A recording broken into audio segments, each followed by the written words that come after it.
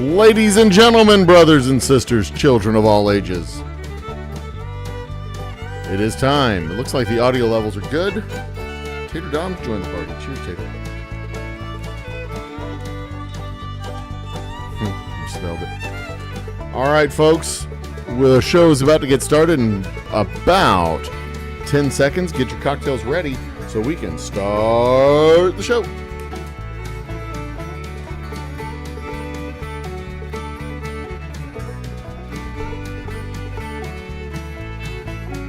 And in 3, 2, 1, ladies and gentlemen, brothers and sisters, children of all ages. Need to get that camera fixed. I am the Old Humble Guy. This is the Old Humble Distilling Company Happy Hour.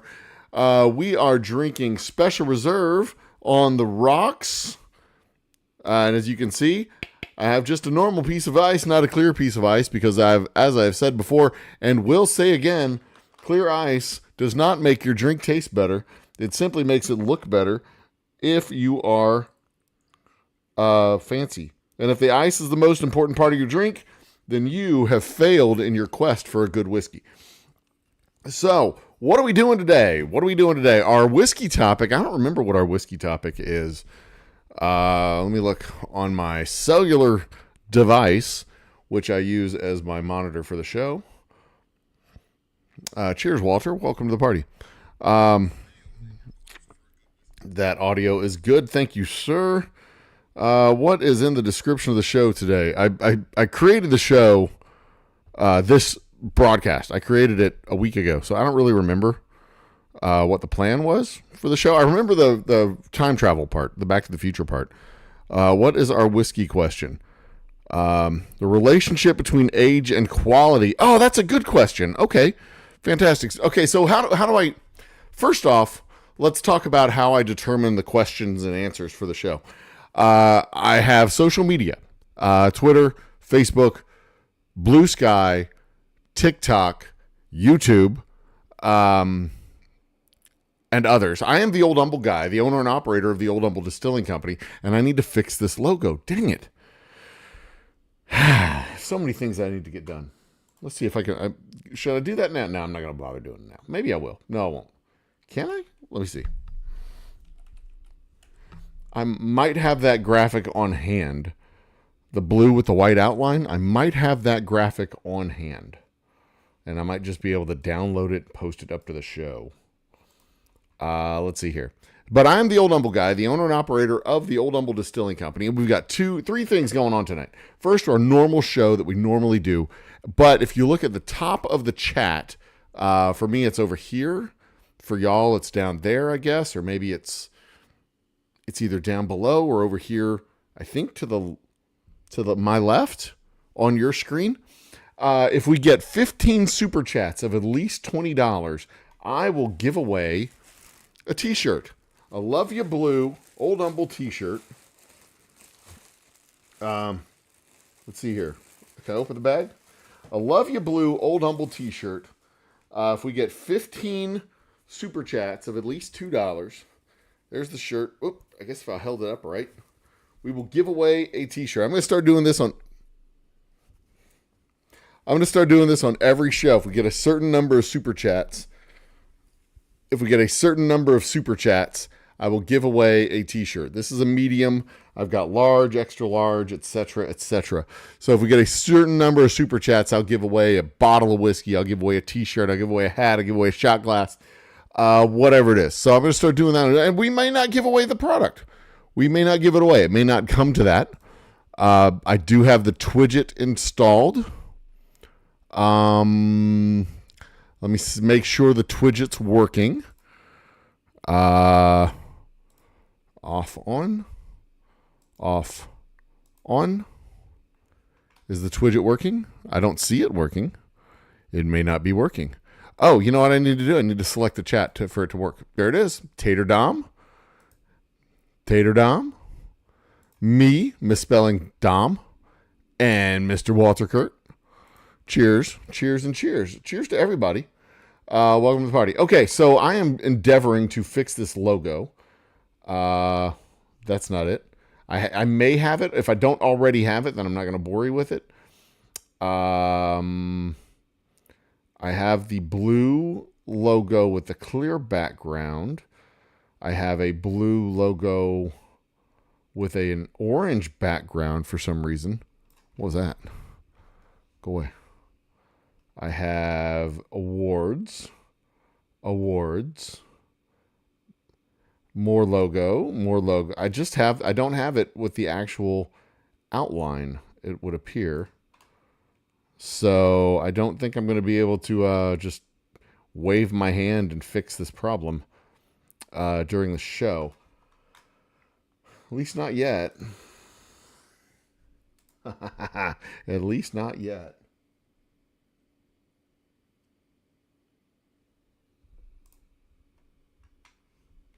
Anyway, so I'm going to start doing that on a regular basis. If we get 15 super chats of at least $2 or $1.99, I think it is, then I give away the t-shirt. On other days, we'll have other challenges. We may not give the thing away. We may not get 15 super chats. If we don't get 15 super chats, no big deal. We'll just run the show like we normally do. If we do get 15 super chats, hurrah. Then we'll have 15 super chats.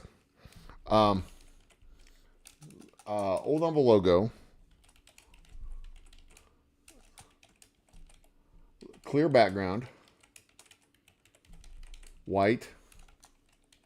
Border. All right.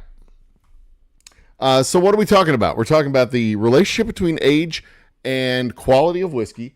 We are talking about the timelines of Back to the Future, the timeline of Back to the Future and how time travel works in Back to the Future. And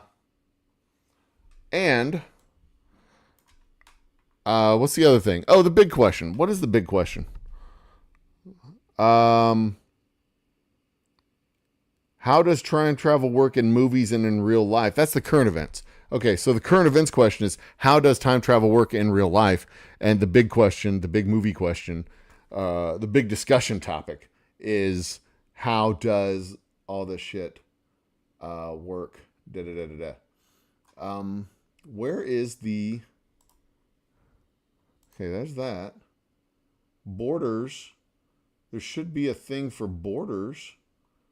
Maybe it's under effects? I'll do it later. I don't think I can fix it right now. So we'll do it later. No worries. Okay, so first things first. What is the relationship between whiskey and aging? And I thought this fit in nicely with the time travel question, because whiskey experiences time travel. It experiences aging, just like the rest of us. Let me adjust this camera too.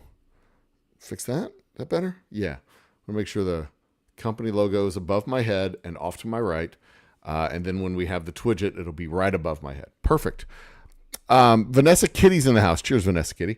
I'm also trying to get this into a format that's more applicable to uploading into a podcast setup. I don't know if I'm disciplined enough to do that very well.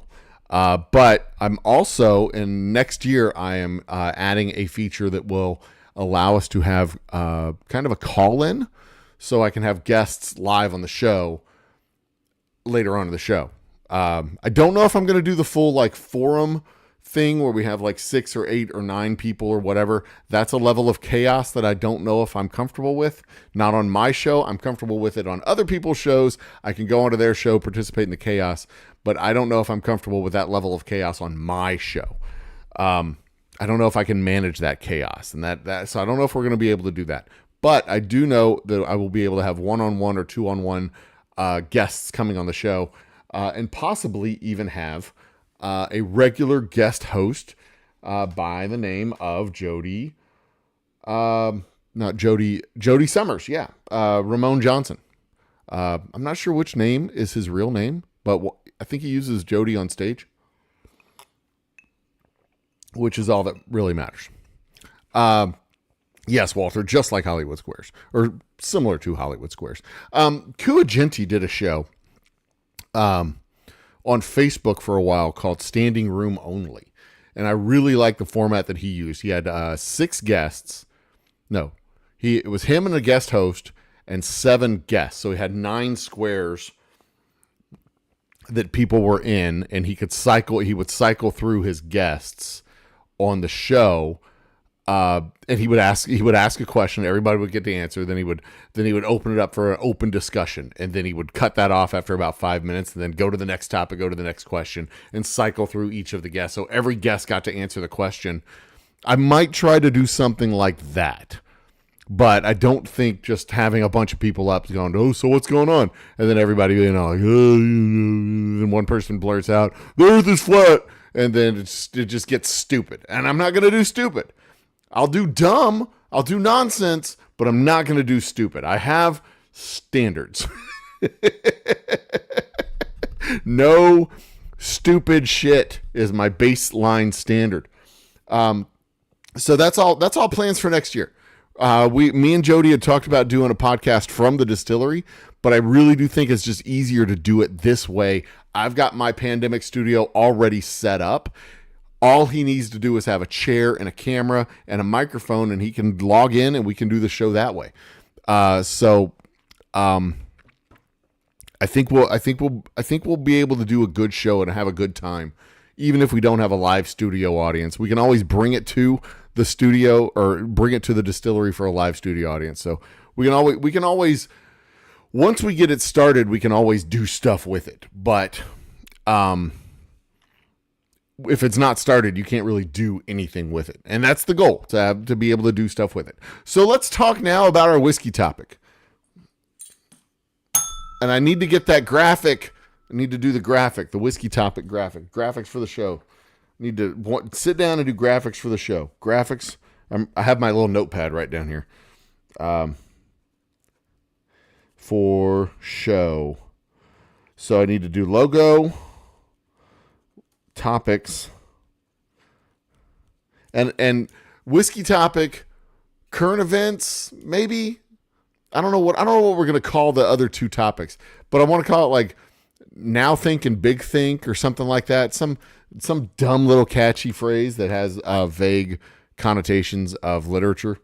But also I want to remind everybody, if we get 15 super chats of at least $2, I give away this t-shirt. But the Love Ya Blue Old Humble Distilling Company t-shirt. All right. 15 of at least $2 over the course of the show. And I'm not going to stay. If we have 12, maybe I'll stick around for the last 3. But if we don't get there, we don't get there. I'm not worried about it. I just want to give y'all the opportunity and remind y'all that it's there and it's a possibility. In fact, I'm going to put it into chat. If we get 15 super chats of at least $2, $2, I will give away a t-shirt. Woo! Yay. There it is. All right.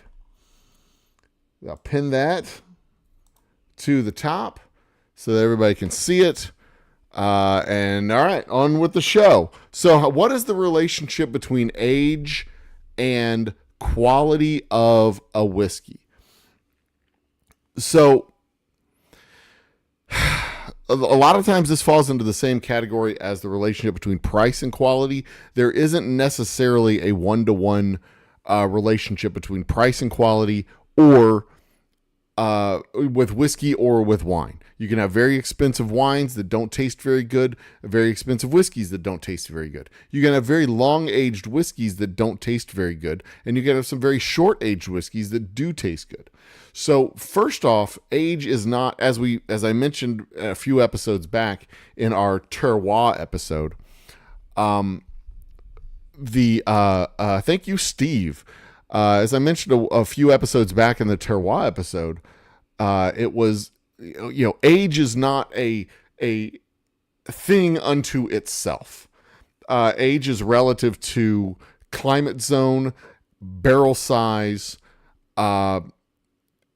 altitude and other stuff, but mostly climate zone and barrel size. It even has a relationship to what the proof of the whiskey is when it goes into the barrel. So when we're talking about age and quality of whiskey, typically speaking, the longer it sits in the barrel, the more intense the barrel flavor becomes in the whiskey, typically speaking.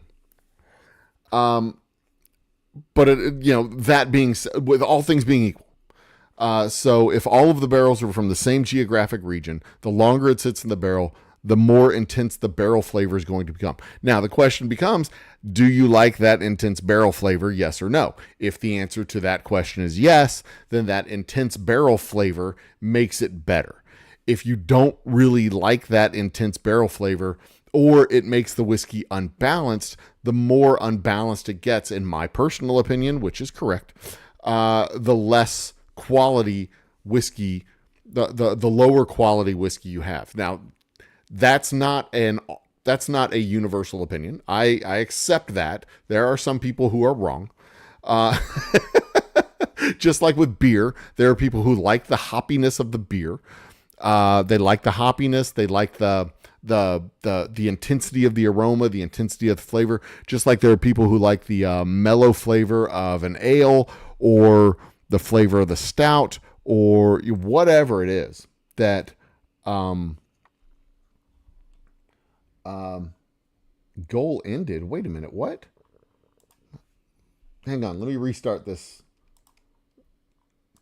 Just like there are people who have their preferences when it comes to beer, there are people who have their preferences when it comes to liquor. Hang on.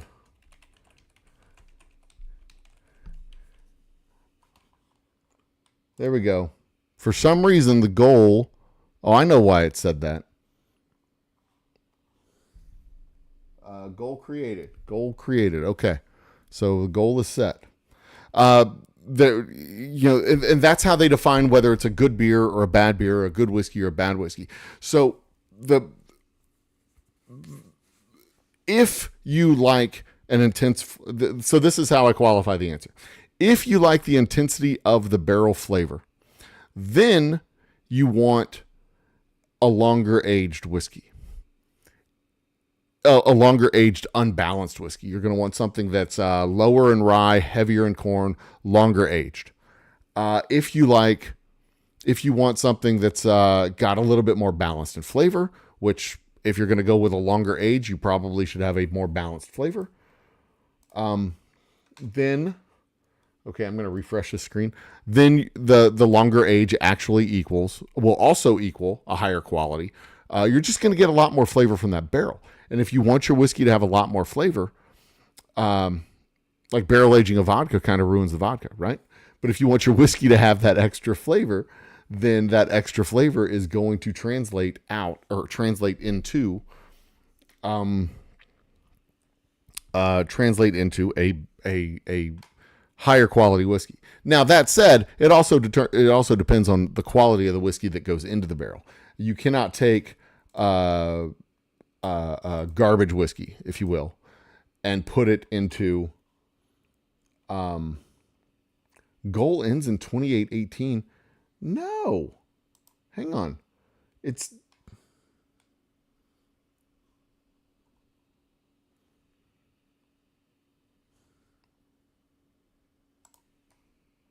I need to fix this goal. Hang on.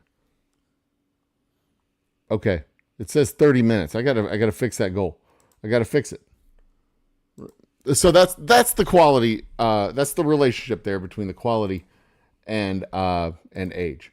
It is. I'm gonna move it to 10 super chats because I screwed this up. To set a timer. We're gonna go with 4 hours. It's 11 o'clock. I'm gonna go with 2 hours. We're gonna go till 1 o'clock. I'll give away a t-shirt. T-shirt. And I set it to 10 because we've already got one. From our good friend Steve Erpenbeck. Thank you, Steve. But now I've set the goal at 10 t-shirts. Let me edit. Can I unpin? I can't unpin. Okay, so if we get 10 super chats, if we get 10 more super chats before 1 a.m. 1 a.m. of at least $2, Whoops.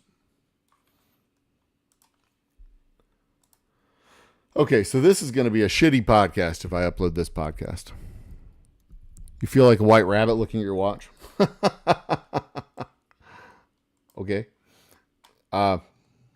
2 minutes or $2. I will give away a t-shirt. I didn't realize it was a time limit on that goal, but now we got it set up.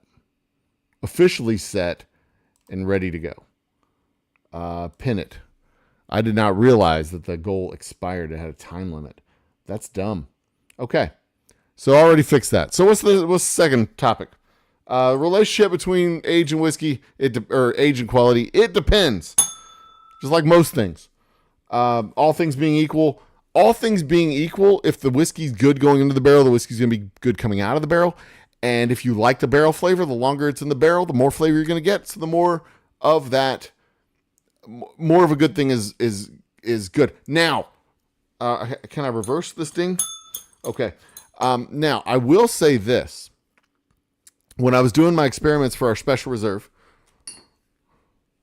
the black label, when I was doing our experimentation with the special reserve to see where the proper aging range was for the finishing barrels, we did notice when I graphed the preference of the people who were in the room. There were like 6 of us.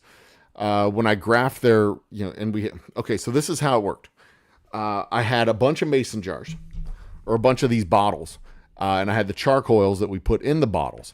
And I started with our straight whiskey, and I started at 0, 1 week, 2 week, 3 week, 4 week, all the way up to 14.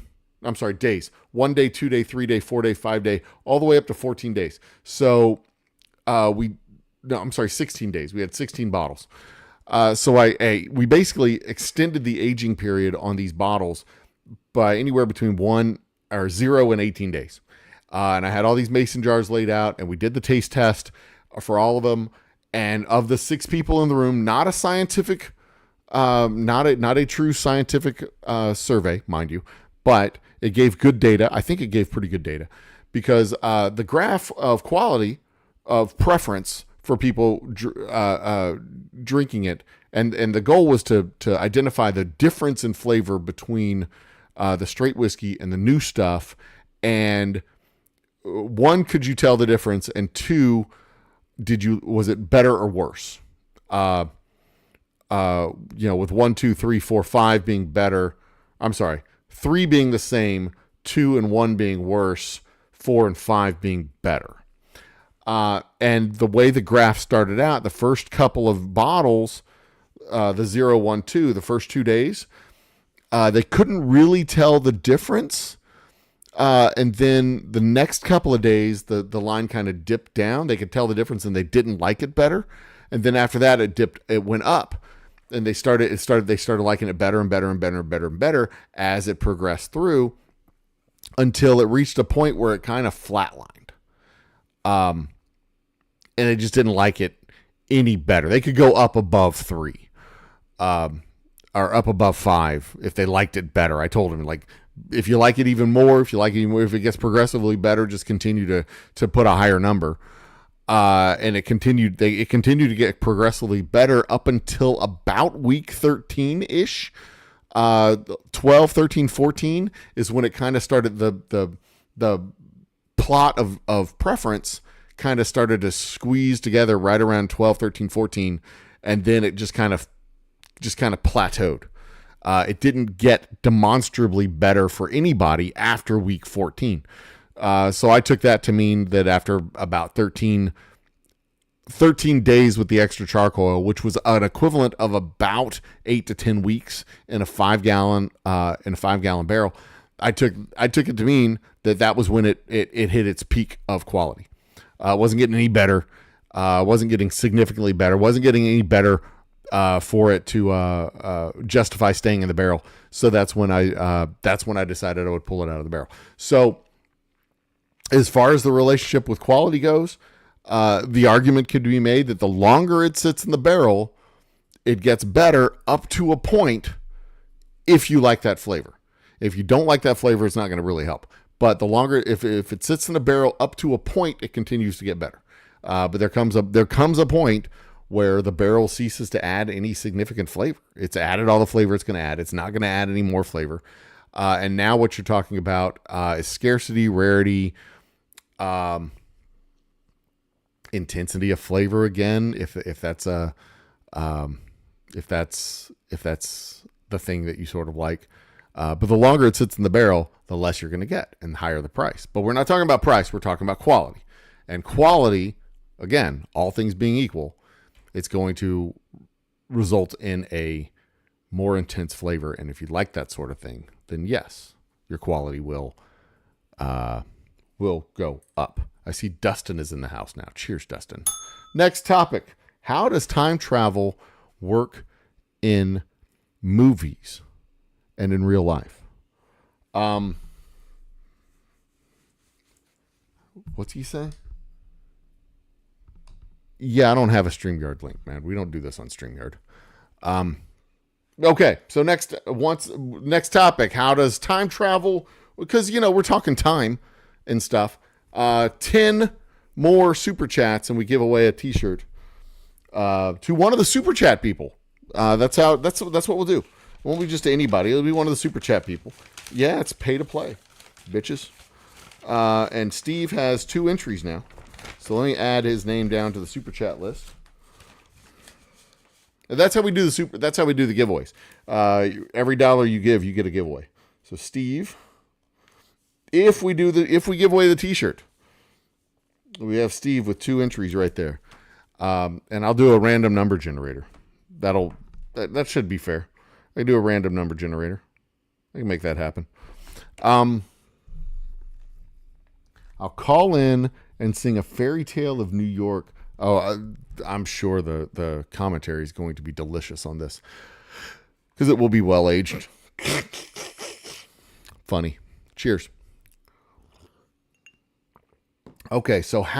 does how does time travel work in movies? So in Star Trek, there's no such thing. Well, there was time travel in Star Trek. They went around the sun at a speed that sent them back in time to the 1980s.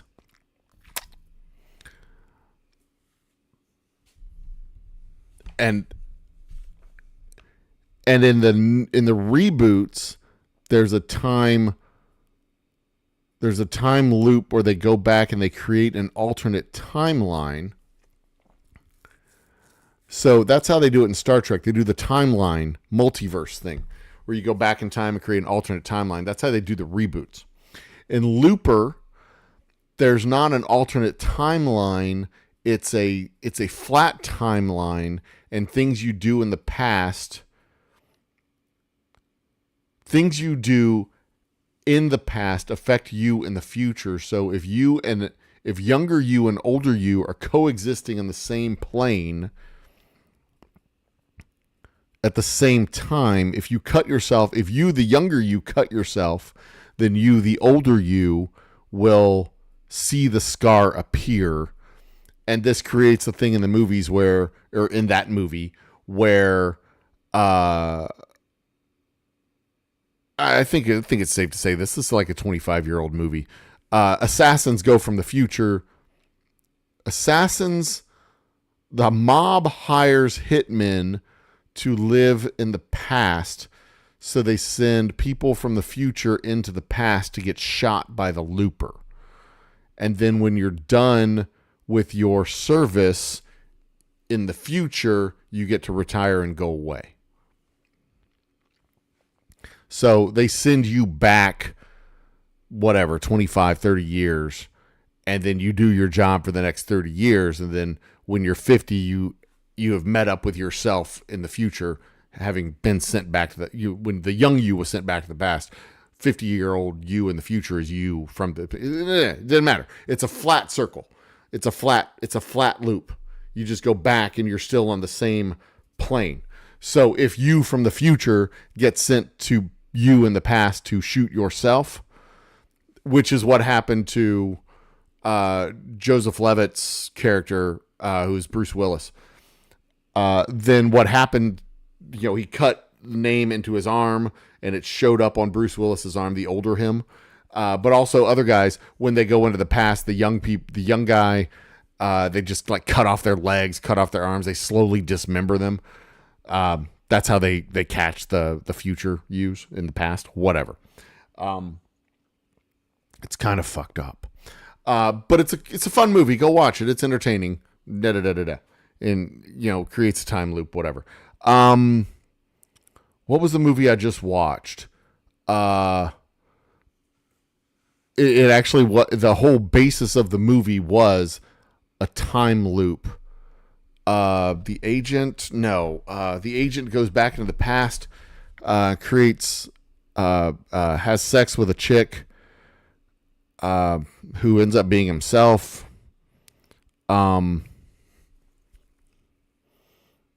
So he's his own grandfather, or he's his own mom, because he's also a hermaphrodite. So, and that's the proper medical term. Don't at me. What is it? It's a looper, but they jump back in time. God, what was the name of that movie? It was a great movie. I had to watch it twice.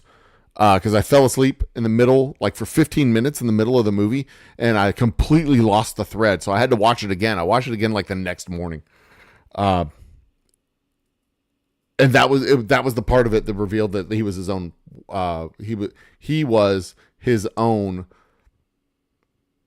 father, because when he was a young girl, had the sex change, became the man, birthed himself.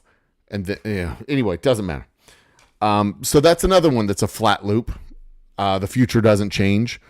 It's a flat loop, and you kind of, you go back and you affect events in the past, but the timeline, it's the same timeline. There's the Rick and Morty time travel, where it's not really time travel. It's just an infinite universe, and he zips from one part of the universe to another. So that's kind of like, that's more like how time travel would work in real life, where you have a distance to travel that would take you 5 hours, let's say, or 5,000 years, whatever you want the timeline to be. And instead of going 5,000 years, you go instantaneous time travel. It's distance travel, but it's also time travel because it's taking away the time that it takes to travel. Esoteric shit. The Back to the Future time travel. Doc puts up the map on the board. Do I have that map? Doc puts up the map on the board. That's the that has all the branches and stuff. That's not what he drew on the whiteboard, but that's how time travel is supposed to work in Back to the Future. That's how time travel is supposed to work in Back to the Future, where they create the alternate timelines, and you go back in time, and it changes the timeline. Then you go forward on the new timeline, and now you're in the new future, and that there's supposed to be, that's the timeline time travel. They don't do that in the Avengers. In the Avengers, it's a Mobius strip thing where you go back in time and the past becomes your future, and you can't change events in the past, but you can change events in the present or something. I'm not exactly sure how time travel worked not at all sure how time travel worked in the Avengers. I think it was more multiverse than not. Anyway, how many? I'll come to that question in a second. Cheers, Independence Joe. Welcome to the party. What are other time travel things? I had 5 examples I wanted to use. There was that weird movie, Back to the Future, Star Trek, Rick and Morty, which is mostly how time travel would work now, where you just kind of abridge distance. And that's kind of how sleeping works too, right? It's like 9 o'clock, you close your eyes, you go to sleep, you wake up, it's 4 a.m. You've time traveled in your bed. You've gone from now to the future. Can't time travel in reverse, though. That would take a tremendous amount of energy that we don't understand how that works. Although tachyons can do. Anyway, there was another one. What was the other time travel one? There's a 5th time travel movie that I'm trying to think of. Anybody in chat? Anybody? A 5th time travel movie? Oh, there's the Brief History of Time Travel. That was an Amazon Prime movie where the guy who invents time travel,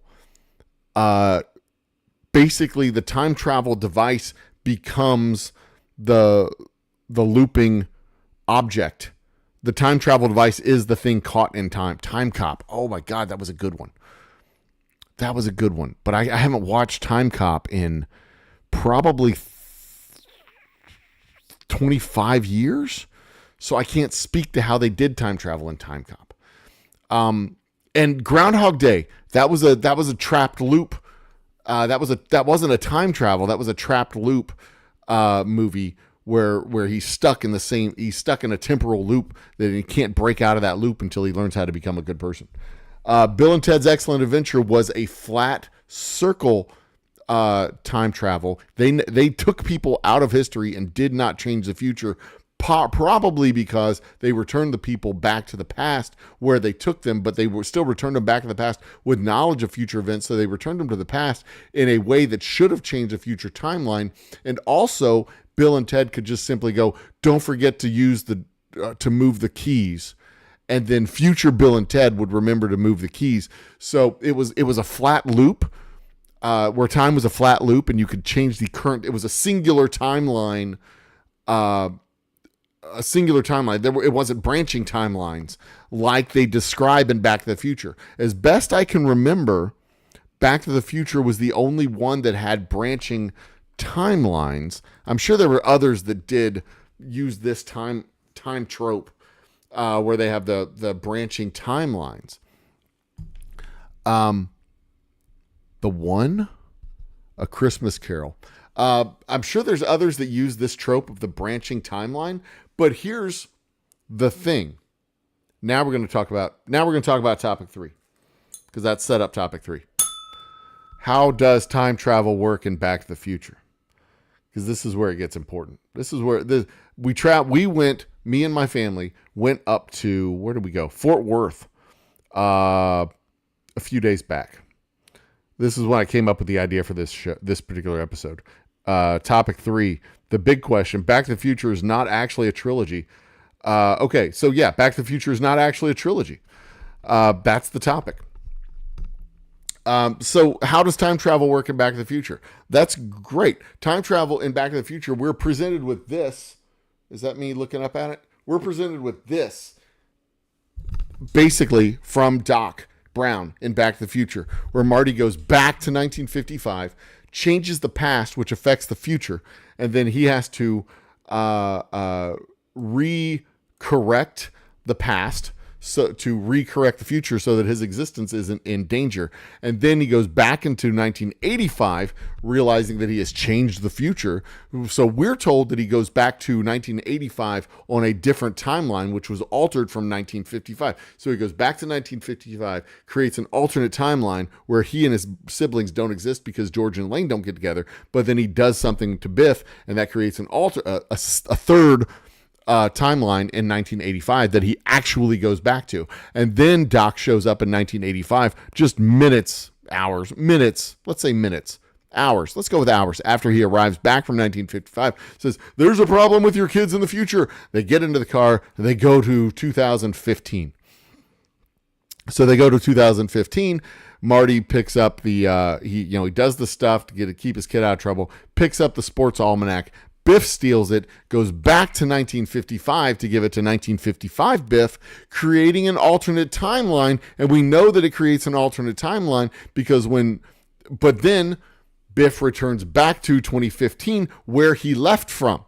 Now, he returns back to the 2015 where he left from, and everybody knows that this is a paradox. He could not have come back to the 2015 where he left from if he created the alternate timeline in 1985 where Biff owns a casino and Elaine's and George gets killed and the kids and and all that. He couldn't have returned back to 2015. Put a pin in that. Marty and Doc go back to 1985 into the dystopian future of Hilldale. Hilldale? Yeah, into the dystopian future there, and realize that they have to go all the way back to 1955 to stop Biff from getting the almanac so that he doesn't create the dystopian 1985. And this is where we get this branching timeline crap. that they showed us in the movie. However, as they're leaving for 1955, Doc says, or Marty asks about Einstein and Jennifer and whether they need to go pick them up. And Doc says, don't worry about it. They'll be fine. The reality around them will change when we are successful in changing the past. So this timeline that we're shown in Back to the Future is not how time travel works in Back to the Future. There aren't alternate branching timelines that are being created by all the changing stuff that Doc and Marty are doing. There are no alternate timelines at all being created. Reality around them is being changed in the future because the future's not written yet. Time in Back to the Future is not a multiple timeline time. Time in Back to the Future is a flat circle timeline like Looper. Looper time travel and Back to the Future time travel are the same time travel because we see time travel, the future changing in real time as things are happening to past residents of the timeline. Now, all that said, Back to the Future, we're presented Back to the Future as a trilogy. And having just recently watched all three of the movies back to back to back, because that's what we do when we're on road trips, is we watch shit tons of movies. I can tell you Back to the Future is not a true 3-part trilogy. Back to the Future is a single standalone movie, Back to the Future Part 1. Back to the Future is then a 2-part sequel, Parts 2 and Part 3. And Part 3 is a standalone story all by itself. Part 2 requires part 2 requires Part 3, and Part 3 requires Part 2. Part 1 can stand alone by itself, and it did for 10 years before they decided to make the next two. The next two were made together as a single story. So at most, Back to the Future is a 2-part story broken into 3 movies, and the third movie doesn't have to be made at all. Because here's the thing about the third movie. There is no critical, there's no critical moments in the third movie. There's no crisis moment. There's no rush to get back to 1855. So in the third movie, in the end of the second movie, Doc Brown is in the DeLorean, he gets hit by lightning and sent back to 1855. Doc Brown's living in 1855. Doc Brown is having, of the 3 major characters, Doc Brown, Marty, and Jennifer, Doc Brown, and I guess Biff too, Doc Brown is having the longest timeline within those movies. He is living from 1985 to some point in the future past 2015, bouncing around. We don't know how much time he spent in each of the periods that he went into the future. Then he goes back to like 1985. Doc Brown goes back to 1855 and lives in 1855 for 8 more months. So Doc Brown from 1985 has the longest timeline of anybody in that movie. For Marty, all of these events are happening within 7 days. It's a very tight 7 Marty days. It all happens within, I think, 24 hours in 1985. I don't think they spend more than 24 hours in 2015. I think they might spend a week or so, right about a week in 1955, and they spend, I believe, a week in 1855. So for Marty, he's this whole adventure for Marty is something like a month. He spends an entire month of his life in roughly 24 hours in 1985 time. Source Code was a good one. 12 Monkeys was a great one. Man, find that movie. It's got God, the time travel movie that I just watched. I wonder if I could just put that into Google. What was the time travel movie I just watched? See if Google knows.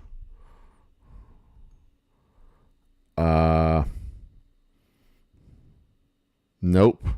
Google doesn't know what it was. What was the time travel movie where the dude was his own mom? Predestination. That was the one. That was the prompt. I type into Google, what was the time travel movie where the dude was his own mom? And it pops up as Predestination. It's a fucking amazing movie. It is a total mind-blowing movie. Anyway, Predestination. That was the movie. So as I was saying, the whole Back to the Future trilogy for Doc is almost a year's worth of time. For Marty, it's maybe a month, less than a month. It's a very compact time. In 1985, it all happens within the same 24-hour period. And ultimately, the third movie has absolutely no critical crisis moments whatsoever. Marty doesn't have to hurry back into the past. Every single mistake that gets done. In fact, in the second movie, this goes even into the second movie, every single mistake that happens can be corrected as long as Doc has the time machine. For example, Marty is on top of the casino. Biff's got him cornered.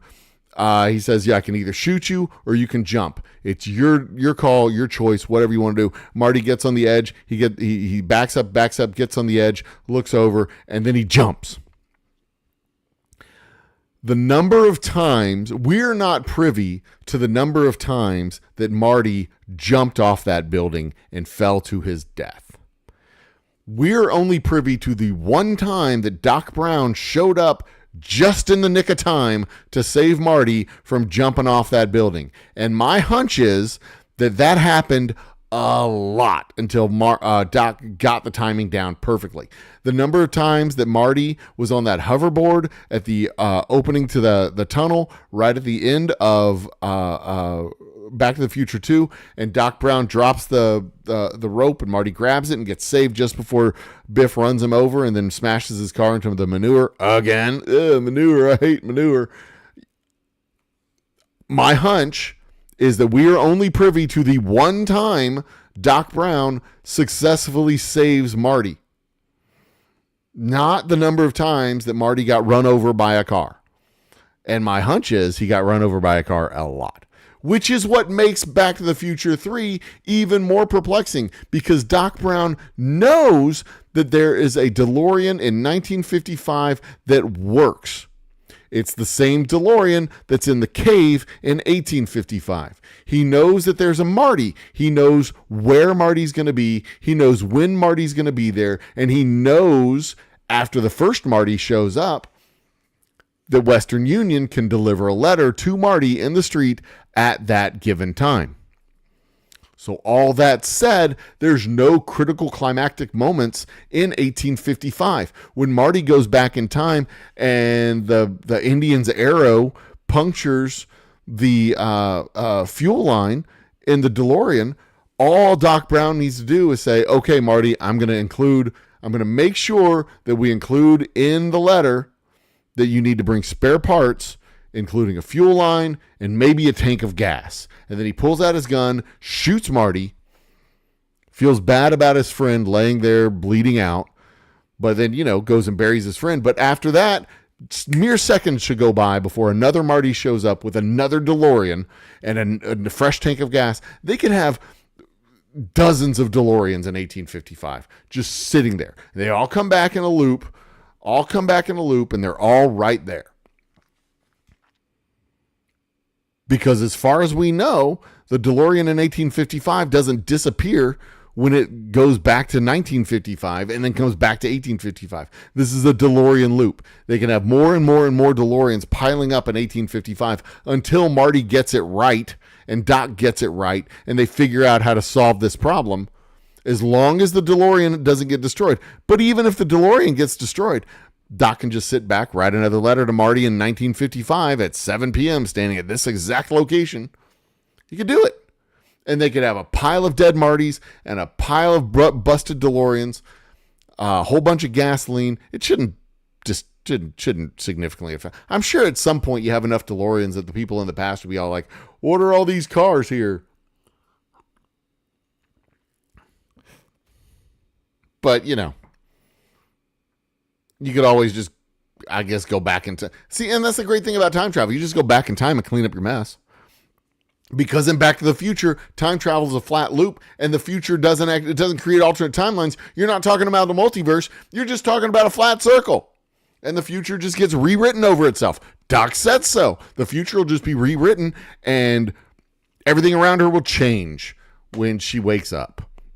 And that's why there wasn't an alternate timeline created in 2015. That's why Biff could go back to 1955 and then forward to 2015, because in the intervening time, in the past and the past history, the past future, the future history, in the future history that gets written in that area, Marty and Doc go back in time, steal the book back, undo the damage that was done. So until Doc and Marty get all the way back to 1855, that dystopian future actually exists. So when they go back to 1985, it exists, but only because they haven't gone back to 1955 to undo that, so that when they do go forward, when Biff goes forward to 2015, he goes forward back to a future that was rewritten by Doc and Marty going into the past to correct the error that they did. See, this all makes sense. There's no paradox. There's no confusion. It's only confusing if you take the graph, the little timeline thing that Doc wrote down on the whiteboard, and think that there's alternate timelines. There's no alternate timelines in Back to the Future. The alternate timelines in Back to the Future aren't alternate timelines. They're just future history that's being rewritten. And that's also why it's not a true trilogy. It's 3 movies in the same universe. Well, and I guess that makes it a true trilogy. But the first movie is a standalone. The second 2 movies go together. So it's really a duology. But the second movie was broken into 2 parts. Otherwise, it would have been a 4-hour movie. Just like Hunger Games is a true trilogy. They just decided to take the 3rd movie and turn it into 2 movies. So that it's a 4-movie trilogy with 1 and 2 parts for movie 3. But they didn't need to do that. They didn't. Back to the Future really did need to do that, because you had 2 90-minute movies, and putting them both together would have made it a 3 or 4 hour movie. So there you go. There's your big topic. Back to the Future isn't a true trilogy. It's a 2-part movie with the second part broken into 2 movies, and the second part being part 2 and 3. The first part being part 1, that was a standalone movie. 2 and 3 are standalone movies together. They're a sequel and a sequel part B. Is that true? Is that the way I want to put it? Yeah, that's how I want to describe it. Anyway, Anywho, okay. All right, and on we go. That's the end of topic 2. I'm going to give a brief intermission, and I will be right so that I can set my screens up and be ready for part 2 of the show, where we go to Old Humble after night, or after dark. Old Humble coast to coast. And remember, if we have 10 more super chats, I give away a t-shirt. This Love You Blue, beautiful Love You Blue Old Humble t-shirt. I will give away that. 10 more super chats of at least $2. It was going to be 15, but I screwed it up. We have to do this by 1 a.m. Assuming I'm still on the air at 1 a.m. On the webs at 1 a.m. Is it on the air? It's not technically the air. It's the fibers. How do you describe streaming? Assuming I'm still streaming at 1 a.m. If we have reached 10 additional, my super chat indicator is right there. If we hit 10 additional super chats of at least $1.99, $2, whatever it is, then I will give away that. Well, maybe not this t-shirt. This is a medium. If y'all need a large or extra large, I have those too. And we will work out those details. So get to it. If we don't hit it, we don't hit it. I'll do it again next week. We'll give away something different next week. But a big thank you to Steve Erpenbeck for being the first super chat contributor. for our first ever Super Chat goal giveaway at the Old Humble Distilling Company's live happy hour Wednesday night. Stay tuned through this brief intermission, and I will be right back.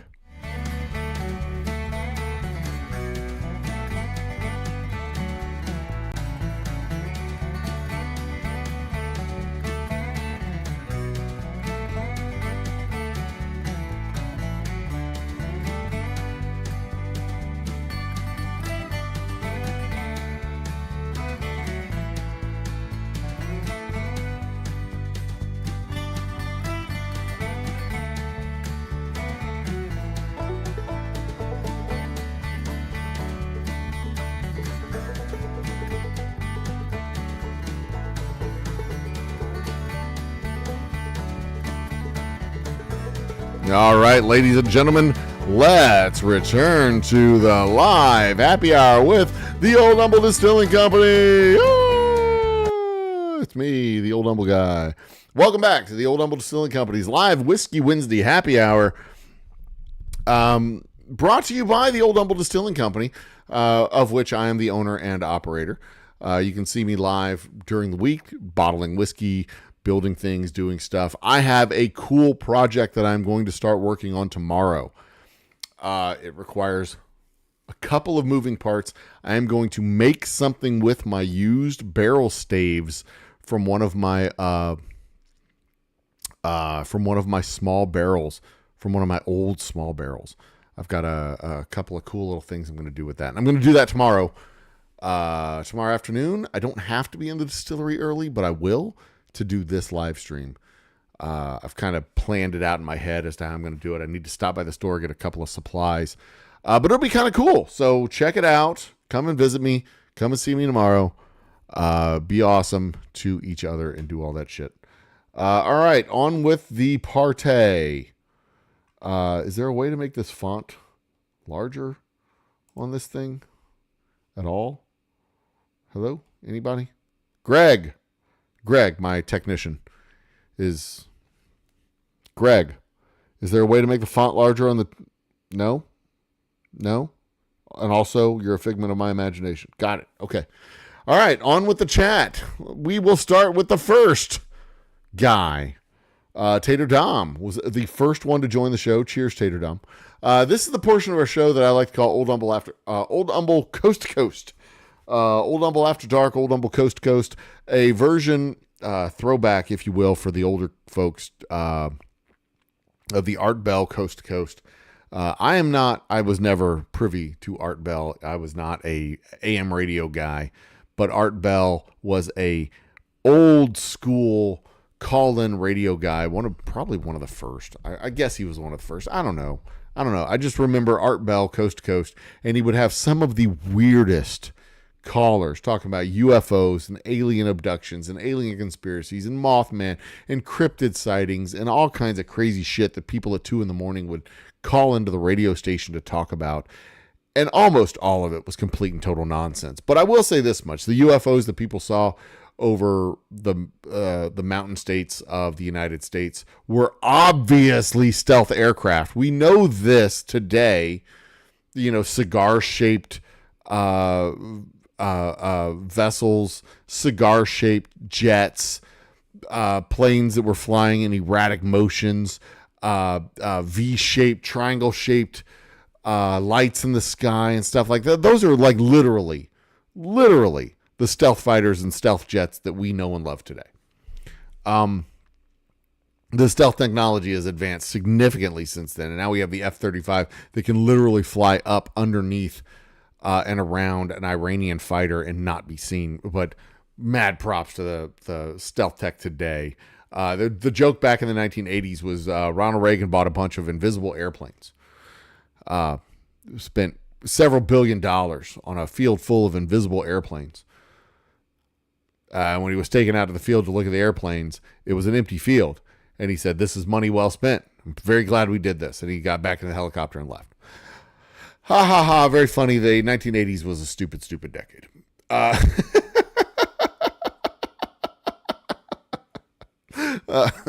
So there you go.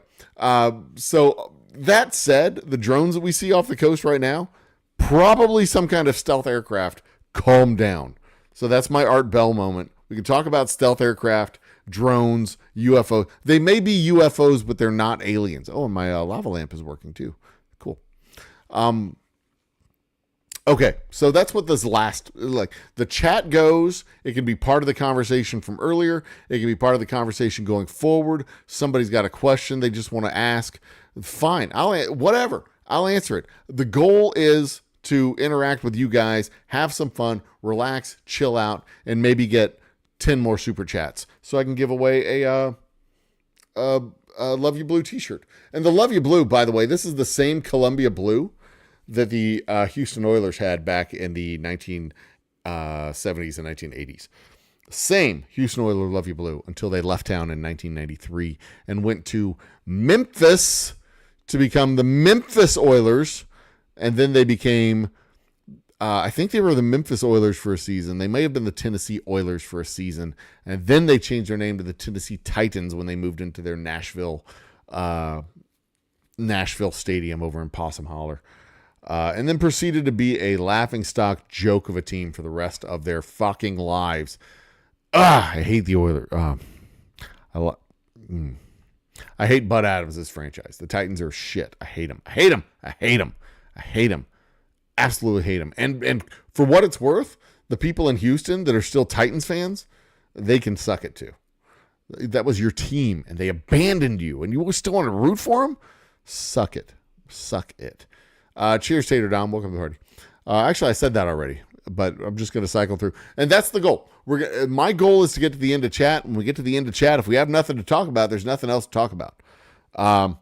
We have till 1 o'clock to get the last 10 super chats. And I don't know how the goal works. I only just discovered this little feature. The goal is 10 $2 super chats. So does that mean $20? Or does that mean 10 super? Like, I don't know. I don't know how it works. But when that says we reached our goal, then I will do a drawing of from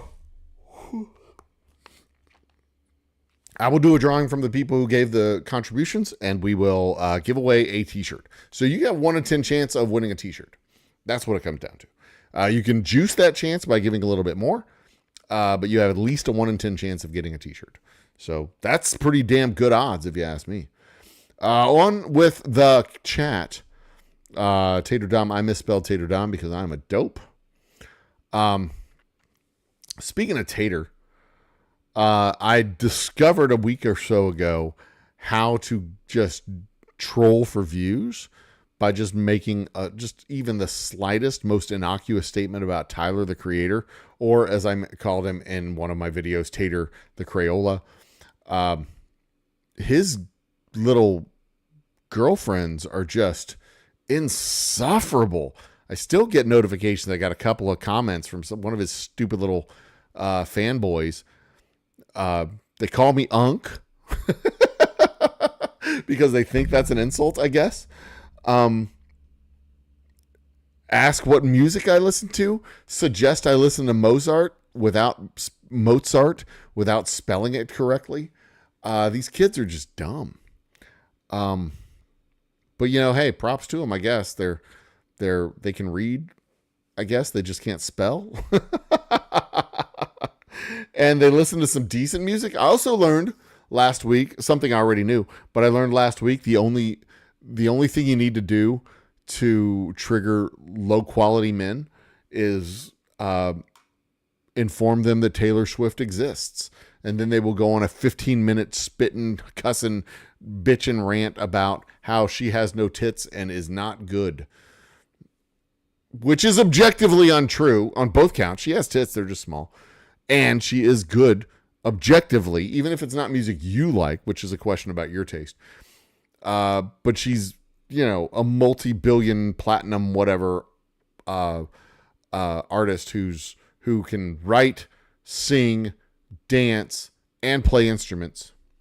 Her existence triggers low-quality men, which is funny. Makes me laugh. Who else triggers low-quality men? There's so many. Because here's the funny thing. That chick, the one that looks like Shrek out in England, Anne, was it Anne? Amy? Whatever. I can't remember who she is. I'm not really that interested to look her up. They don't care. She's not pretty, and she's not famous, as famous. So they don't care. It's so much fun just trolling low quality men. I really do enjoy picking on incels. They're such easy targets. Anyway, is that on our bell topic? Incels? I don't know if incels existed in the 1980s. On we go. Vanessa Kitty. Speaking of high quality women, what's up, Miss Kitty? Miss Kitty, meow. Did I just meow? Yeah, I did. Miss Kitty. One of my favorite human beings. Always and forever. Looking over at my analytics real quick.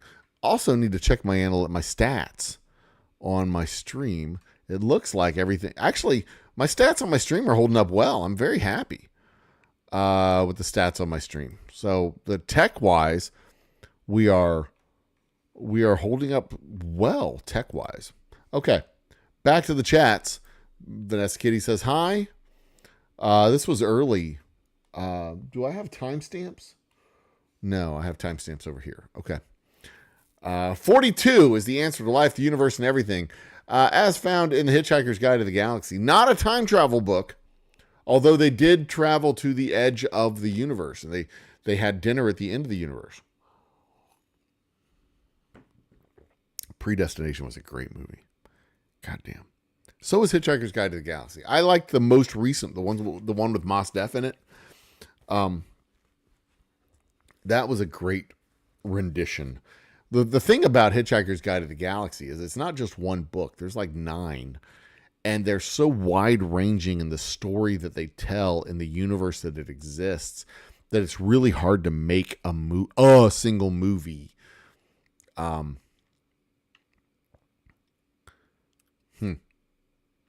just noticed how good I look with this mustache and the little soul patch.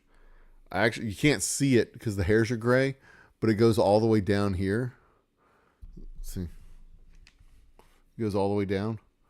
You can't see it because the hairs are gray. But I haven't shaved in I don't know. I haven't shaved in several days, so I'm trying to plan what my look is going to be when I go to this startup accelerator in January. Like, do I want to be clean shaven? Do I want to go with the hat and the mustache? Do I want to crop it there? Do I want to cut it back here like a 1970s porn star? Do I want to get rid of this and just go with the long stash? Do I want to go with the short, like the cop stash, just the bushy stash above the lip? I don't know.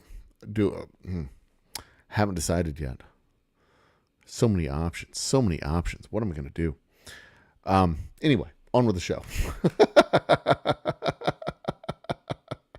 But just so you know, ladies, my good looks are as distracting to me as they are to you.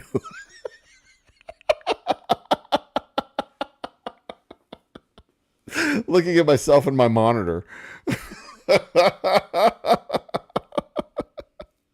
It is as distracting to me because I have to look at me looking at me. And I'm like, damn, that guy's handsome. Ooh, girl.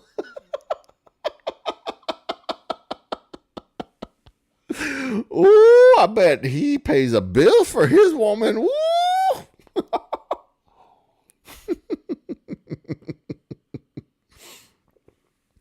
Ooh, girl, I bet he listens to their stories. Sometimes I do. Anyway, okay, on my way. I'm working my way through. 42 was the last positive integer less than 100 to be found to be the sum of 3 cubes. Ooh. Okay. So 42 being the sum of 3 cubes, the highest possible integer to be the sum of 3, I assume different cubes, because 8 plus 27 plus 64. We can't do 64. 1 plus 8 plus 27. No, that doesn't work. 8 plus 8 is 16 plus 27. 8 plus 8 is 16 plus 8 is 24. What are the 3 cubes that you add together to get 42? Because you can't do 27 plus 16 is not 42. 27 plus 8. And here are your cubes. 0 times 0 times 0. 1 times 1 times 1. 2 times 2 times 2, which is 8. 3 times 3 times 3, which is 27. 4 times 4 times 4, which is 64. 5 times 5 times 5, which is 125. So it's not, though. 42 is not the sum of 3 cubes, because 8 plus 8 plus 8 is 24. 8 plus 64 is obviously more than 42. 8 plus 27 is 35. Plus 8 would be 43. Vanessa Kitty, I need more information than that. Right? 27 plus 16 is 43. Is 43 the last positive integer less than 100 that be found to be the sum of 3 cubes? Because 64 plus 8 is 72 plus 8 again. 64 plus 27 is 80. 64 plus 27 is 91. 91 plus 8 is 99. 99 is the highest positive integer that can be the sum of 3 different cubes. Vanessa Kitty, I don't think that's accurate. I don't think that is an accurate statement, my lady. And you're a math girl, so you can fix that. You can dig into that. So 8, 27, and 64. That is definitely 91. Plus 8 is definitely 99. 99 would be the last positive integer less than 100 that can be the sum of 3 cubes. We'll move on. I like a math problem. That's not accurate. Do I mean like Hollywood Squares? We will do something like that. Yeah. And it's not 15, it's 10. I fixed it. Thank you again, Steve Erpenbeck. You are the first one of, well, basically it's going to be 11 now. It was going to be 15, but now I moved it down to 10, which means that it'll be 11. And we have another, how much time's left in the challenge? Let me look. I thought I said 1 o'clock, but I said 3 hours. It ends in 1 hour and 5 minutes. 1 hour and 5 minutes, and I give away a t-shirt. Just so you know. 1 hour and 5 minutes, and then I give away a t-shirt. We need 10 more super chats of at least $1. And then I give away a t-shirt. What t-shirt? Oh, that's a great question. Happy to show you. Why is our home called the Milky Way Galaxy? It is upside down. Let's make it right side up. This is the t-shirt, the Love You Blue Old Humble t-shirt. Show your support your team colors. Sport them out there. Woo, woo-hoo. All the girls will want to be you. All the men will want to be with you. Anyway, on with the show. And if we don't hit it, we don't hit it. Thank you, Steve, for your support. I truly, truly appreciate it. If we do hit it, we do hit it. If we don't, we don't. I will do it again next week. Well, not next week. Next week is Christmas. I'll do it again the week after. We'll keep doing it. I mean, we'll do it until I find something that people want. Maybe I'll make it 5 super chats by 1 p.m. We'll see. Whatever it takes. We'll do it. Next. Feel like the White Rabbit looking at my watch. I don't know what that meant. I will call in and sing Fairy Tale of New York from Dublin. Not right now, no. But maybe in the new year when I set up the new format, I've got to call my podcast partner and talk to Jody. We'll see. We'll see what we do. We'll see. We're going to do some weird shit in 2025. It's going to be fun. Donner Pass. One of my favorite things is single malt from Scotland in a refill bourbon hogshead that is 20 plus years old. Now, here's the thing. In Scotland, 20 years makes sense. I mean, it's a long time, but 20 years in Scotland makes sense. 20 years in Texas, I don't know if that makes as much sense. Because, and here's the thing, it's hotter. The stuff ages faster. You get that more intense barrel flavor here in Texas than you would get in like Kentucky or in Scotland. Scotland has like 4 good months of aging versus Texas that has 9 or 10. I mean, shit, whiskey would still be aging right now in Houston. It hasn't dropped below 50 degrees yet in December. We might have had a low of 50 overnight, but we haven't had a day where that it didn't break 50. Yeah, I mean, if we went 20 years, well, first, the industry isn't 20 years old yet.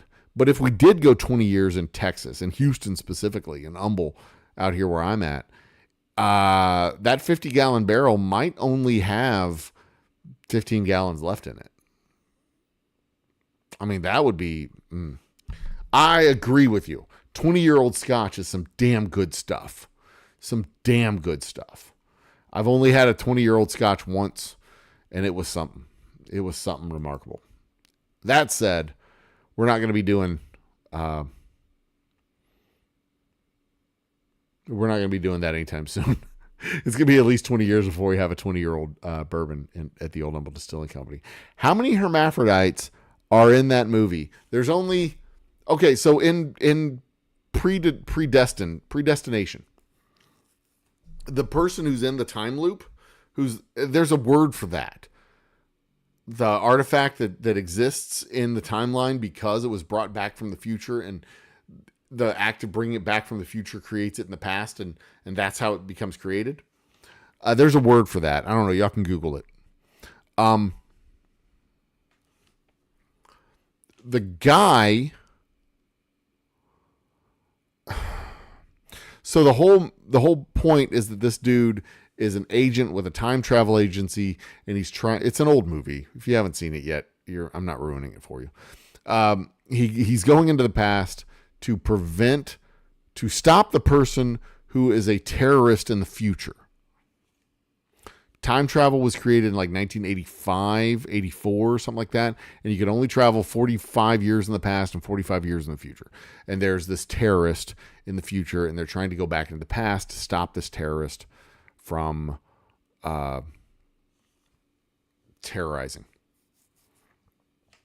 And the movie opens up with the scene of the agent catching the dude in the act, and then them getting in a gunfight and him retreating off down a hallway, and then gunshots in the distance, and another agent is stopping the guy from he's chased the guy off from the bomb, and this other agent is removing the incendiary device, and then as he's removing the incendiary device, it explodes. Everything around him is caught on fire. His face gets melted off. He's all scarred up and destroyed. Hits his little time travel device, dips into the future to go get medical attention. Several months pass, and it's revealed that is the dude that we saw at the beginning. He has the mustache, leather vest. He's that dude.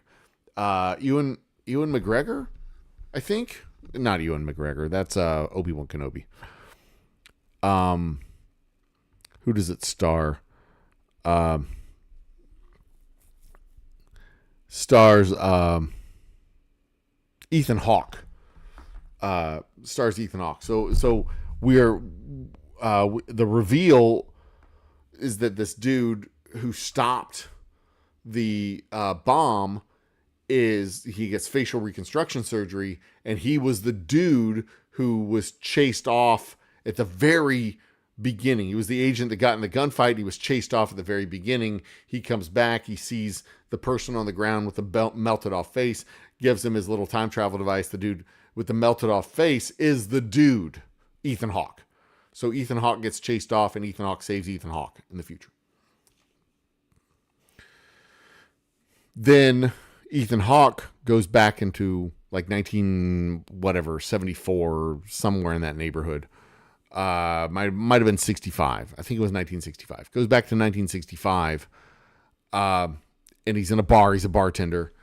And this dude walks into the bar and starts to tell him his story. When I was a little girl, when I grew up as a little girl, I was in an orphanage. And we were like, well, you're like a dude. And they start to tell the story. And it turns out that dude, long story short, that dude is Ethan Hawke, but that dude was the hermaphrodite. He grew up a little girl in the orphanage. Ethan Hawke, not Ethan Hawke, that dude in the bar talking to Ethan Hawke knocked up the little girl when she turned 18 and left the orphanage 20 years prior. See? It all makes sense if you don't think about it too hard. But then Ethan Hawke goes back and takes the baby and moves the baby, steals the baby away so that she doesn't have any basically she doesn't have anybody in her present timeline that she's tied down with, which is what allows her to be a time traveler, and then allows her to be him to be the terrorist. She has no one she's tied down with, so she becomes a dude who is the time traveler who becomes the terrorist. Because if you leap too much, you become kind of crazy, and the implication, the inexplicit implication was that he became crazy from all the time traveling. And that's why he became a terrorist. So, there you go. Anyway, the whole movie was a mindfuck. Anyway, okay. So, time travel movies. Independent Joe is going to gave us an impressive list. We have Time Cop.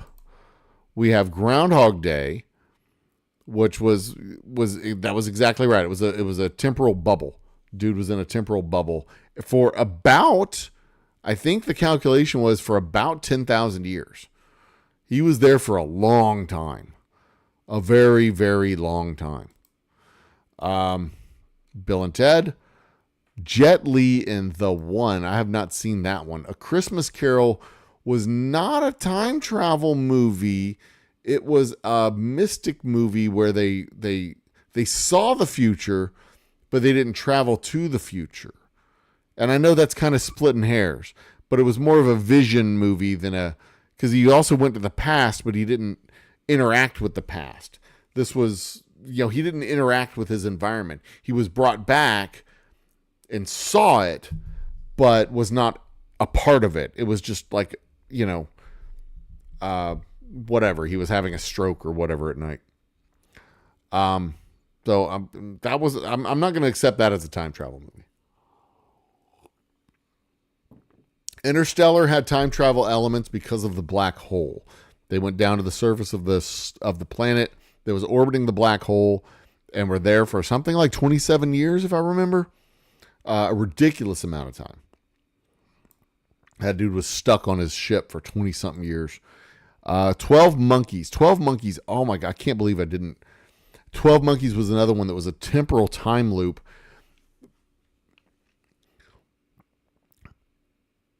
But that was one of those, that was like Loop, well, not quite like Looper. That was one that had that was one that you couldn't change the future. That was a rigid time loop movie.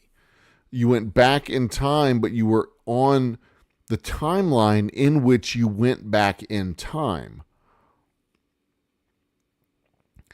And it turns out he went back in time and was one of the ones who caused, well, he didn't cause it, but he didn't stop it.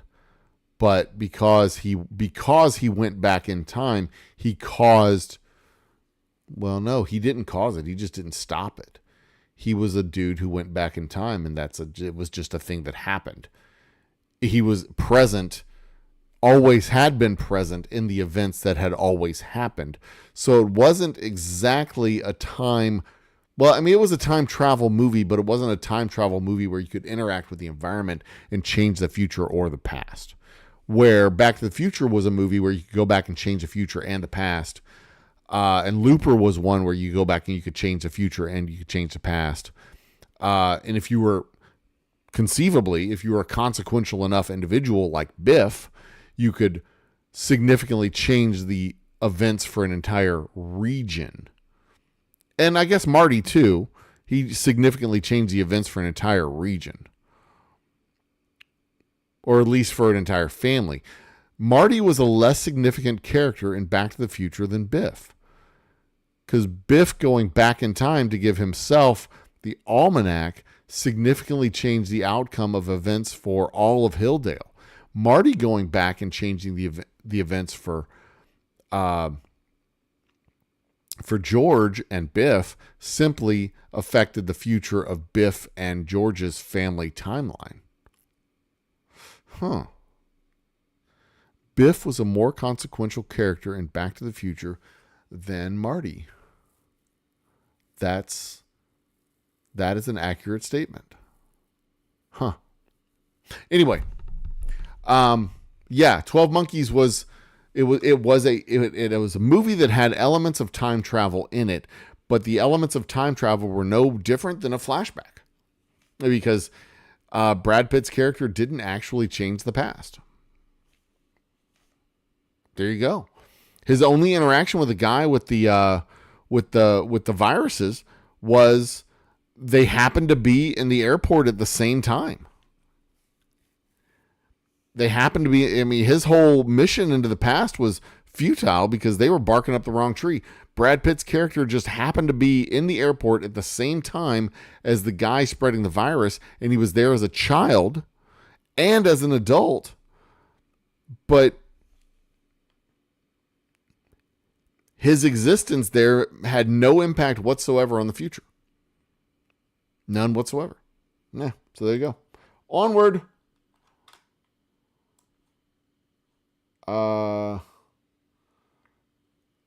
What's next? Edge of Tomorrow. I am not familiar with that movie. Is that the one with I'm thinking of Ready Player One. I haven't seen that one. Edge of Tomorrow. Is that the one with Tom Cruise and that chick and the alien invasion? Next, Terminator. Of course, time travel with Terminator. Terminator could have put themselves into a really awesome temporal loop had John Connor been the emerged from the in Terminator, the third one, fourth one, whatever, Genesis. If he had gone in there and emerged as the robot, then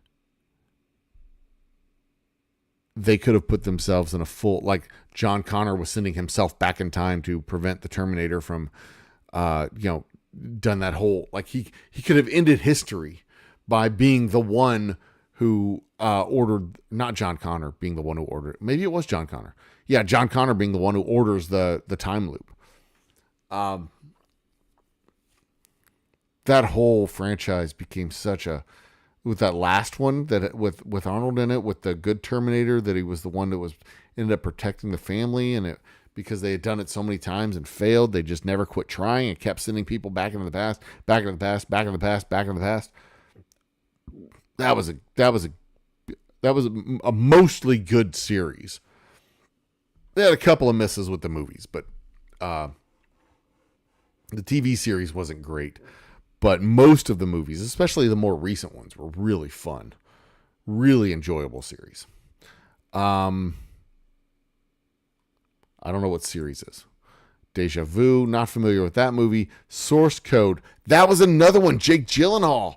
Oh, Source Code was a great one, where they basically relived the same, 3 hours trying to catch the killer on a train. And every time the train explodes, he gets rebooted into the same body. And it turns out he's, what was it? What was the final reveal? That he was not actually in the train, that he was just in a lab or something like that. And they were running out of time because the actual like he was critically injured in the bombing, and they were running out of time because his body was actually giving out in the hospital or in the lab where they had him. But he was the only one that they could put this source code into to relive the last minutes before the bomb went off. Oh, it was a great movie.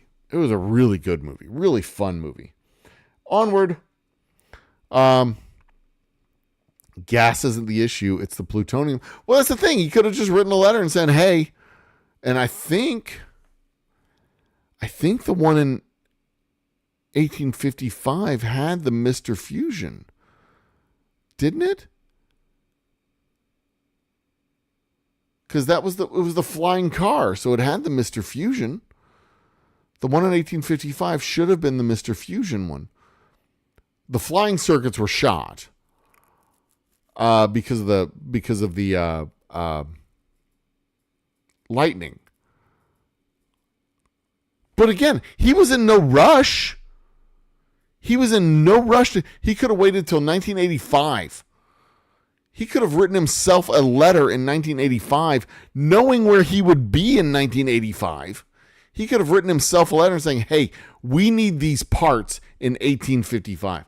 It could have been a whole time dash thing. When you're in 1855, the letter was literally a time traveling letter.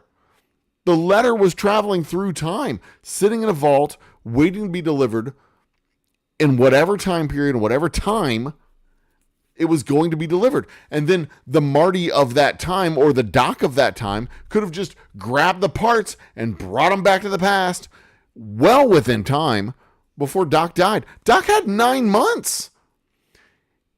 And gas wasn't the issue. Plutonium was the issue in 1955, but gas was the issue.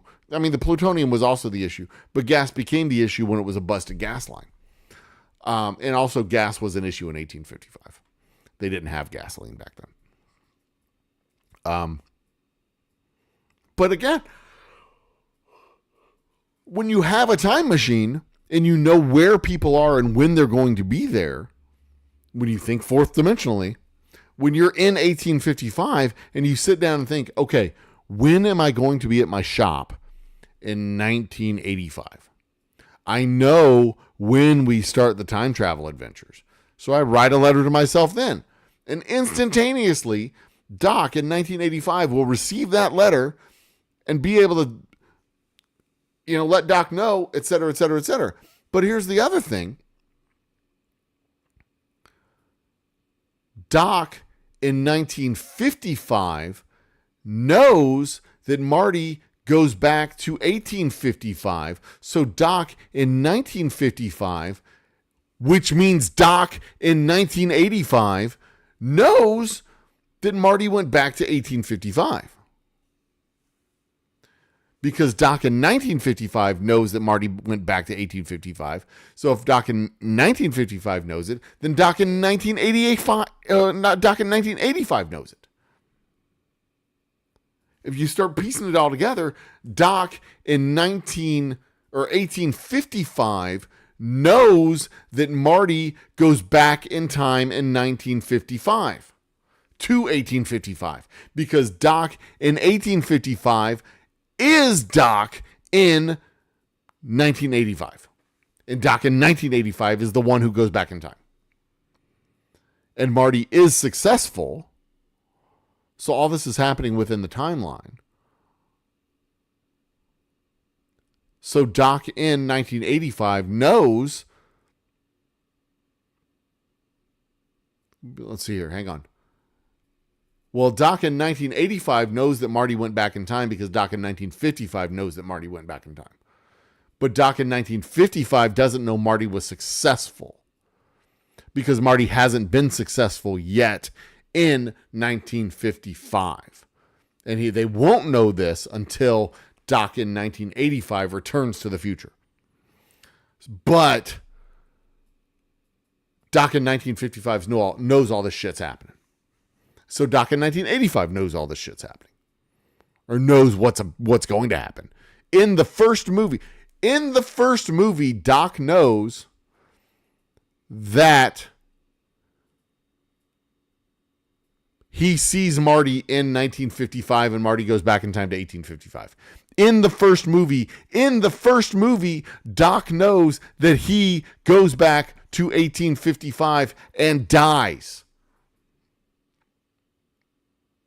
But we don't know he knows because the writers haven't decided that he knows that yet. It's true. Because Doc in 1955 gets the letter with Marty, and Marty tells him, I've got this letter. And explains it all to him. And then several years later, he invents time travel, puts all the pieces together, knowing that he wrote a letter to himself from 1855 to 1955. He does all this stuff. The time machine is a time travel MacGuffin. What is that thing? Where a object, what's that thing called? Object that exists because it traveled from the future. A time travel object that exists because it travels is a bootstrap paradox item. The ontological paradox. There's like a term for it. A thing that caused itself to exist. And the time machine, the DeLorean time machine, very much caused itself to exist because Marty goes back in time with the time machine, tells Doc that it worked, and then Doc has to figure out over the next 30 years how it worked. But Doc in 1985 doesn't mention that he might know that he knows Marty from earlier in the timeline. He might know that. That's why they have such a close relationship and why he likes Marty so much. Yeah. That's writing speculation. Art Bell, the legend. I probably ought to try and listen to one of his shows at some point. As a hopeless insomniac, I remember that show. Never not interesting, was it now? Jason Coates, welcome to the party. Cheers. Love the Oilers. Shout out to Warren Moon. Warren Moon, the Oilers. The Oilers were my first favorite team. Warren Moon was my first favorite quarterback. I loved that guy. And we get 10 more super chats of at least $2. I give away this shirt. The Love You Blue Old Humble. Look at that. Nice Columbia blue. Love You Blue Old Humble t-shirt. And if we don't get it, no worries. It goes back into inventory. Stays at the distillery until time. I'll sell it at the shop. There you go. Next, I don't find Taylor particularly attractive. Don't have to. But I respect the hell out of her work. With Ticketmaster alone makes her a hero. Yeah. I mean, there's plenty of bands that I don't like. That aren't my thing. But I can objectively recognize that they're good at what they do. They make good music. They are good entertainers. They put on a good show. They have good stage presence. They have a big sound. Whatever. And usually if bands do all that stuff, I do kind of like them. But I mean, Jesus Christ. Opera is not everyone's cup of tea, but, you go to an opera and it's fucking good. Those people are good at what they do. It doesn't have to be your cup of tea. But you can objectively see professional opera singers are, by definition, good at what they do. Because they're professional opera. A professional comedian is, by definition, good at what he does, or she. A professional football player is by definition good at what he does. He's one of the only, the top 64 kickers in the league. You know, there's 32 teams, 32 teams, 2 kickers per team. So by definition, he's one of the top 100 people in the country who do what they do. You know, a professional football coach doesn't have to be particularly good at being a professional football coach, but they're objectively speaking, he is one of the top 32 football coaches in the country because he is a professional NFL football coach. There's a level of eliteness that you have to have in order to have that position, even if it's barely. I mean, Jesus Christ, even fucking Eli Manning, who was a quarterback because his brother was good, got a Super Bowl ring. He's garbage. But you have to acknowledge he was one of the 32 best quarterbacks in the world for a few seasons. Even if he was probably mediocre of those 30, like top 20 fucking Super Bowl rings, whatever. I can't believe that dipshit has more Super Bowl rings than Dan Marino. And don't even fucking argue with me that he was elite. He was not. He was above average at best. At best. On his best year, he was top 10 at best. And if you're trying to tell me that the top 30% of an industry's professionals is elite, and you're full of shit. You don't know what elite means. He was good. He was good. He was good the same way Matt Schaub was good for a year. The same way that Joe Flacco was good for a couple of years.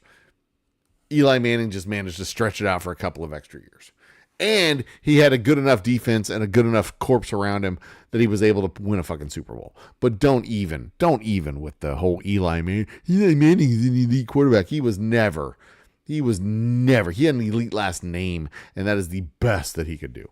Anyway, don't get me going on that piece of shit. Anyway, what were we talking about? Oh, John Deere tractors.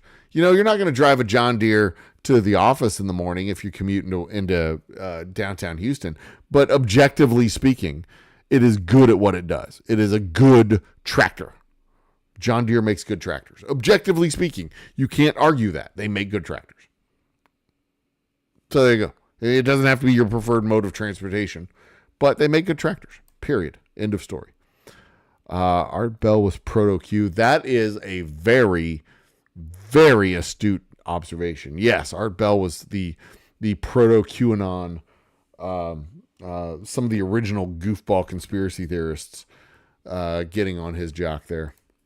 You could almost say that he was like he was a precursor to Alex Jones and those guys, which would be proto-Q, I suppose, if you consider Alex Jones and his ilk to be conspiracy theorists, truthers, Q adjacent, if not Q incarnate.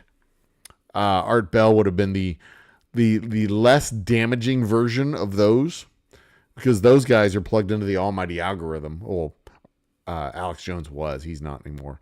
They're plugged into the almighty algorithm, and the almighty algorithm feeds you that stuff. Art Bell was pre-almighty algorithm.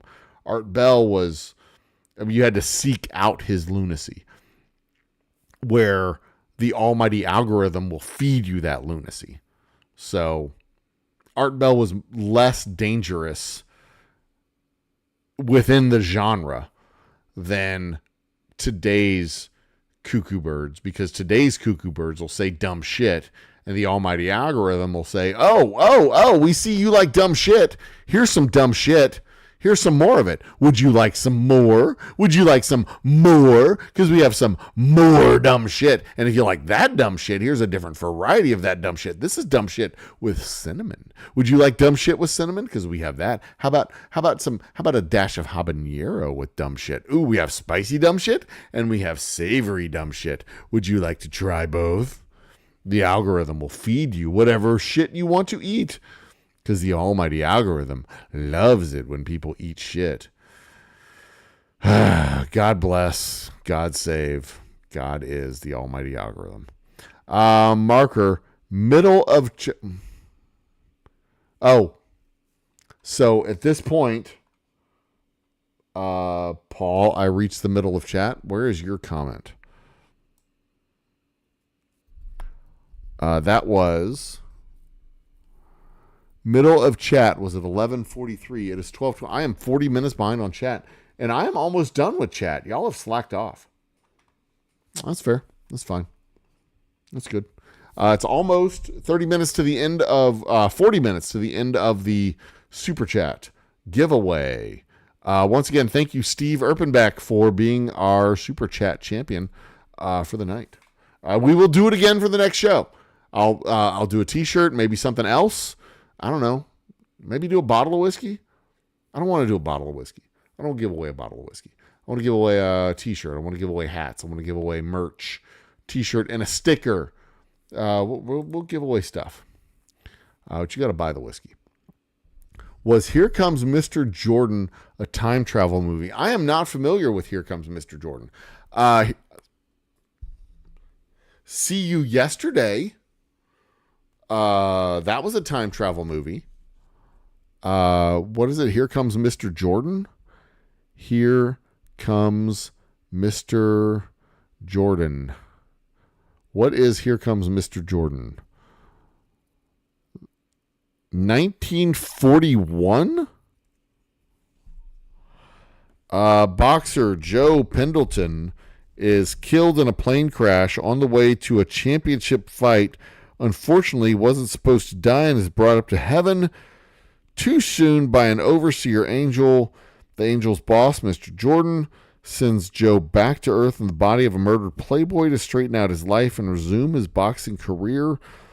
That does not sound like a time travel. That's an It's a Wonderful Life type. Seeing, second chance movie. I See You Yesterday was a good one. There was another one. Seeking Companion for time travel. No, what was it? Safety Not Guaranteed. It was an Aubrey Plaza movie, and that was a time travel movie. Time traveler was seeking a companion. It was a classified ad. Time traveler seeking a companion. Safety Not Guaranteed. And it was one of those where it was like ambiguous as to whether or not he was crazy or an actual time traveler, as it would be. Beatnik Beard with a beret. Maybe. And the ambiguous time travel movies are another entire genre, because it's like somebody who might be crazy, but like he's interacting with the past and he knows about the future. He presumes to know about the future, but he's interacting with the past, but we don't know if he's an actual time traveler. So those aren't so much time travel movies as they are, as they're really more about, they fall into kind of almost the zombie genre, where zombies are fear of outsiders, fear of the unknown. This is a fear of the outsider, fear of the unknown type of movie, where there's a guy who says, I'm a time traveler, you have to trust me. And you have to choose to trust this individual or not. And if you don't, you might miss out on the time travel opportunity. If you do, you might be risking the fact that you look like a fucking idiot. And there's a few of those. The ones where they present themselves as aliens. They present themselves as wealthy benefactors, the making of Anna, what's her face, that movie or that TV series, whatever. There's a bunch that are like that. And this particular genre of time travel presents itself as a time travel movie, but it's not an actual time travel movie. It's a trust and coming of age almost type of movie. Anyway, beatnik beard with a beret. So kind of do the grow the beard in this way. I'd have to darken it because it, like, my beard now is kind of gray. This is the only part of my beard that's not that's not gray. It's like mostly the chin and down to like right about here, and then it's just gray pretty much the rest of the way, unless I grow it all the way out, and then all the way out it's still mostly gray. God, I'm getting old. I'm getting old in front of our faces. I can go back to my old shows and see my beard's mostly dark, and now it's become mostly gray. Time travels on and on and on. Can't fight it. Looks like some are waiting the last moment. Maybe so. It is 12:25. We have 35 minutes. 35 minutes. Steve is the one who's entered so far. We need 10 more entries of at least $1.99, $2, whatever the super chat is, to get this giveaway, this t-shirt giveaway. I'm going to send it out to one of you who has contributed to the super chats. So please and thank you. As it is, thank you, Steve. Your entries will carry over to the next show. I promise. What's the famous line from White Rabbit? I'm late. I'm late for a very important date. 20 years in Texas, you end up with dust. Yeah, I think that would be correct. We don't know because no distillery's been around 20 years in Texas. But yeah, you'd kind of end up with dust. I have 2 more chats to hit. Honestly, I love watching anyone who has mastered their craft, even if I don't care about their craft. Excellence is interesting. Well, thanks, Jason. I think you're right. All the way around, whether it's a carpenter, whether it's, I am addicted to YouTube videos where they're making something. Even if they don't know what the fuck they're doing. When they're learning how to make it, when they're mastering, in the process of mastering their craft, when they're getting better at what they're doing, it's a little bit frustrating because you're like, no, that's not how you use a hammer. But also when they're learning how to use the hammer, when they're learning how to when they're working their way through the problems and figuring out how to solve the problems. I think that was one of the things that was entertaining when I was building out my tasting room. I didn't know shit about what I was doing, but I did it. And the biggest thing that separates people from people who know how to do stuff from people who don't know how to do stuff is people who know how to do it at some point did it. You don't have to know how to build a thing when you start building it, but by the time you finish building it, you should probably have a pretty good idea of what you're doing. You do need to know the basics, I want to say, like, if it's like something like electricity work or plumbing work, you need to know the basics of like how glue works and what pipes to use and stuff like that. But you don't have to be a master electrician. You need to be a proper electrician. You need to know something about electricity and, what wires to use. You don't need to be trying to wire your electrical system with paper. I mean, you've got to have some kind of sense in your head about how to do this shit. You're not tying twine between between the light bulb and the outlet. I mean, or the light switch and the light bulb. But, you've got to at least have some basic sense about how a thing works. But then the thing that separates the people who do it, or who ultimately know how to do it, and the people who don't, are the people who know how to do it fucking did it. They just did it. Oh, how do I cut a 45-degree angle in a board and then put the two boards together to make a mitered a mitered box? Well, you fucking do it. You can't read for stuff like that. You can't read about how it works. You have to just do it. You can't read about how it feels when you cut it right. You can't read about how it feels when you drop it on your foot. It just has to get done. You have to learn how to do this stuff. I didn't learn how to build a gantry crane before I built my gantry crane. I didn't learn how the pulley system worked before I put it on there. I didn't learn how the electric winch worked before I went and bought the fucking winch and put it and replaced my pulley system with the winch. You just have to do it. There's so many things that we're afraid of failure. We're afraid of screwing things up. We're afraid of not doing it right, that we just don't do it. But when you get in that fear loop of, oh, I don't want to screw it up. Well, in some cases you truly don't want to screw it up because it's your only one that you have. So you need to be a little bit slow, a little bit careful, a little bit cautious, a little bit meticulous in your processing.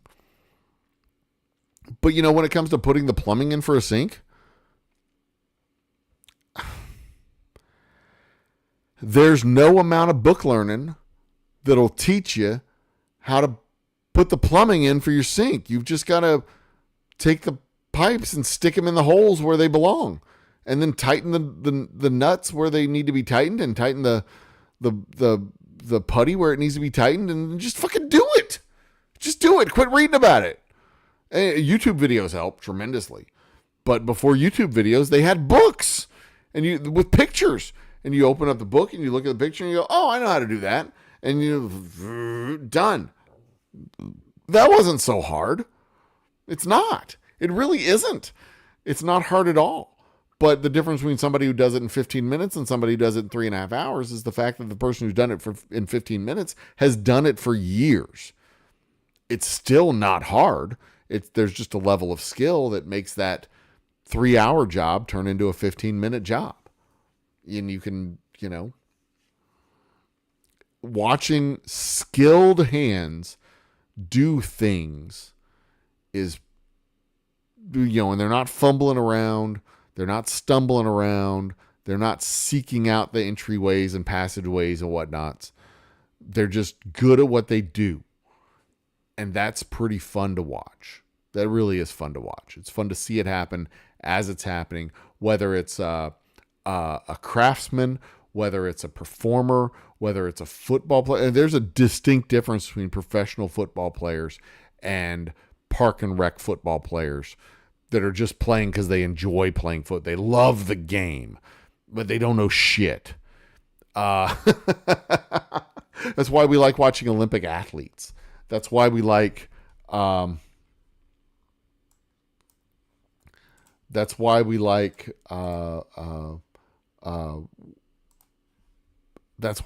watching professional baseball players. That's why we like watching professional basketball players. That's why we like professional accountants, for that matter. I'm not going to watch an accountant do his job, but I'll tell you this much. Seeing an actual accountant work and the work that actual accountants do versus work that just a bunch of dumb idiots do when they're learning accounting, I mean, that's night and day. It really is. It really is. It really, truly is. Where was it? That one. Yeah.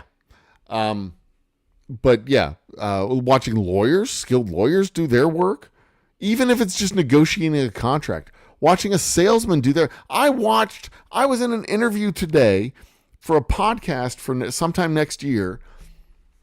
And, it was basically the pre-qualifying round for an interview. That this isn't news to be announced yet. It'll be announced sometime next year. The pre-qualifying round to, if I was interesting enough to be included on this cat's podcast. And I'm watching this kid work, and he's trying to maneuver me. How to describe this? He was trying to maneuver the conversation into a sales pitch for the marketing service that this podcast can offer. And I'm hearing him do it as he's doing it. And he's doing a pretty good job. He's not great at it yet. He's learning. But he was doing a pretty good job.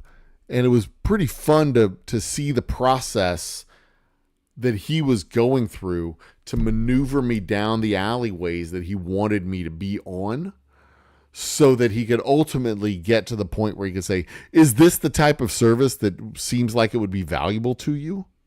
I tried to short circuit him early in the process by saying, look, it sounds like you're trying to sell me on something. What's the dollar amount? And that was what he went, whoa. I'm not trying to sell you. I took him off his game, threw him out of the cart.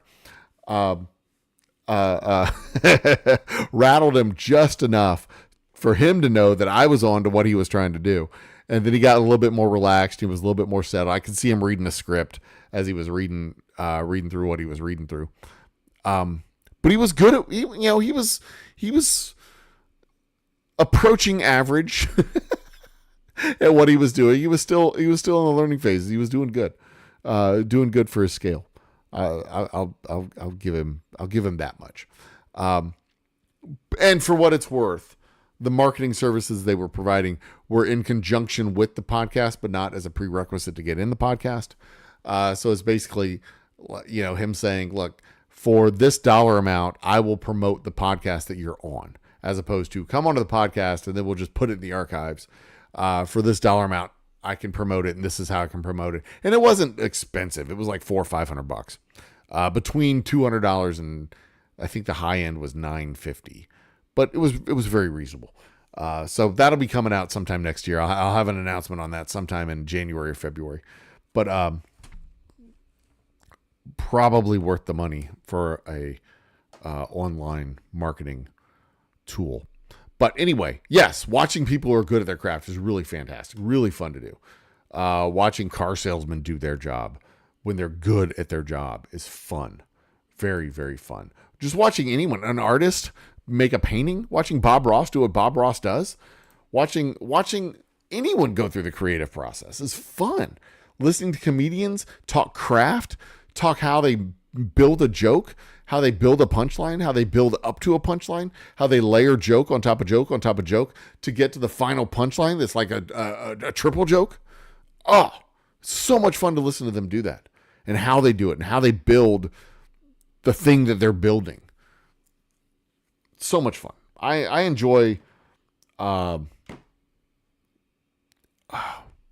I enjoy all that kind of stuff. It really is a hoot. Next, Eli was competent, nothing more. Exactly. He was in the vast panoply of NFL quarterbacks. There was not a single year of his career where he would be considered top 5. And that's the cutoff that I use. It's a generous cutoff. Top 5. You got to be in the top 5 quarterbacks of the league to be even remotely considered in the conversation of elite. And he was competing in a league that had Brett Favre and Roethlisberger and his brother Peyton. I mean, that's 3 that were ahead of him without even thinking very hard about the number of quarterbacks that were in the league and the actual elite quarterbacks that were in the league. Drew Brees was in the league when he was in the league. Fucking Brady, what's his face? Tom Brady was in the league while Eli Manning was in. And granted, Eli Manning beat Tom Brady, but Dan Marino doesn't have any Super Bowl rings, so fuck it. 1 head-to-head or 2 head-to-head competitions doesn't make that big of a difference. But in the grand scheme of things, never once would you look at Eli Manning and say he was top 5 in the league. He might be a Hall of Fame quarterback, but NFL Hall of Fame lets everybody in. if you play in the league for 10 years, you're in the NFL Hall of Fame. Longevity gets you in the NFL Hall of Fame. And a lot of quarterbacks have longevity. So a lot of quarterbacks get in the Hall of Fame. But there was never a season where you would look at Eli and go, that we would swap our quarterback for that one. Unless you were a bad team. There were teams that would swap their quarterback for him, but they were bad teams, like the Cleveland Browns, or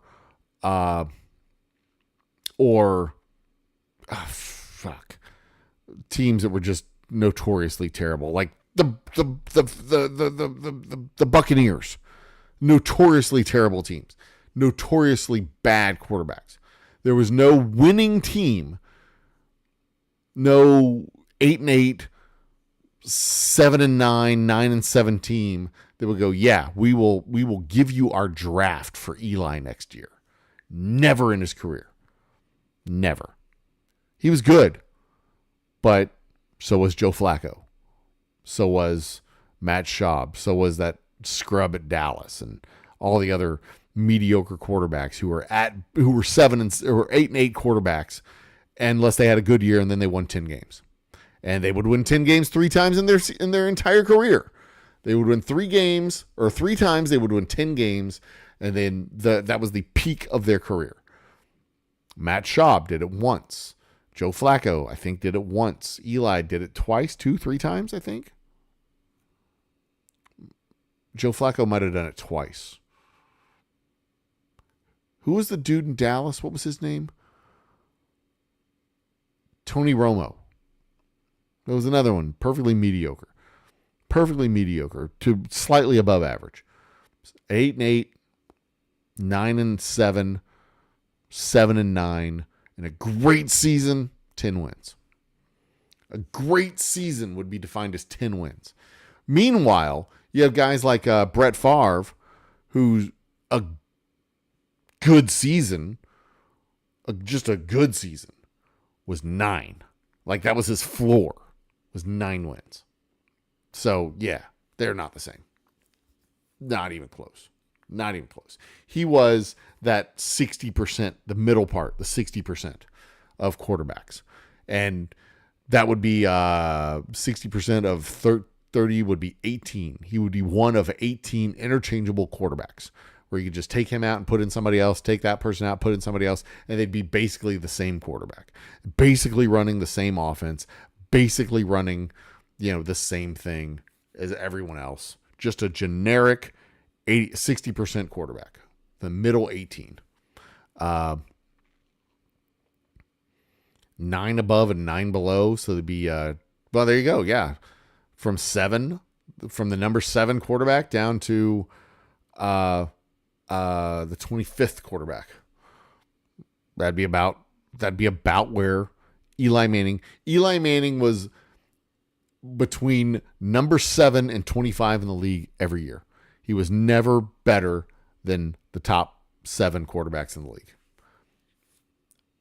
And if you can't name 6 contemporary quarterbacks with Eli Manning who are better than Eli Manning, then that is the only way that I am wrong on that assumption. I can name 3 off the top of my head, including his brother. 3 off the top of my head without even going back into the stats of what time period specifically from year to year that he played. I don't even have to do that. I can think of 3 off the top of my head. And that's halfway there. Without knowing the specific years that he played, there was definitely those 3. Aaron Rodgers was another one. Brett Favre, Aaron Rodgers, Tom Brady, Roethlisberger, Breeze. There's 5. It is, and his brother. That's 6. Anywho, I could beat the Eli Manning as mediocre dead horse forever. He's just so mediocre. Where were we? What was that? Eli was competent. He was an average quarterback, a perfectly average quarterback. I don't think we're gonna give away this T-shirt. Not today, it doesn't seem. Next time. There's always the next show. On we go.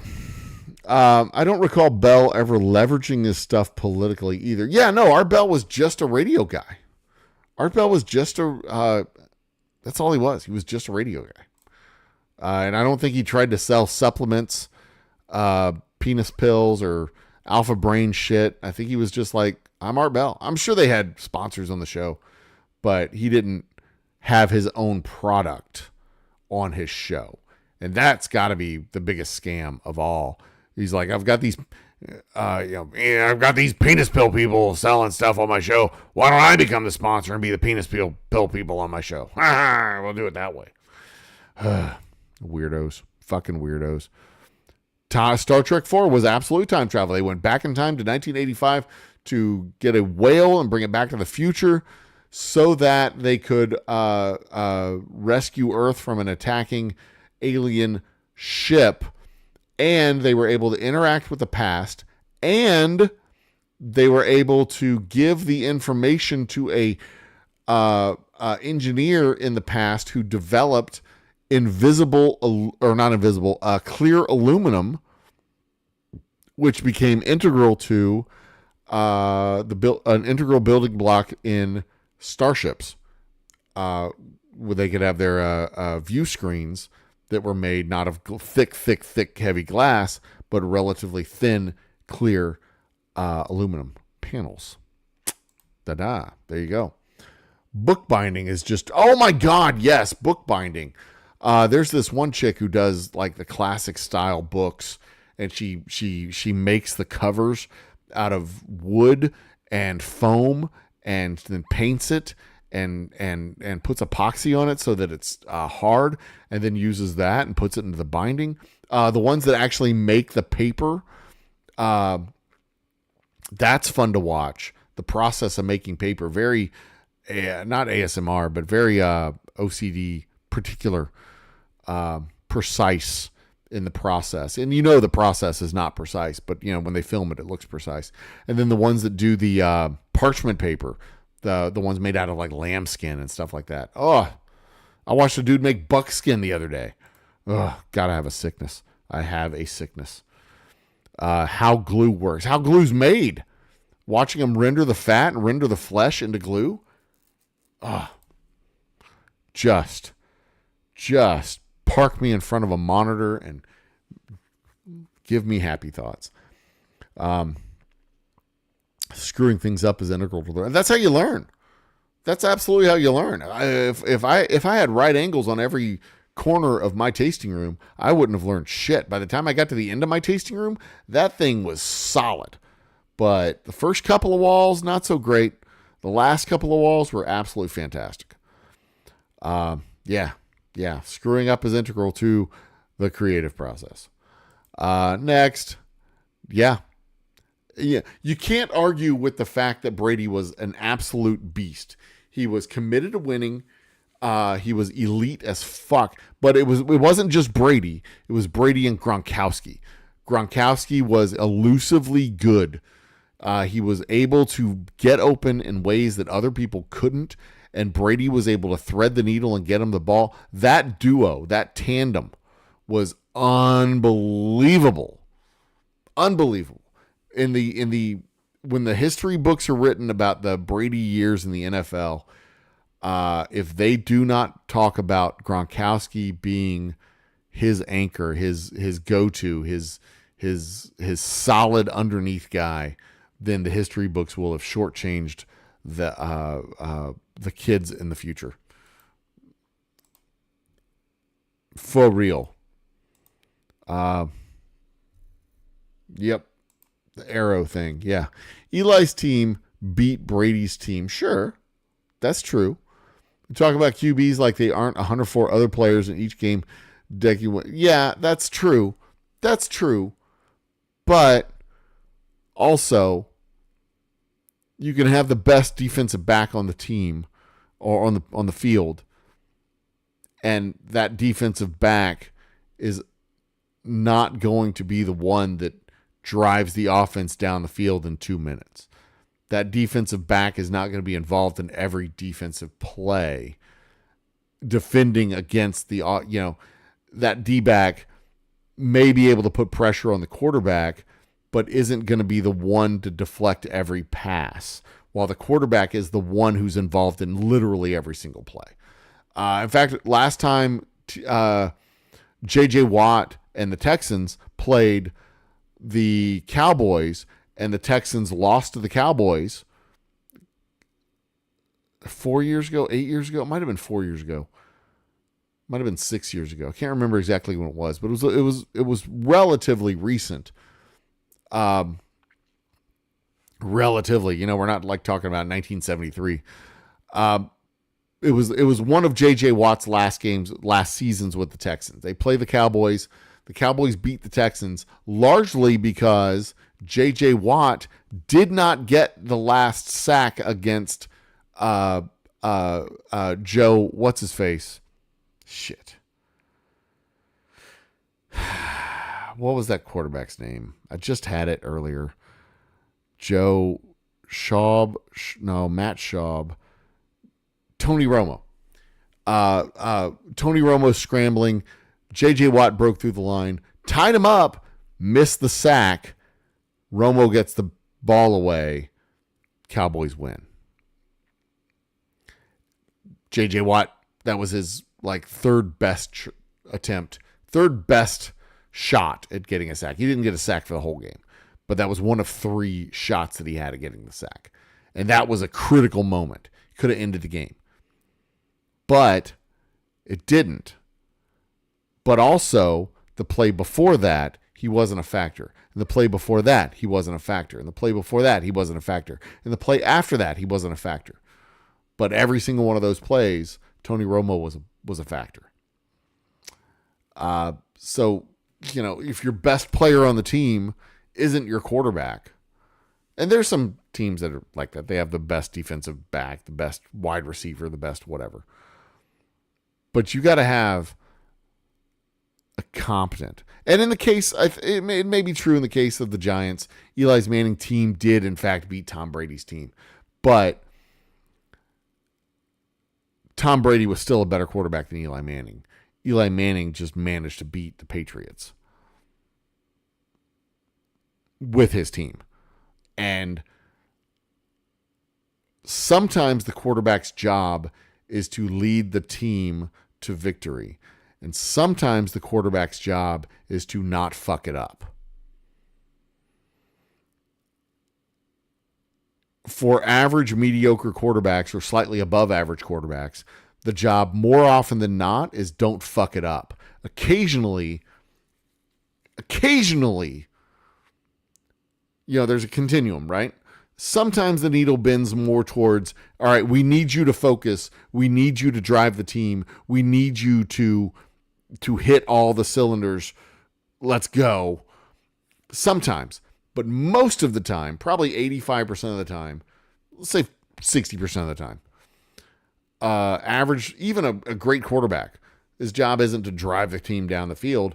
Most of the time, the great quarterback's job is to not fuck it up. Don't throw it to the wrong team. Don't drop the ball. Throw it in a place where your receiver can catch it. And, the great quarterbacks do that more than the mediocre quarterbacks. But the thing that really separates the great quarterbacks from the mediocre quarterbacks is when it comes time to do the thing, the great quarterback says, okay, we have 1 minute, 17 seconds. This is how we're going to end the game. I'm going to throw it to you at the 45. Then I'm going to throw it to you at the other 45. Then I'm going to throw it to you at the 32. Then I'm going to throw it to you at the 20. And that should put us in range for a field goal. But we'll have 2 more plays after that. And I'm going to go for the end zone on both of those plays. If we don't get it in the end zone, then we'll bring in the kicker. Ready? Break. And they go and fucking do their 2-minute drill, their minute 17 drill. They don't ever get back into the huddle. He knows his job. He knows his job. He knows his job. And he both know their jobs inside the 20. And that's it. That's how the great quarterbacks roll. The good quarterbacks, They go into the huddle and they go, okay, I'm not going to throw it to the wrong team. What's the play? And they work it out. Or coach tells me this is how we're going to do it. At least that's how I think it works. I've never really, played professional football, but from the outside in, that's kind of how it looks like it works. The great quarterbacks lead. The good quarterbacks don't fuck it up. We are past. If we're not past the deadline, we're really close to the deadline. Time ended before reaching the goal. The goal is gone, guys. Sorry, Steve. I appreciate the support, Mr. Erpenbeck. I truly, truly do. But we are not giving away a t-shirt today. Better luck next time. Better luck next week. Your points will carry over to the next giveaway. You have 2 on the giveaway board. And I have that right here in my hands. Our giveaway board, so that I will not forget. On to the next chat. Romo won me fantasy championship once. I will not abide by Romo criticism. It's not criticism. He's just an average, mediocre quarterback, just like 16 other quarterbacks, 18 other quarterbacks in the league. He's average, a perfectly average quarterback who would win between 7 and 9 games every single year. That's it. Eli might end up going down as the 4th best quarterback in his family. Archie, Peyton, Arch, possibly, then Eli. Maybe so. That might be true. Their mom is not a good quarterback from what I understand. She's better at baking bread than she is at throwing passes. Yeah, Gronk was an absolute stud. He was funny on Saturday Night Live too. When he was on Saturday Night Live, he was really, really funny. And Mahomes and Kelsey do have a very similar dynamic as Gronk and Brady. That is very true. No, but that DB might cover a wide receiver and prevent a third down, and you drive, the QB can't. Yeah, I mean, I get you. I get it. I mean, I don't disagree, but when it comes down to it,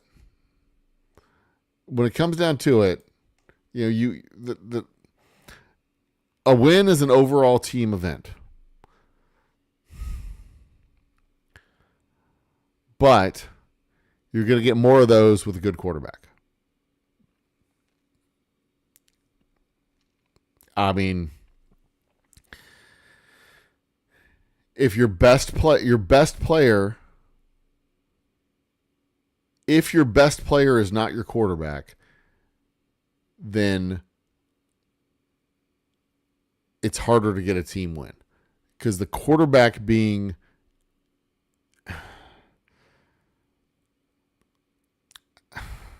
it's like putting high performance tires on a stock Toyota Corolla, or if you don't have the high performance engine, then the high performance tires don't matter. And in this analogy, the quarterback is the high performance engine. That's what I'm trying to say. If you can have a mediocre engine, your mediocre quarterback, the rest of the team might pull it off. And what we were talking about earlier, Peyton Manning's team beat Tom Brady's team, but that was one of those games where Tom Brady got beat by Eli Manning. He just did. He got beat by Eli Manning, and Eli Manning managed to beat Tom Brady more than any other single quarterback. Inexplicably, because Eli Manning was a mediocre quarterback. It's one of those unusual little quirks of why you play it on the field and not on paper. And you still need that PK to make the field goal. Yep, you still need the PK to make the field goal. True. But The Raiders also taught us that if you spend your number one draft kick on a kicker, you are not going to be a good football team.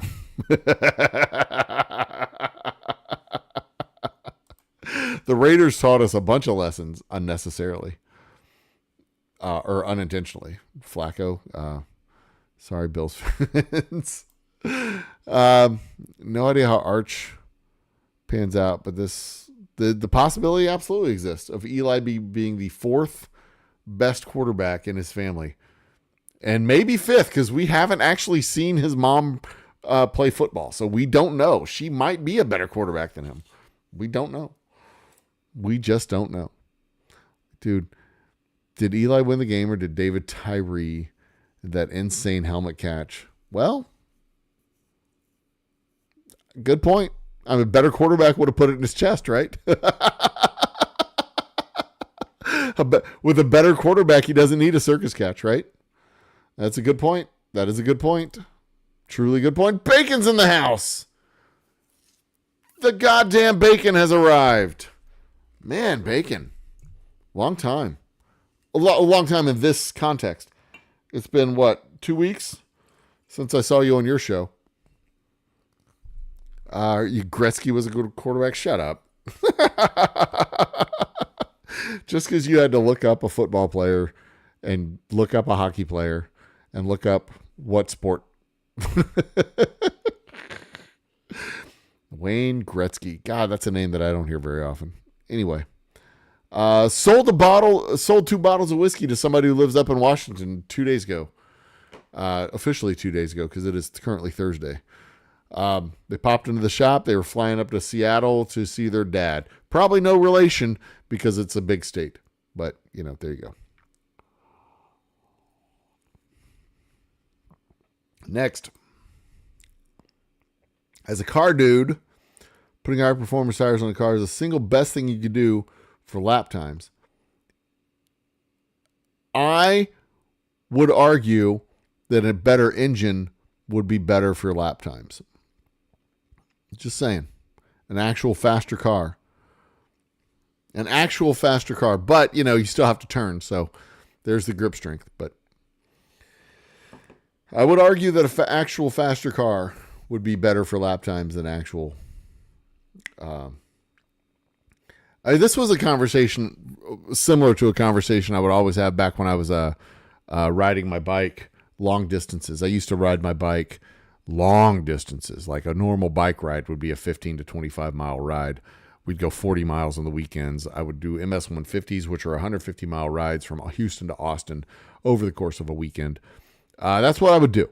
That was my exercise back when I was a kid. Now I'm an old fat guy and I don't do that stuff anymore, but I need to get back out and start doing stuff, because if I don't, my heart's going to explode. But we would, always talk about high performance gear, and improving the performance of your bike, and how you could save like 8 grams by getting a different derailleur, or having carbon fiber fork that would save you like a pound off the weight of your bike, or the geometry of your bike where it would be more comfortable because the seat would be higher, or lean back a little bit. The post of your seat would be leaned back a little bit further, so you could like rest down. You wouldn't be like upright quite so much. Like, all that was cool and fun to talk about, but the real performance benefit you would get on your bike is losing 5 pounds, watching what you ate and not gaining weight, and losing 10 pounds. If you were 225 pounds, losing 15 pounds off your gut would make for much more performance improvement for your bike than a 4-gram reduction in the weight of your derailleur, or getting a thin line seat that would cut 6 ounces off of the weight of the seat and give you a more stable pad to put your ass on. Like, all that stuff's important, right? All that stuff is important on your bike. Having one of those helmets that would like streamline so you could ride your bike faster. All that's great. But you know what would be even more important than a helmet that would be streamlined so that I could ride faster? Losing 15 pounds. Like the engine being more efficient and better operating than any little part, like having disc brakes instead of squeeze brakes, or uh, carbon wheels instead of aluminum wheels, or a carbon frame instead of a steel frame instead of an aluminum frame. All that stuff pales in comparison to losing 15 pounds. And just the function of losing 15 pounds was like dropping a boat anchor off of the deck and unhooking the rope because you were completely free. I rode an entire MS 150 from Austin to Corpus Christi. Look at that on a map. On a mountain bike. On a mountain bike. I went from Houston to Austin on a mountain bike. That wasn't as bad. But the trip from Corpus was into the wind for the entire second day.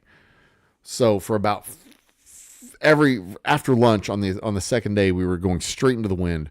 Gulf Coast wind coming over harvested cotton fields.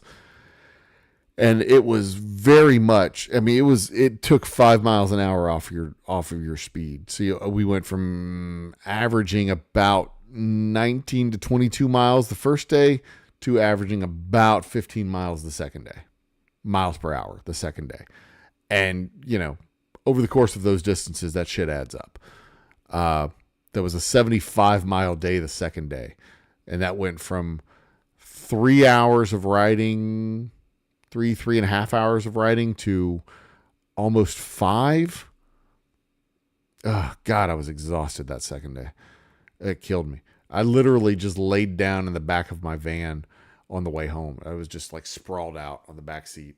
My wife and our girlfriend Melanie were in the front, and I was just in the back seat, feet up, sprawled out. I was exhausted. God, that killed. And that's when I decided to get a road bike. And I committed to getting a road bike the next year. I rode the MS 150 with my mountain bike, and then switched mid-training to the road bike. And oh my God, the difference from the first 100 miles of training to the second 100 miles of training. Oh my God. The difference was like night and day. I went from the back of the pack and barely keeping up to having to drop most of the time on the training runs to leading the training rides. They weren't runs. Leading the training rides every fucking week. They could barely keep up with me. It was so much different. Such a huge difference. But that was dropping probably 25 pounds off the bike from a mountain bike to a road bike. With all the gear and everything that went with the mountain bike. The thickness of the frame. I mean, went from a frame that was like this to a frame that was like this. The thickness of the frame, the thickness of the wheels, the width of the wheels, the size of the seat post. I mean, everything. That's a hell of a bike. It's a good bike. It really is a good bike. I need to get out and do some more riding. Riding is not nearly as bad on my knees. It's bad on my back, but it's not bad on my knees. And I reckon if I drop about 60 pounds, it won't be so bad on my back either. On to the next thing. Was that Janikowski? Janikowski, the kicker for the Ravens. That was, I think, not the Ravens, the Raiders, that I think was their number one pick. It was their number one pick. I don't remember if it was the number one pick in the draft. You see, I do these shows without notes. This is just shit that's in my head. I don't necessarily remember all the details, but like, yeah. So be impressed. Be impressed is what I'm trying to say. At the depth and breadth of my general knowledge.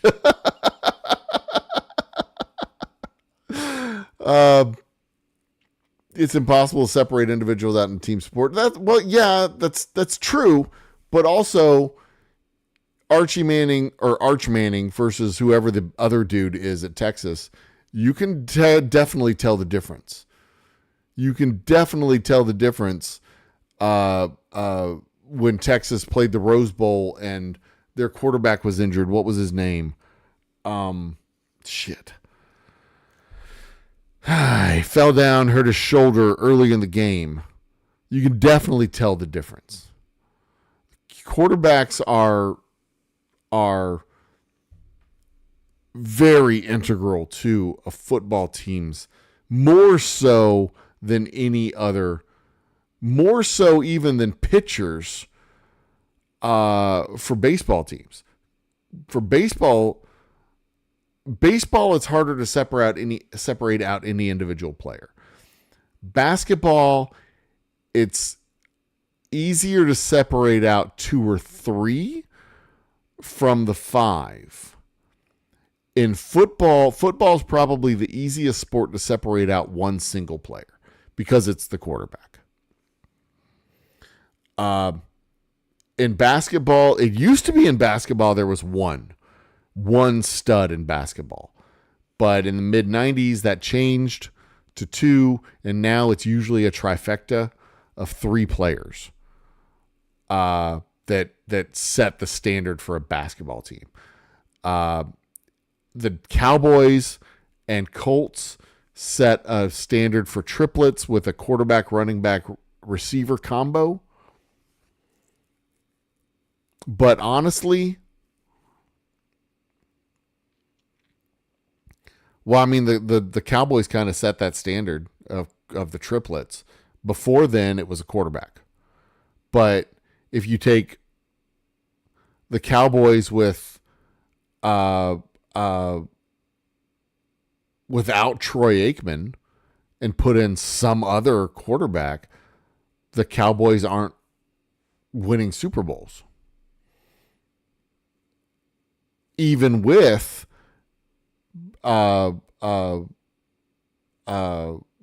Michael, shit.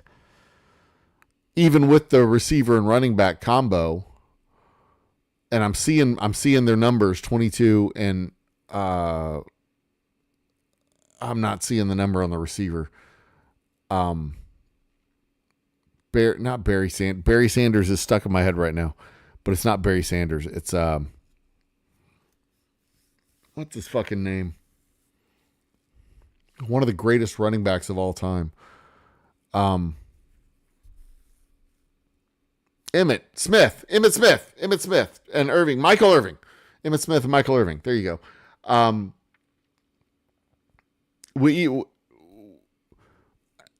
Emmitt Smith was a force of nature, but without Troy Aikman, Emmitt Smith is not Emmitt Smith. Emmitt Smith doesn't have the running lanes. He doesn't have the freedom to run because they can focus on the quarterback. If you have Joe Flacco, Tony Romo instead of Troy Aikman, what do you have? If you have Tony Romo instead of Troy Aikman, you have a 9-win team. If you have Steve McNair instead of Troy Aikman, you have a 9-win team. Maybe Emmitt and Michael carry the team without Troy Aikman, but when Troy Aikman wasn't in the game because of his thousands of concussions, they weren't good. And you can tell this when Matt Schaub went down. Matt Schaub was a perfectly average quarterback. When he broke his foot and he goes down and they have to put in Rosenfels as his backup, the quality of that team went from a 10-win team down to a 6-win team. And that was just the one change. One change. They still had Andre Johnson. They still had J.J. Watt. They still had that little vegan dude, Andre something or another as running back. They still had all those guys, but you just swap out a perfectly mediocre quarterback and put in the backup, and it all went to crap. It all went to crap. There's a huge difference when it comes to more of a difference when it comes to quarterback than when it comes to the other. Because even with the running back may block, but he is not involved directly with every play. This is different. That's the one biggest difference in football than baseball, basketball, or any other sport. Even with soccer, you have your captain in soccer, but soccer is more of a football is a team sport without question. Team unity, team quality. You need good solid studs on both parts of the ball and all that. That's true. Your squads need to be able to work together. And as part of an overall strategy for the football game and the football team. Yeah, that's better. But if your cornerback, like Chris Dishman, blows out his knee because he had to be on the field for 5 extra plays because your offense doesn't know how to run the ball, that is not nearly as bad a blow as Warren Moon getting knocked out of the game. Warren Moon gets knocked out of the game, you're fucked. Chris Dishman gets knocked out of the game?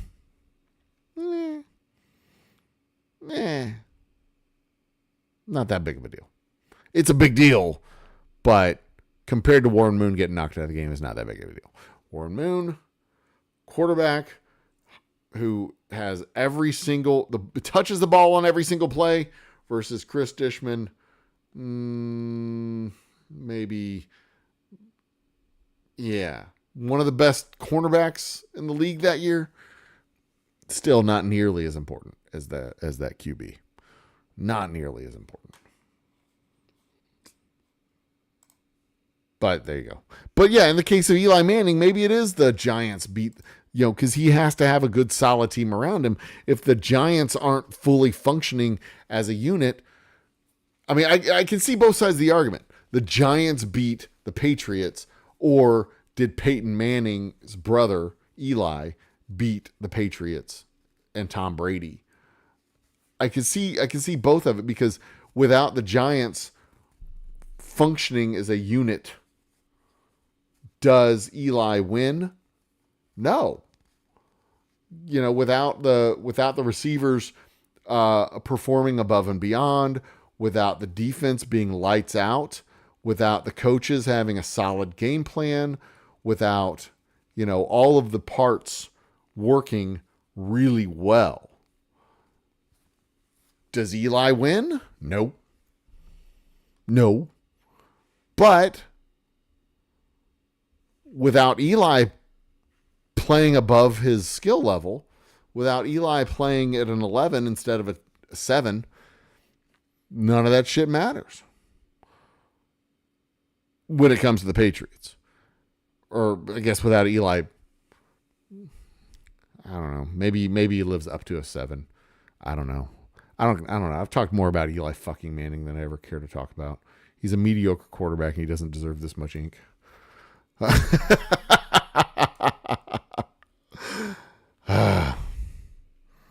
But all the horsepower in the world won't help if you can't put it in the ground. Yeah, that's true. You gotta be able to stick it to the track. If you don't stick it to the track, you're just gonna slide all over the place. But a better motor really helps a lot.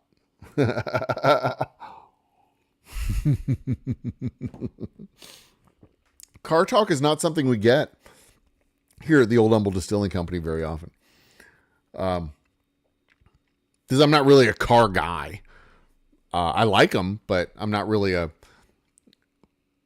they're functional tools for me. But maybe one of these days when I have enough money to throw around in an ostentatious manner, then I'll be more of a car guy and I'll be able to say, look at my new baloney Bugatti. It's got a special crow's black paint and peacock fin, and it really, really shows the size of my cock. I'm just, one of these days I would like to be able to have ostentatious amount of money that I could throw at something that depreciates in value. But I'll probably just get an RV. A really, really fucking fancy RV. Ah, good. when the rider's the majority of the mass. And in the engine the majority of the mass in a car? I mean, it's like the majority of the performance. I mean, if you have too much power coming out of the engine, yeah, I mean, your tires aren't going to stick to the pavement, but still. Anyway, 10 pounds is 10 pounds to get there with a carbon fiber hood and or a diet. Do y'all really talk about saving 10 pounds on a car when you're racing? I mean, I know in the old days, the hot rods, they would drill holes in the side panels and everywhere in the body to try and cut out some weight for their stock cars. I mean, there was I've read so many stories about cheating in NASCAR where they'd have an oversized gas tank and put a balloon in the gas tank so that when they filled up the gas tank to make sure that it was to regulation, it would have the proper volume, but then they take it back to the garage and take out the balloon and then they could put more gas in the tank. Just weird shit like that. Then they regulated the size of the gas tank in NASCAR, but they didn't regulate the length of the hoses that the gas would be the gas would flow through to get to the engine. So there was a couple of dudes that would like put a bunch of curls in the gas line so that the car could carry more gas in the gas line so that they get a little bit extra time, one extra lap before having to pit. Wild stuff in the old days of NASCAR. But that's what NASCAR was all about. If you weren't cheating, you weren't trying. Am impressed. I roll with shit in my head. Thank you, Jason. Thank you. It's all headcanon up here. Ain't got no brains, but I got a fucking filing cabinet. Anyway, yours. I don't know what that context is. I don't remember. You were a pitcher, so that's a fair debate. And that's that was the argument. The Sohail Ohtani, he's a guy who plays his position and hits, just like a first baseman. But his position is also pitcher. So if you could have a good pitcher who also hits, is that better than a good first baseman who also hits? Because first basemen play every day. And is actually involved in more plays or as many plays as the pitcher. But I guess a good pitcher has more of an effect on the game than a good first baseman, because a good pitcher has more of an impact on whether or not you win or lose the game that the pitcher's pitching in. And your pitcher may only pitch in one of 5 games, but has a greater than 30% influence on whether or not that game is a win or a loss. Where the first baseman by himself may only have a 10% of an influence on whether or not the game is a win or a loss. So he plays in all 162 games, but only has a 10% influence, which means he only accounts for 16 wins all by himself, or 16 losses, all by himself. But a pitcher who only plays in 20% of the game, so only has like 40 starts, that'd be 25% of the games. Say 35 starts, 35 starts. 30 starts would be roughly 20%. And of those 30 games has a, what I say, 30%? So that'd be 9 wins all by himself. And then in the other 4 games has a 5 or 10% chance of affecting the game because he's a good hitter. So as a designated hitter, plus as a pitcher, so you kind of have two players out of him, he can have an effect on 20 games. He could possibly be responsible for 20 games. Oh my God, is that me, or is that just a? Ew. Oh, that's not so bad. Is that a freckle on the end of my nose? It looks. Anyway, So by himself, he instead of having an influence on, what was it, 18 games, 9 games. What I say with the first baseman? 16 games. Instead of having an effect on 16 games, Ohtani can have an effect on 22 games, whatever the number was. So that makes him by himself a more valuable player, or as a pitcher alone, a more valuable player. So, but as a pitcher and as a hitter, he becomes the most valuable player in the history of the game until the next person gets a contract, a $700 million contract or whatever other shit. But yeah, I get it. I just find it distasteful that people are falling all over themselves because there's a dude who plays his position and hits. Like every baseball player plays their position and hits. That's how it should be. That's how it used to be. Anyway, off my soapbox. I'm glad the Dodgers are spending $700 million on one single player. They can suck it. I hate the Dodgers. Fuck those guys. Basketball is easier. Yeah. Each player constitutes a higher proportion of the team. But, you can have your one superstar stud, right? But that stud needs to have at least two. Now have two. So it used to be just one superstar stud. It used to be just your Hakeem Olajuwon, just your Michael Jordan, just your Wilt Chamberlain, just your Larry Bird, just your Magic Jordan, just your one dude, right? And that's how teams were built. They had their one dude and their team around them, their team of associates. And the Bears aren't fair, or the Bulls aren't fair to mention, because that was Michael Jordan and he was head and shoulders beyond above everyone else. He could play 4-on-1 or 5-on-1. And a lot of times he did. So Michael Jordan is a bad example, but teams were engineered to beat that by getting two. When Houston brought in Drexler, that might have been one, if not the one of the first two-headed monsters of two true superstars, as opposed to just a Twin Towers type of thing with Samson and Olajuwon, or anywhere else that happened, where they had two center forward type of players. But having two legitimate top 50 players on your team at the same time.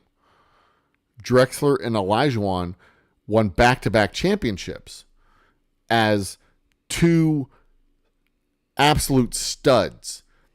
And they were head and shoulders above everyone. They brought in Drexler at the trade deadline, and by the end of April, they had finally gelled back together the way they had played in college together. And they were dangerously good. Oh my God, it was so much fun watching those guys run up and down the court, just having fun like college students the way they used to. But then that kind of became the thing. And then Houston brought in Barkley, and then Shaq goes to I want to say Miami. No, Shaq went to LA and played with Kobe and one other guy. Or no, he played with Kobe. They had the dual superstar thing going. But then he goes to I think it was the trio that went out to Miami and to play together to win their championship. This is kind of when I stopped paying very close attention to basketball. But they won like 70 games and then lost the championship, and then the next year they won the championship. And that was kind of the beginning of the three superstar formula for basketball. And I don't know if they still do it, because I don't really pay that close of attention to basketball. It's not really my preferred sport. But, 2 or 3 guys, if if you get 3 legitimate superstars on your team at once, but it also gets to the point where if you have 5 superstars, you have no superstars. Basketball still is very much the one or two superstar model changes the game. And that's true in college. It's true in because every single player has such a huge impact. And if you have 3 guys that can end it, because any one of those 3 can be the threat for the night. Next, Emmett and Irvin. Yes, Emmett Smith and Michael Irvin. Fantastic. Emmett Smith was, God, he was a big dude. His shoulders were like this. The dude was huge. Anyway, on we go. Did I see a name in chat that I haven't seen in a while? Where was that? Yeah, I did see a name in chat that I hadn't seen in a while. And Brady went down and Matt Castle went 11-5. Well, Brett Favre's backup was Aaron Rodgers. So it happens. It happens when you have a stud backup. Matt Castle went on to another team. It wasn't. Actually,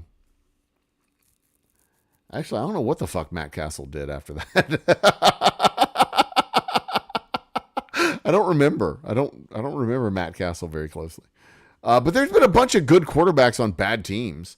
I mean, the Browns are littered with good quarterbacks, first round picks because it was on a shitty team. The Detroit Lions were notorious because they had Barry Sanders, who took most of the resources that could have gone to building a good team.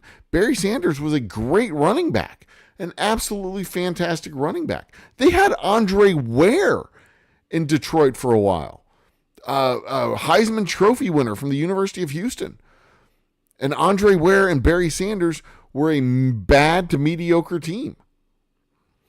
But Barry Sanders was where they threw all the money, and they needed a good quarterback and a good offensive line and some good running backs or wide receivers rather, and maybe a good defense. But they needed at least one more part for that team.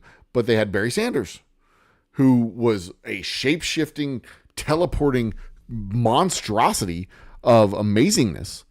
You could watch that guy. He looked like he was a nightcrawler running down the field, and then poof, 6 feet to the right, and poof, he was 5 yards to the left, and poof, next thing you knew, he was on the 30-yard line. How the hell did he get there?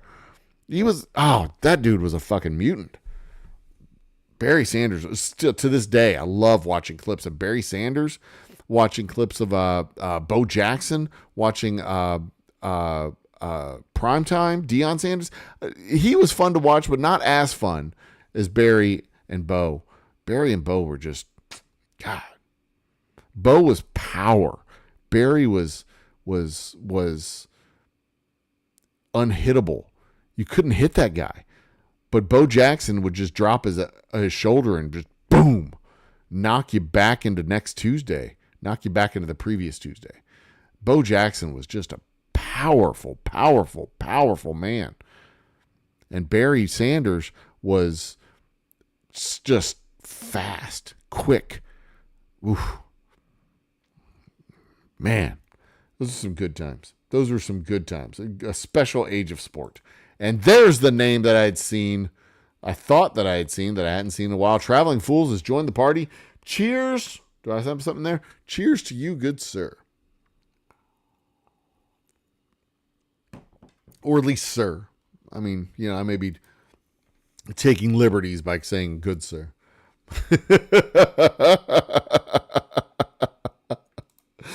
Welcome to the party. I forget coaching. Of course. Coaching matters. I've watched many a coach shit the bed at the pro and college level. In fact, here in Houston, Jerry Glanville and fucking Bum Phillips's kid got in a fist fight because of incompetence. There's more Eli chat than I've had in a decade. And by the way, he's also a bad actor. He's the worst part of watching Peyton and Eli act side by side is that Peyton has to sit next to that guy. I get it. He loves his, retarded little brother, but god damn, that guy is not good at anything. He's the worst Manning at acting, the worst Manning at quarterbacking. And all that said, he's still one of the elite quarterbacks in the world. One of the top 32 quarterbacks in the league for several years, or top 32 quarterbacks in the world because he was in the NFL for years.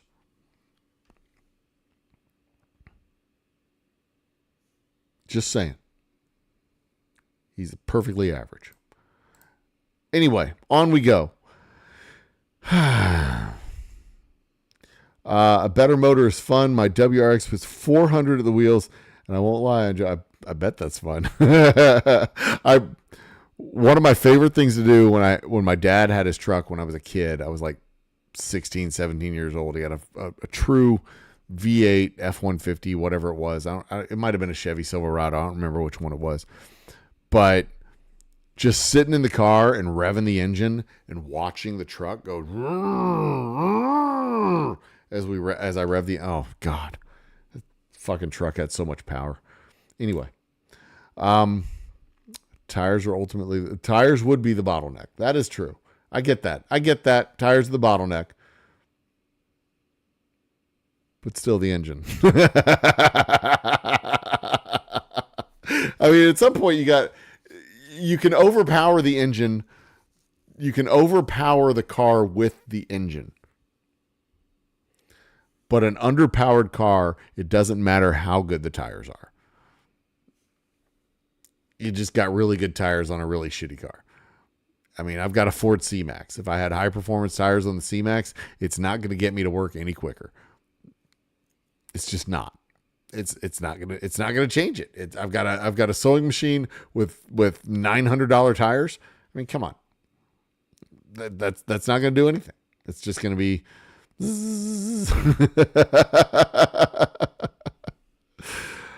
Formula One engineers stress over ground. Formula One engineers also get like standard frames, don't they? Don't they get standard car bodies? I mean, there's so much in the professional car racing world. Also, I am pursuing the possibility of sponsoring a car this year. Alcohol funny car sponsorship because we make alcohol. Wouldn't that be fucking awesome? That's no. This I'm talking about like back in the 90s. Ewers when Ewers replaced Arch. I'm talking like back in the 90s when Sims, Phil Sims's kid, and Bucky. Maybe it was Bucky. No. Sims and shit, I don't remember. This was like back in the 90s at the Rose Bowl. This was 1,000 years ago. I think Sims got injured. It was against Oklahoma. Might have been against Oklahoma. Might have been the championship game. No, it could have been the championship game if it was the Rose Bowl.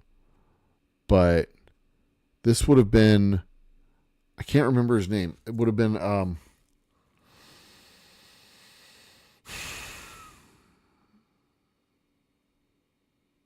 he went on to be a coach. He didn't play professionally. He went on to be a coach. Coach Applewhite. He was a coach at Houston under Tom Herman. He was a PA at Austin and a coach under Herman and the head coach at Houston. Applewhite, Major fucking Applewhite, Captain Clipboard. He was Major Applewhite and Phil Sims's kid. And I think Phil Sims's kid got hurt and Major Applewhite came in and they still lost. Maybe Applewhite got hurt and Phil Sims's kid came in. Chris Sims came in. I don't remember. I'm not. I think it was Sims that got hurt and Applewhite came in and Applewhite lost. Maybe won. Did they win the championship that year? Or did they lose the championship that year? I think it was against Ohio. Meh. Doesn't matter. But yeah, that was another one where the backup was a tremendous drop off from the starter. But that's how it would be in college because, you recruit your starting quarterback and then you just have your backups. Sometimes a backup is groomed to take the place, but that's not always how it works. The perils of being 10. Am I only 10 minutes behind? How far back am I? Unicorn, Sandalon Castle. Interestingly, Otani. Okay, getting warmer. Perils of being 10 minutes behind in chat. Where is it? 120. Oh, shit, it's 130? 140. I'm still 20 minutes behind. That's not bad. All right, I need to catch up. I need to catch up because I need to wrap this up because I got work in the morning. Debating the effect of a starting pitcher on a season is totally fair, but in a single game, different. I mean, there's a big debate on the starting pitcher for a particular game. That is a lively, like, who would you rather have? And there's a lot of them that fall into the elite category, but if it's Kurt Schilling, Nolan Ryan, Sohail Ohtani, or Jose Lima, who do you want? You got to win your first game of a series. Who are you going to bring in? And if you're talking about Jose Lima, you're fucking insane. It's like, yeah, obviously this pitcher's impact on this game is more beneficial than that pitcher, because that pitcher, the one that lost 20 games in a season, that one, you kidding me? No, I don't want to. Of course, he also won 20 games in a season, but he lost 20 games after he won 20 games, so he didn't get better.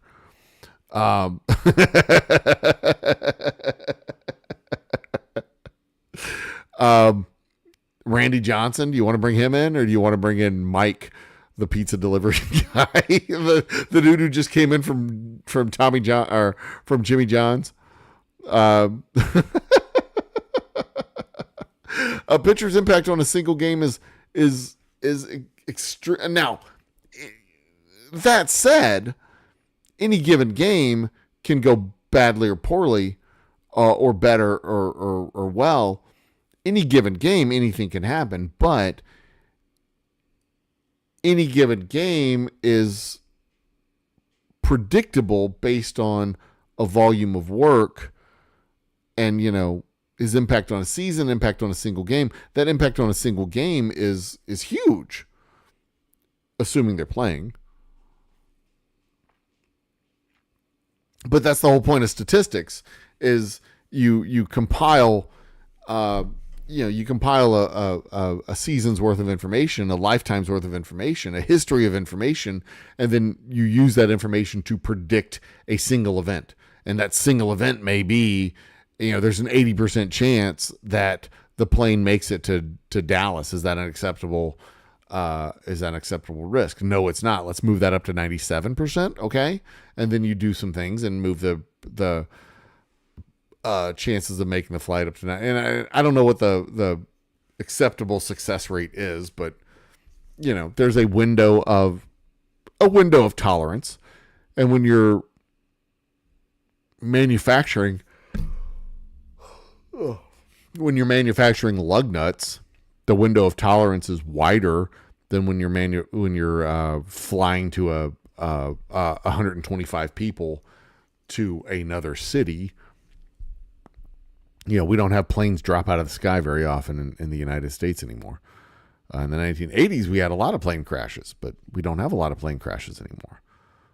I'm sure there's a reason for that. The NTSB does good work. But that's what statistics do. You take a compilation of data and use that data to make a prediction. And the prediction may be somewhat imprecise, but you don't expect Justin Verlander to come out in a game and give up 25 runs. You don't expect that to happen. You don't expect him to give up 6 runs in the first 3 innings, because that doesn't happen very often, because he has a body of work behind him. It happens. Every once in a while, he has a bad game and he gets lit up, but that's rare. That's the exception, not the rule. And if you're going to have a first game of the season, you want to jump out and have a 1-0 record in your first game of the season, and you have Justin Verlander on your roster, you're probably going to tap him to be your opening day starter. As the Astros have done, I think, the last 3 or 4 years. I think he's been their opening day starter if he's been healthy. I don't think he was healthy this year, so they didn't have him start. But yeah, I would disagree. I would say that their impact on a single game is extremely. Well, of course, I don't know. I don't want to finish that statement because I'm thinking about that statement as I was saying it. And, he could get pulled in the first 3 innings. But even if he gets pulled in the first 3 innings, that had a huge impact on the game. That means he probably sucked real bad. Anyway, yeah. The pitcher throws a no-hitter. Often there's at least one absolute good God-tier defense. That is true. There were, I think, 12 games that Nolan Ryan pitched that were one-hitters, which means there was one defensive play that the ball got away from him. There was, I think, so he pitched 7. I think there were at least 7 more two-hitters that he pitched. How many two-hitters did Nolan Ryan pitch? Hey, Siri, how many two-hitters did Nolan Ryan pitch? Nolan Ryan, a record-breaking 2,000... What? This says Nolan Ryan had a record-breaking 2,500 no-hitters during his career. That's not true. Hey, Siri, how many two-hitters did Nolan Ryan pitch? Let's see what that... No, Siri doesn't know what a no-hitter is. So he had 7 no-hitters and 12 one-hitters. So he came 1 pitch away from 19 no-hitters. 12 pitches away from 19 no-hitters. That's insanity, man. And I'm sure there's a correlation between his no-hitters and number of strikeouts that he himself pitched. The number of strikeouts that he had, because I'm sure a lot of his no-hitters were like high strikeout games, 14, 15 strikeouts. But I haven't ever looked that up, so I don't know. It's just something I thought about. You have the Googles. You can look it up. But you're right. With the average no-hitter, with your mortal throwing a no-hitter, not Nolan fucking Christ. I'm sure there were... It's possible that he didn't have 2,500 games in his career. He didn't throw in that many games. 27 seasons, 40 games a season. No, he didn't have 1,000 games. Okay.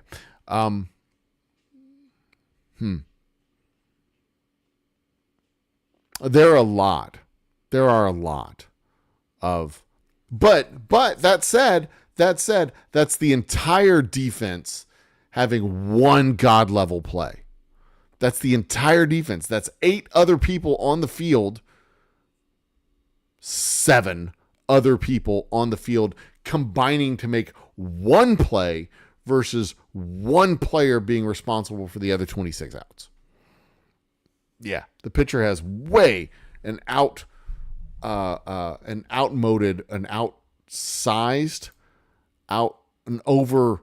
overpowered impact on the outcome of a game.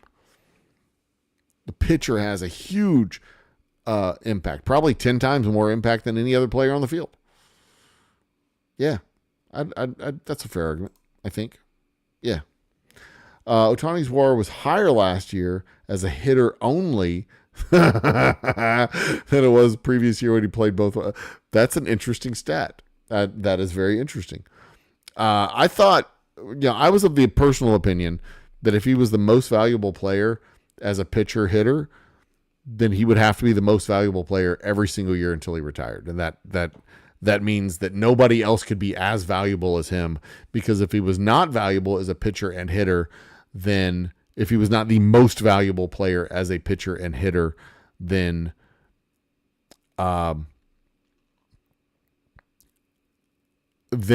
at some point in the future, then all of the other most valuable players as pitcher and hitter was discounted. I haven't given a lot of thought to this,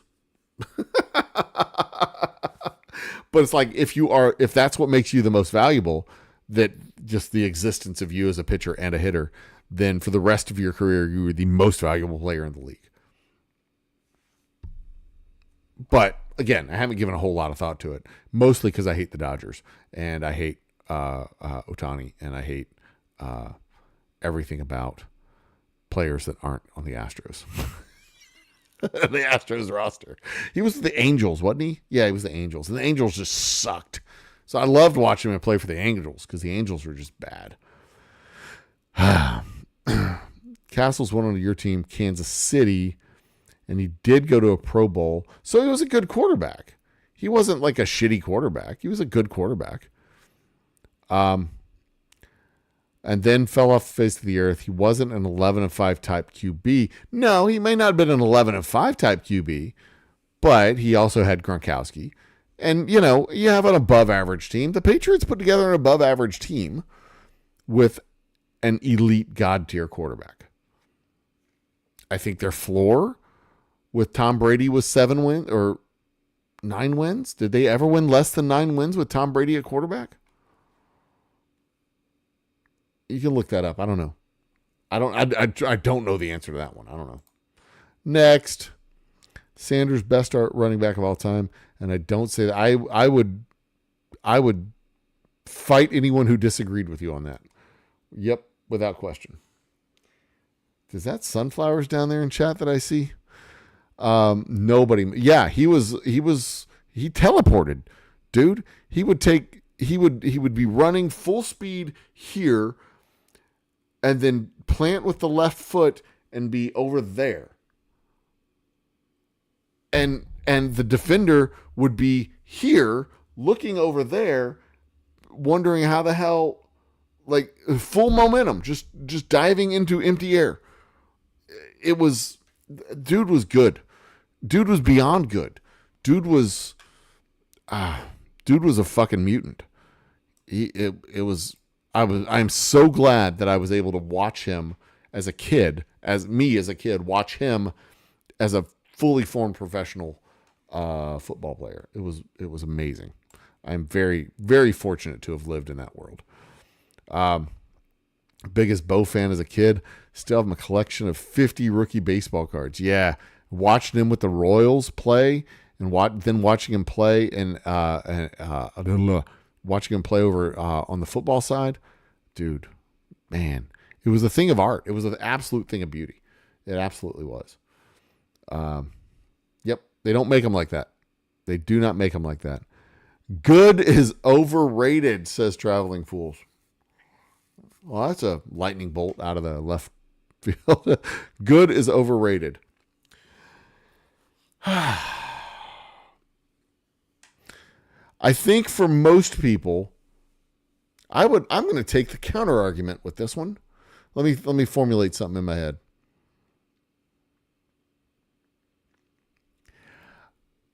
I don't think. How do I want to phrase this? I think for most people,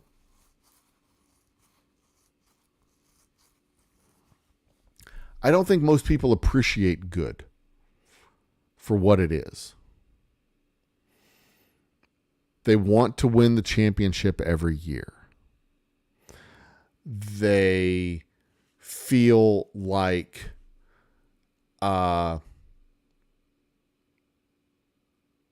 above average is underachieving because they didn't win the championship.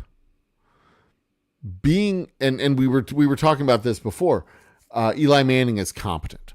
There were 16 quarterbacks that were average, good,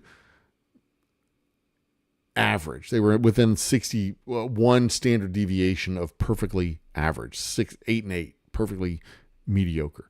Most good coaches will have a 500 record over the course of their career, or very close to 500 record over the course of their career.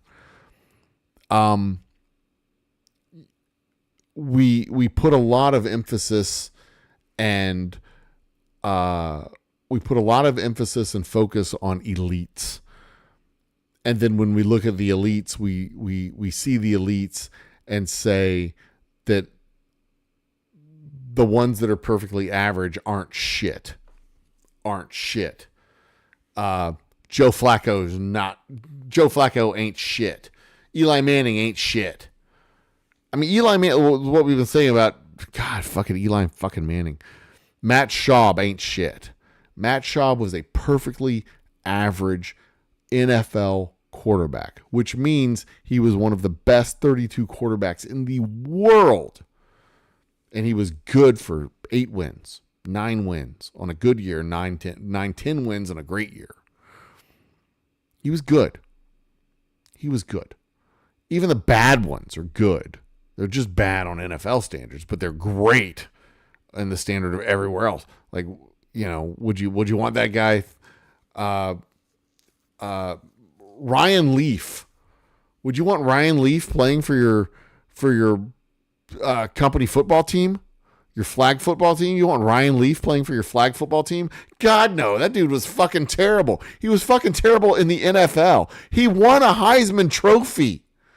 Yes, you would want him on your company flag football team. If you wouldn't want Ryan Leaf on your flag football team, you're stupid. You think Mitch from accounting is going to be better than Ryan fucking Leaf? Mitch from accounting ain't shit. He's good at accounting. He's barely good at accounting, but he's good at accounting. He's 3 out of 5 in accounting. He's fine. He's fine in accounting. He's good. He's just good.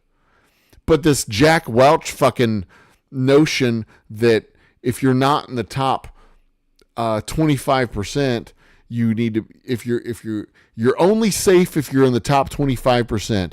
If you're in the top 50%, you need to be trying to get in the top 25%. If you're below the top 50%, you're going to get fired.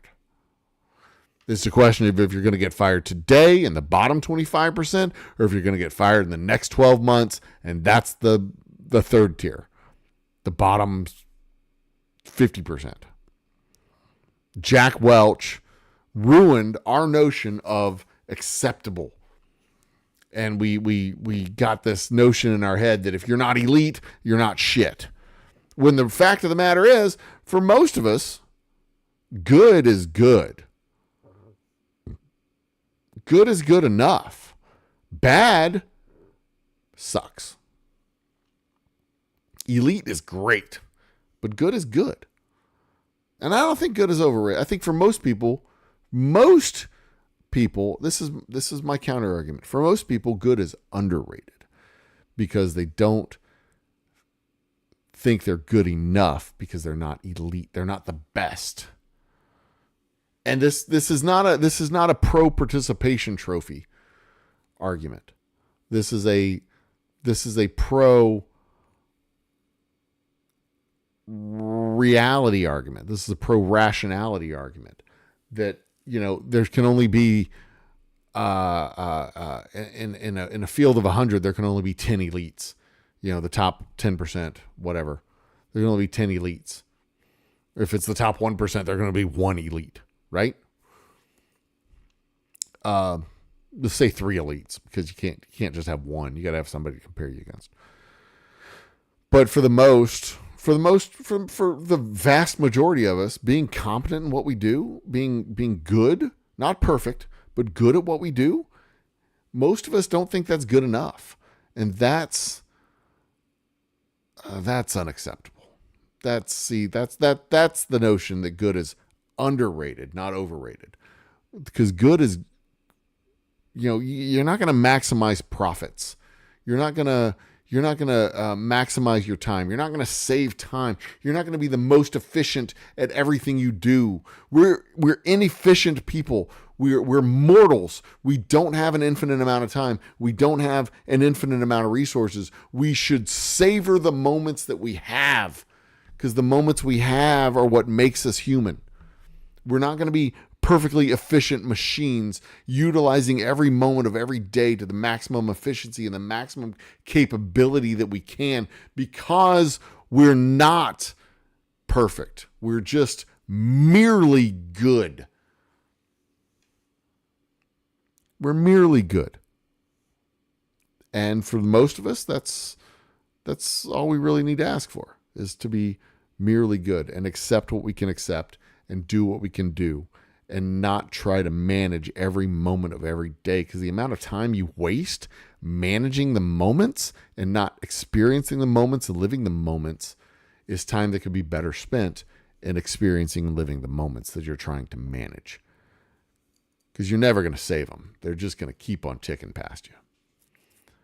Which is why I say, contrary to this, the good is actually underrated. Because if more of us accepted our good, then we would be much more satisfied. Next. Peyton is good in Peyton is very good in commercials. He's also good in sketch comedy. Peyton's fun. Peyton's funny. Peyton's an interesting individual. I like Peyton a lot more than his brother. Anyway, the engine grease. On we keep going. I'm going to have to get me a fresh drink. Maybe a fresh piece of ice. An underpowered car on a track with good tires will still be quicker. Well, yeah, an underpowered with good tires would be better than an overpowered with good tires. But, I mean, you still want to, you'd rather have, it's not a question of underpowered versus overpowered. It's a question of underpowered versus adequately powered. That's what I'm saying. You don't want to waste the money on the engine, because then that's the whole point of shaving off grams, when you could lose 5 pounds, when you could drop 10 pounds off your fucking jelly roll here. That's the whole point of allocating resources to places where it doesn't matter. It doesn't make any difference. If you have an underpowered car, the good tires aren't going to help. You want to they're not going to help as much as a properly proportioned engine for your car. If it's a square blocky body, it's not going to do any good to have a better engine or better tires, because your aerodynamics suck. And that's pretty much all the knowledge I have of cars.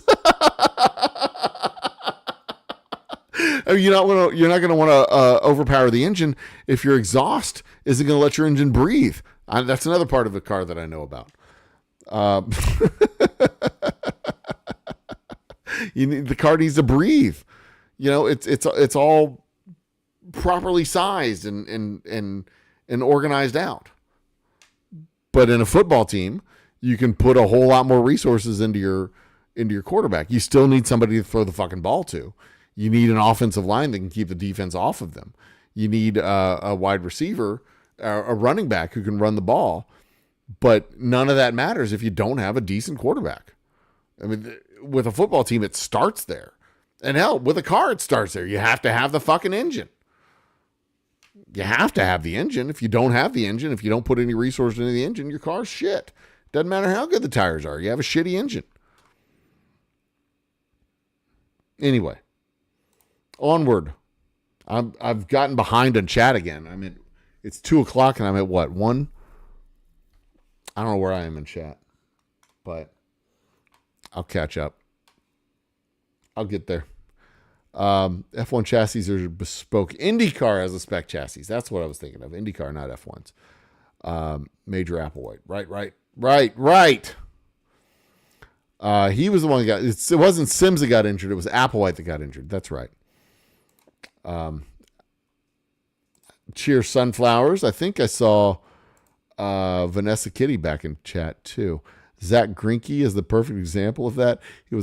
He won a Cy Young with a 16-8 record on a team that went 65-97. That is hard to do.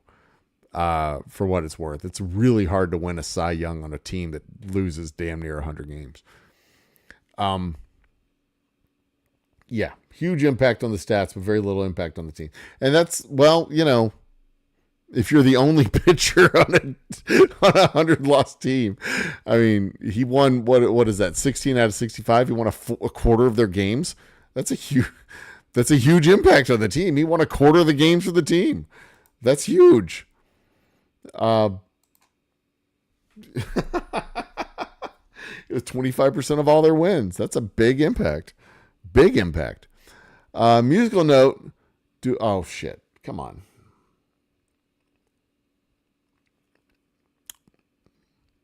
Do I want to build a snowman? That's from the musical Frozen. What's next? Where do we go? Nolan Ryan was one of my 2 pitching heroes when I played. Loved it. I love Nolan Ryan so much when he was with the Astros. When he went to the Rangers, I hated him. I still respect the shit out of him. I'm not gonna lie, and I still love the guy. But as a baseball player, I was like, why the fuck you go to the Yankees or the Rangers? Jesus Christ! And Greg Maddux, ugh, that dude, he was so good and such a precision surgeon with his pitching. The thing I hated most about Maddux and the whole fucking Braves pitching staff is that they had a 3-foot corner. That was the thing I hated about them most. If everybody else had a 3-foot corner, they would be as good as Greg Maddux. I don't give a shit. I don't care if it's wrong. I disagree. I hate those guys. They worked the umpires, and they got a 3-foot.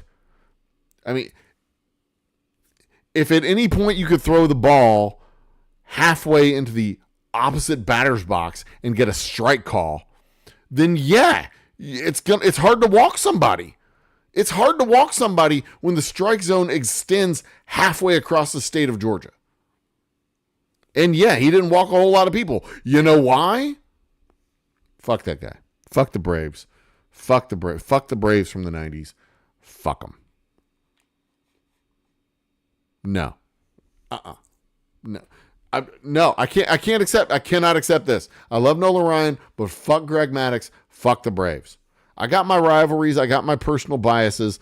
I don't like the Braves, especially the 1990s Braves. I don't like the Dodgers. I don't like the Mets. I'm okay with St. Louis. I don't like them a lot. Fuck the Yankees. I don't care about most of the other teams. And I'm sure that'll change at some point. I try to hate the Rangers, but they're just kind of a bunch of dumb little artards. It's hard to hate the Rangers. They're just precious little dum-dums wandering around up there in their stupid little trash can. Bless their sweet little hearts. But fuck the Braves and Maddux and their whole stupid little cadre of jack-offs up there. They're smug pricks. Hate the Braves. And that's not to say that they weren't great athletes and Greg Maddux wasn't a great pitcher. Dude could, he like walked like 35 people in his entire career. He's good. But also he had a 3-foot outside corner. So yeah, hate that dude. Fuck it.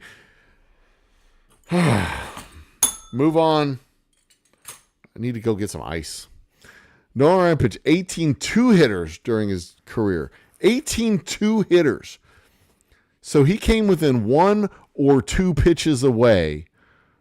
Golly, could you imagine having a pitcher with 7 no-hitters, 12 1-hitters, and 18 2-hitters? He could have had 37 no-hitters.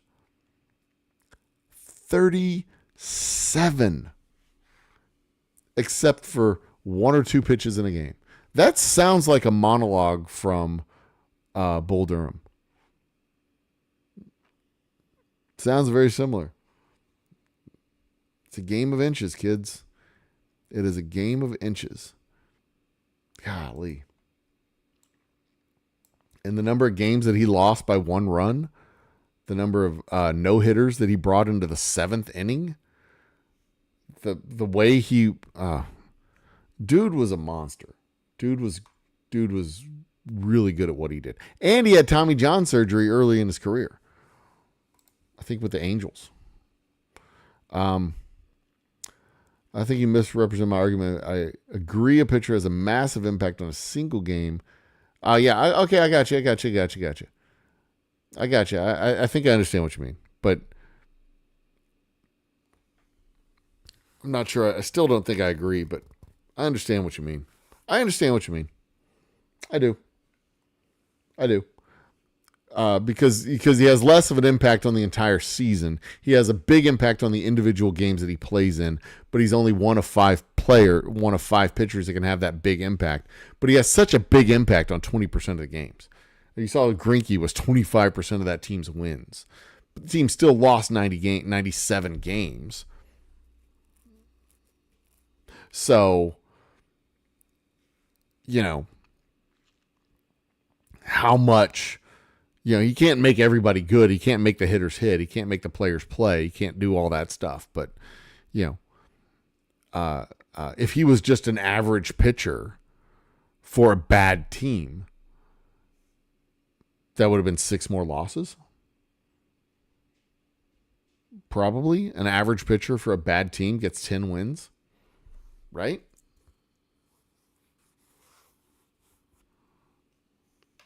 Is that a fair assessment? This is getting on my nerves. An average pitcher for a bad team gets 10 wins. I think that's a fair statement to make.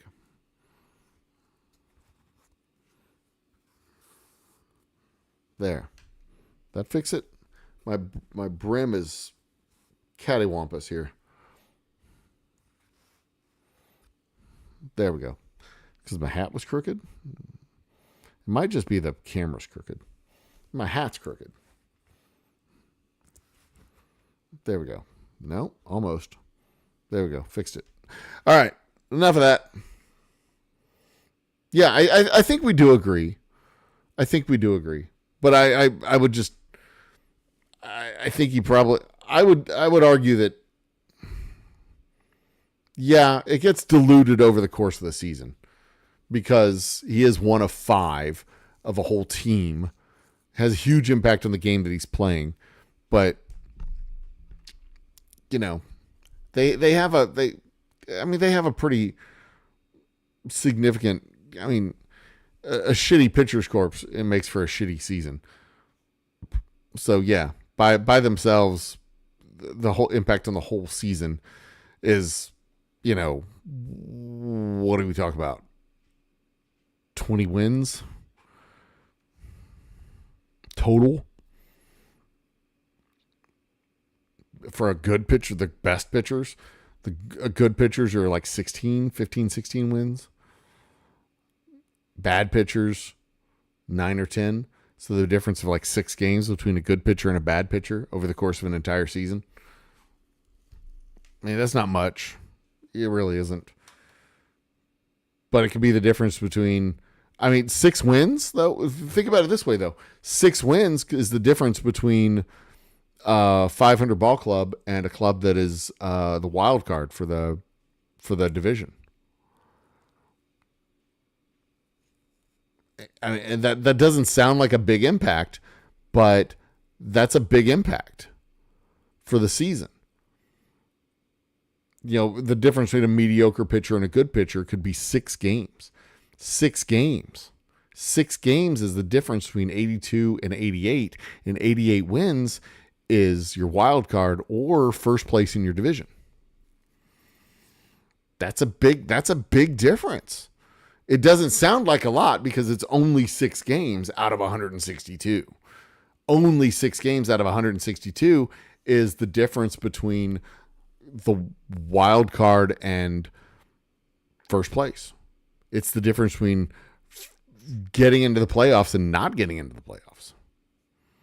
82 games to 88 games. That's a big difference. That's a big, big difference at the end of the year. 84 games versus 92 games. Big difference at the end of the year. 92 games, you've won your division. 84 games, you're not in the playoffs at all. You're 3rd or 4th in your division. So, in a game of inches, the difference between a merely good and excellent pitch, an excellent year for a pitcher and a good year for a pitcher, could be the difference of 6 games, which is a huge difference for the team. A good year for a first baseman and a bad year for a first baseman could be the difference in 2 games. And yeah, 82 versus 84 games, 84 versus 86 games, but that's not as big of an impact. And he plays every single game. So, I mean, I don't disagree. I think we just disagree on scale and level. The scale of the impact, I think. And you know, that's what's fun about baseball. That's a debatable topic. That's a fun, debatable point where we can talk about it, debate it, have our drinks, buy each other drinks, bring in some other people. Say, what do you think about? And they're like, I don't know. I don't watch baseball. And you're like, communist, and everybody laughs. And then they have to buy you the drink because they're the communist. And then you go back onto the conversation and blah, blah, blah, blah, blah. And you buy more drinks and everybody has a good time. That's a debatable topic. You know what's not a debatable topic? Whether or not the earth is flat, because it's not. It's round. That's not a debatable topic. That's the end of the topic. Were the pyramids built using sound? No. Next topic. That's not debatable. It's not a debatable topic because it's not a thing. Do ghosts exist? No. That's not a debatable topic. Move on. Next thing. Anyway. Sunflower has sports ball facts. Uh-oh, somebody found their Google machine. Find out what happens. Vanessa Kitty's in the house. Vanessa Kitty's a math guy, so she would love stuff like that. Roy Hobbs, best player of all time. Man, when Roy Hobbs hit that ball into the lighting array at that stadium that he was playing at, that was probably the best game I ever seen in my entire life. And also, there's a lot of that movie that you watched as a kid that you just did not get because it was like hookers and murder and all kinds of stuff. But when you watch it as an adult, you're like, God dang, they have all that stuff in this movie? I didn't know. I had no idea. Watch it as an adult. It's a very different movie than you watched as a kid. It is a very different movie than what you watched. By the way, that's for those of you who don't know, that's from The Natural. Roy Hobbs is The Natural. Robert Redford in The Natural. Carry on.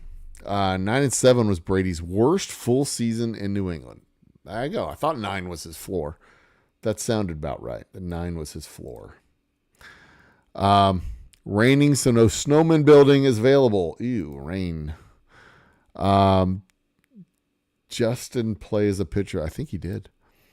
I think he mentioned that further up that he played as a pitcher. Not any level that's worth bragging about, but yeah. See, I played first base in an adult league. It was mostly recreational, but we had to pay to play. So it was recreational, but we took it seriously because we had fun doing it, but we also kind of took it seriously because it was our last gasp of being athletes. And I played into my early 30s, I think. When recovery just wasn't as easy as it was in my mid 20s. So then I kind of quit. But first base was my position of choice at that level. When I was a kid, it was center field was my position of choice as a child. And then I didn't play for several years. And then I got LASIK eye surgery and became very good at baseball again. Go figure, huh?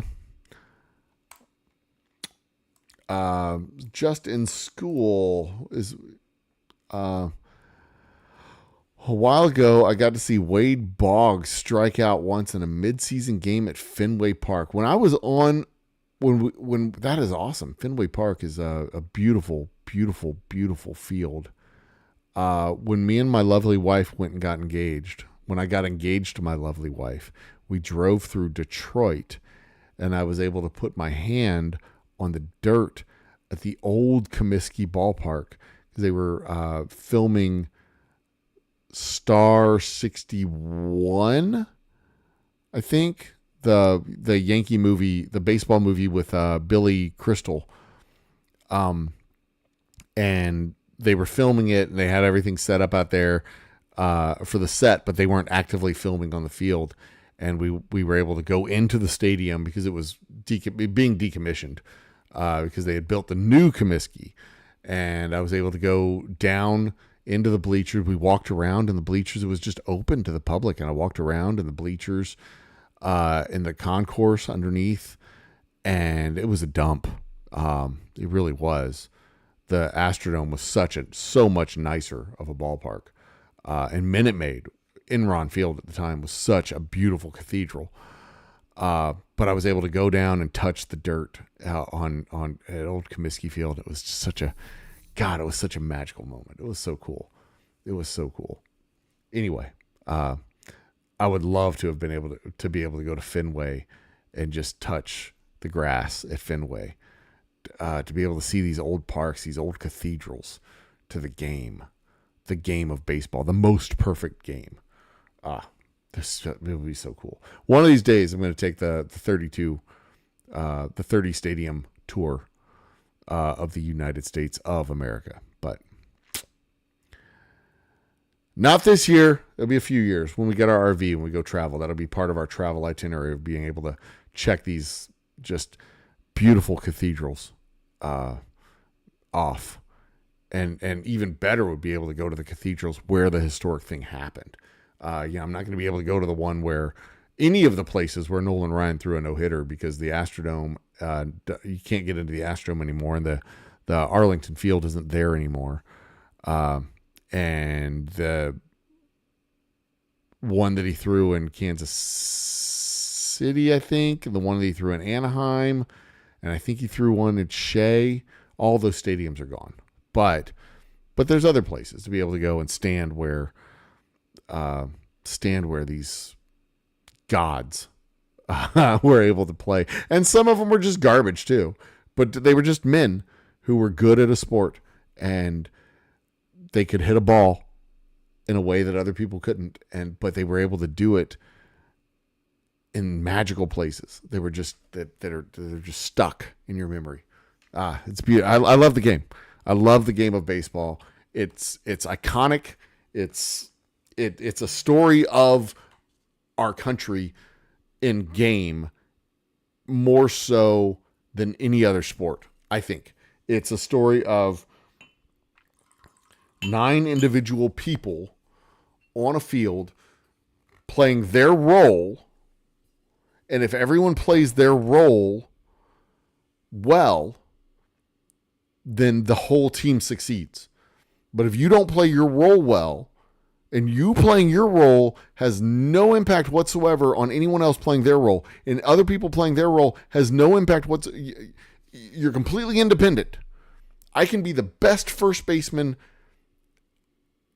I can possibly be, and whether or not the second baseman is good at his job has no impact whatsoever on whether or not I'm good at mine. The ball comes to me, I catch the ball. I step on the bag. They throw the ball, I catch the ball, I step on the bag. That's my job. I do my job. If I do my job and worry about my job, then everybody else can worry about their job. And if they do their job and I do my job, then we will succeed. And if they don't do their job, then we don't succeed as well. Where our chances of success are reduced. And we can help them do their job, but ultimately, they're the ones who have to catch the ball, throw the ball. Ultimately, at the end of the day, that's what it boils down to. So, I love baseball.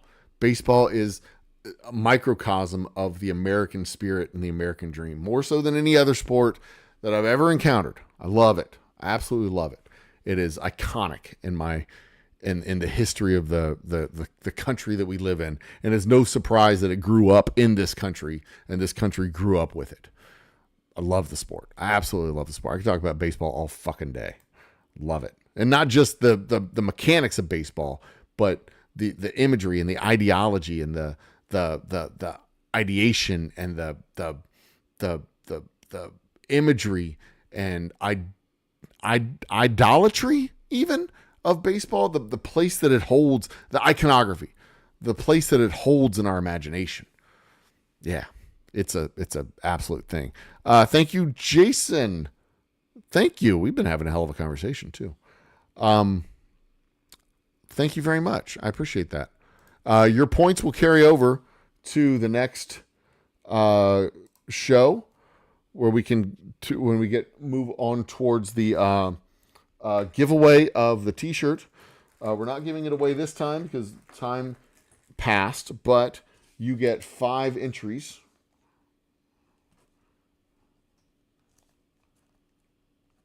You get 5 entries when we do the giveaway. When we do the giveaway, you will have 5 entries. So, thank you very much for your contribution. I truly appreciate it, as do my kids and everyone else who need my help. But that's what we'll do on the next show. We will have the thing start over. We will give away a T-shirt. We get 10 super chats of at least $2. We will give away a T-shirt. And there's apparently a time limit, so we'll do that in the next show. Onward. Comment was from 30 minutes ago. You're from a good sir. You'll understand 45 minutes. That's the reference that good is over. I thought it was a fucking random statement. Like, where the hell is this coming from? But maybe it was in context of the rest of the sports metaphorology. I don't know. Metaphorology, is that a thing? Is that a word? Did I just make up a word? Metaphorology. Awesome. But I stick by what I said. The good is underrated by most people. Because good is really good enough and they don't think it is. And they should be, you should be better. You should be easier on yourself is what I'm saying. Less critical. In general, all of this is relative. The worst QB in the entire NFL is still better at football than anyone you've ever met. Yeah, I agree. I mean, I've had that conversation. In fact, I've done that once where I called into a sports talk show. I'm embarrassed to admit that I've called into a sports talk show. And I was like, look, let me start off by saying, I know these guys are the best at what they do, but I was watching the game last night and this dude for the Texans, he sucks, man. How can they keep that guy on the field? He did not look like he belonged. What the hell? And the guy, the sports guys laughed. I knew one of them. They laughed. They're like, yeah, we know what you mean. He was definitely having a bad game. And then they talked about how the things that he would. They like focused in on the shit he did that made it for a bad game. And then I hung up and listened. But I am embarrassed to admit that every once in a while I do call into a radio station. It's very rare because I don't often listen to the radio. Teach math and not sports, but math is involved in sports, geometry and all the stuff, calculating statistics and probabilities and all kinds of stuff. Sports are great for math. I love math and I love sports. I love math as a sport. I will fight you. Anyway, onward. Who's the best NFL team this year? The best team. I mean, the Texans won their division. I don't know who the best team this year is. I know the Texans are having a good year, but I don't know who's having the best year. The Chiefs are having a good year. The Bears, best franchise team. The Bears were really good in 1986. The Lions are having a good year, right? The Lions are what, 11-2? I don't know the answer to this question because I'm still a couple of weeks away from paying attention to NFL football.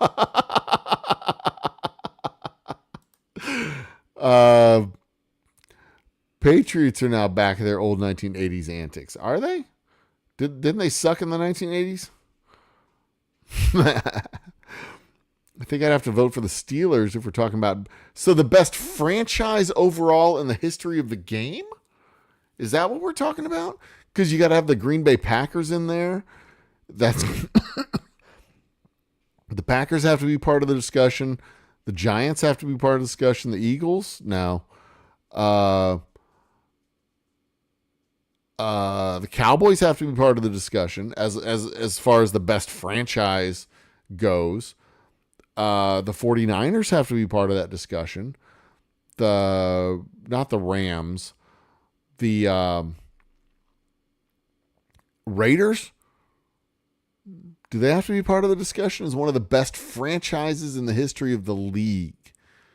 Up until about 15 years ago, I'd say the Raiders have to be part of that discussion, but I don't think the Raiders have to be part of that discussion anymore.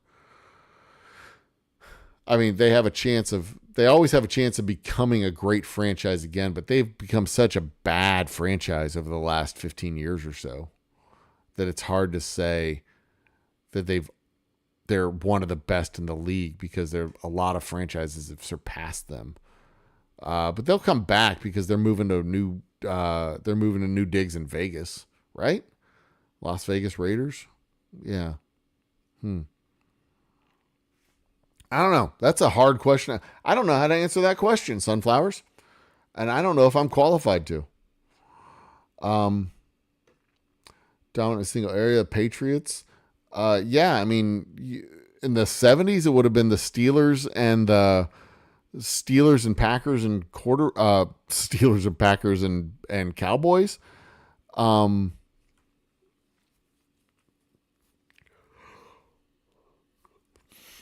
I don't know. I don't even know how to approach this question. The best franchise in the NFL. Yeah, I don't even know how to approach this question. That's a great fucking question, Sunflowers. Best NFL.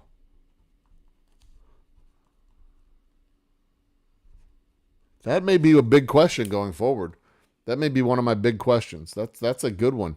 I might even bring guests to discuss that. That's fucking great. Good is a percentage from baddest to good is 0 to 100%. Just standard letter grades. F. See, I think you group them into groups. I think you'd have to group them into tiers, 5 tiers. A B C D F. That's a fair.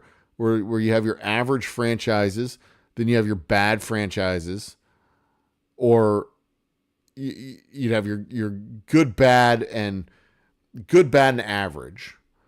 But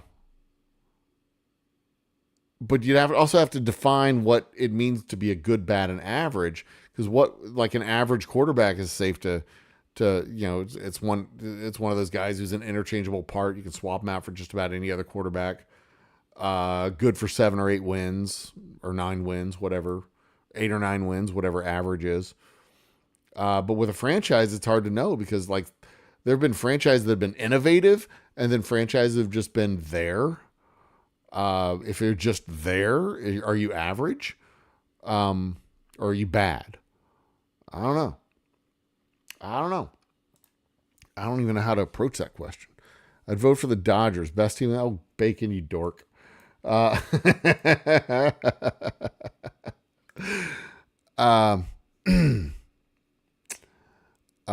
can't sing that because that's copyrighted. Where are we? Scale would allow one to see being on the left extreme end of the bell curve might not be the best. Yeah. And, I think it would... I think the first thing you would look at would be value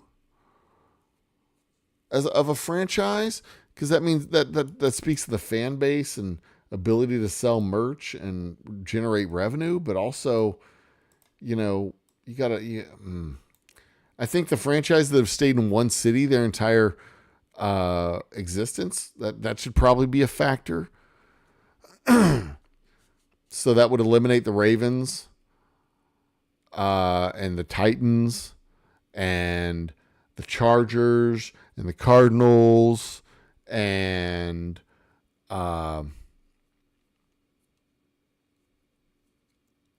probably a couple others that I'm not thinking of right now. But you could probably lump 6 or 8 of the franchises into the top couple of tiers pretty easy as far as football franchises go.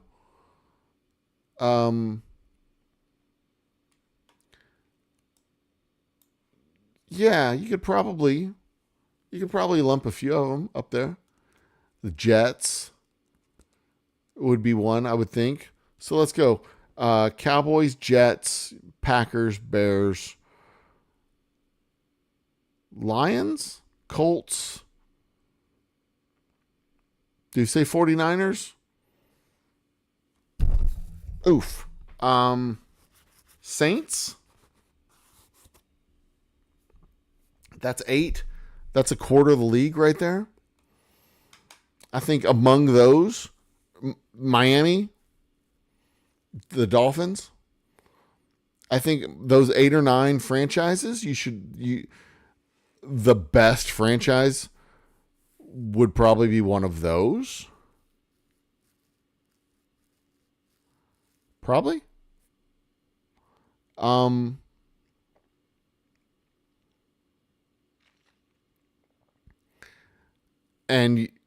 Pittsburgh Steelers, you throw in them. So that's like 10. So that's a third of the league right there. You can filter it down from a third of the league to Green Bay, the Steelers. Of those 10, 49ers, Cowboys, and I'm thinking with I don't know. It's hard to differentiate between those 10. The Saints haven't ever really been dominant, but they're the fucking Saints. You know, I'd take the Saints out. We can remove the Saints. Miami is. I'd take Miami out. They're iconic, but I don't know if they count as one of the best franchises. So we go with 49ers, Steelers, Cowboys, Packers, Bears. We'd have the Colts in there, maybe. Have the Lions. Do we need to bother with the Colts and the Lions? Nah, let's leave the Colts and Lions out. Okay, so we have those 4. 49ers. I've already forgotten about the Jets. They're gone. So 49ers, Bears, Green Bay, Dallas. Which one of those would be considered the best franchise, the best team in the NFL, in the history of the NFL? I don't know. I think arguably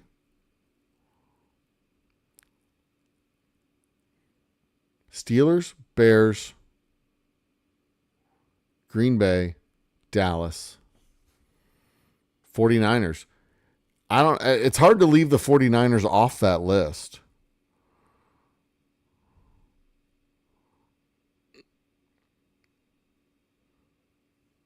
But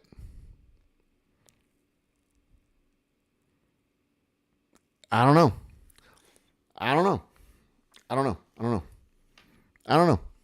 That'd be fun to think about.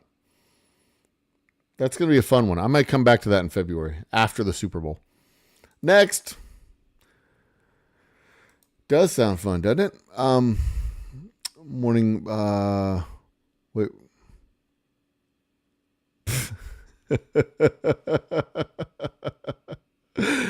Oh, Lord. I worked for a few generals in my career at the USAF. Okay. Wasn't athletically gifted like Ryan. I had to pitch like Maddox. God, he had a blistering 82 mile an hour fastball, didn't he? Whoo! And to be fair, Maddox was a Cub when I got into him. The Braves era is like Ryan's Ranger era. Yeah, but God, fuck Maddox. Greg Maddox. I hate it. I hate that guy. Anyway, high school teacher of mine left in the winter break to go work for the Cubs. The school had to find a new math teacher for us. Oh, wow. That's something. Jesus Christ. Am I ever going to get done with this? It's almost 3 o'clock. I went to the baseball games in Arlington. I lived across the street from the stadium. Cool. Best pitcher league still played for a 100-loss team. Yep. 125. He had precisely 0 impact. Yep.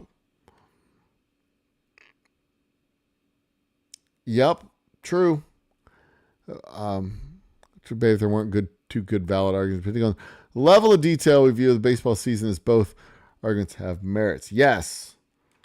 That's what makes them debatable points. Just so much fun to be able to talk to normal people at a bar with a drink in your hand and be like normal people. I miss that. mm. Stop about Google. Center field is where I played when I wasn't my turn in the starting rotation. That was your favorite. I loved center field. They'd try out there. You get a great view of the game.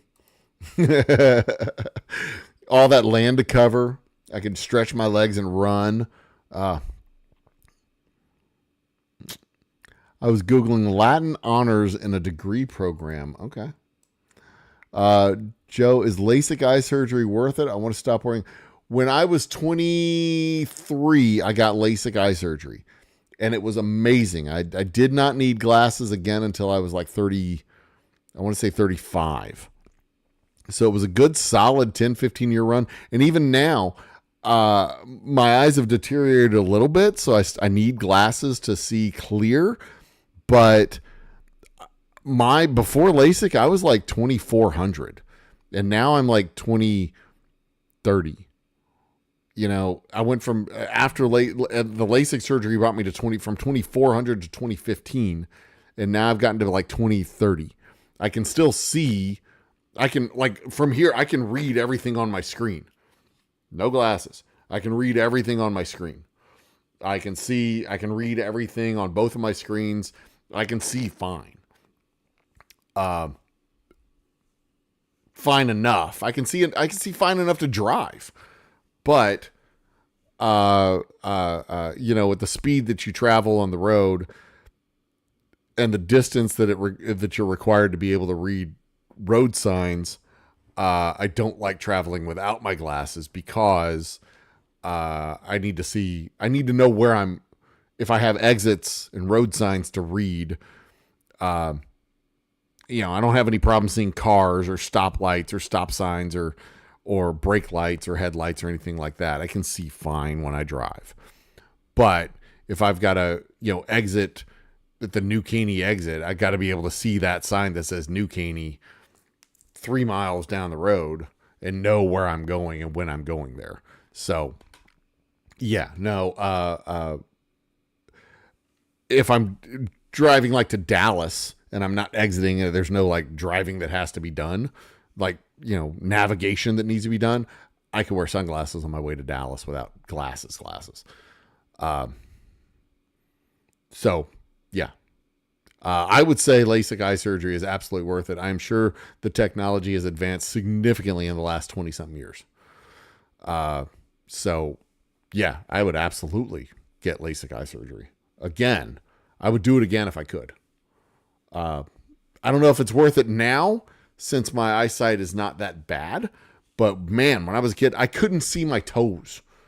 That's how bad my eyesight was. I could not see 6 feet to the ground, or 5.5 feet, or however far this is to the ground. I couldn't see my toes. Like, that would be blurry from here to my feet. That's how bad my eyesight was.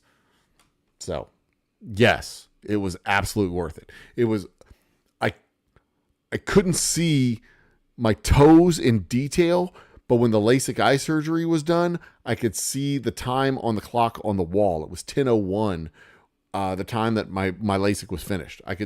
Everything was just crystal clear. It was that quick, and it was amazing. I would do it again in a heartbeat if I was in the same situation that I was in back then of 2,400 vision. Absolutely in a fucking heartbeat. Old Comiskey was awesome. I managed to get one game there. Talk about a time travel movie. and yeah, I mean, and don't get me wrong. Those old stadiums were, I said it was a dump because it was a dump, but it was also a special kind of building. It had its own special charm. It was, you know, shoehorned into the city blocks that they existed on. All these old baseball stadiums were functions and products of the neighborhood that they were in. But it stunk. It smelled like old grease and hot dogs, which is a marvelous smell in context, but in August when nobody's playing baseball there, it stinks. Compared to the Astrodome, it was a dump. The Astrodome had these big concourses and the open seating, and you could see everything, and it was, it was big and pretty and beautiful. Comiskey smelled like dirt and grass, which was a bonus, from the seats. That was a plus. The Astrodome smelled like AstroTurf, which wasn't great. But compared to Enron, I mean, Jesus, Enron was beautiful. It was, a brand new 21st century stadium versus a 19th century stadium. Night and day. Comiskey was a dump compared to Enron Stadium. Fucking landfill material. But it had its charm. As a classic old cathedral for the game, it had its just absolute beautiful charm. And that's something that can be said for those old stadiums. They do have a charm. They are a product of their neighborhoods, which is really, really, really cool. I did Google a YouTube channel to find specific video to show a better way to complete a Sudoku puzzle in a different way than the video is trying to explain. Wow, you Google the Sudoku puzzle. Whoa. That's pretty cool. I've done some nerdy shit with Sudoku puzzles. I've done some really nerdy shit. I've created a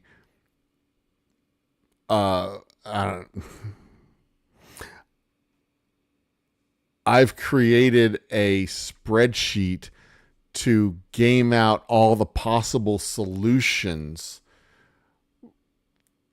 for a Sudoku puzzle to see to project out if this was the right guess at this square. If this was a 7, what does that do to all the other squares? And it was semi-automated. Wow, I'm not proud of that, but it was pretty fucking cool in its own right. Onward! Answered that one. LASIK is a problem for some people, and as you age, you probably have to resort to eyeglasses again. I did. I've had to resort to but my eyesight has never gotten as bad as it was back then. It's gotten worse, but not that bad. It's never gotten that bad, or hasn't yet gotten that bad. So there's that. Shortstop, pretty awesome there. Took a soccer scholarship over the baseball scholarship. Very cool. Was a music major so the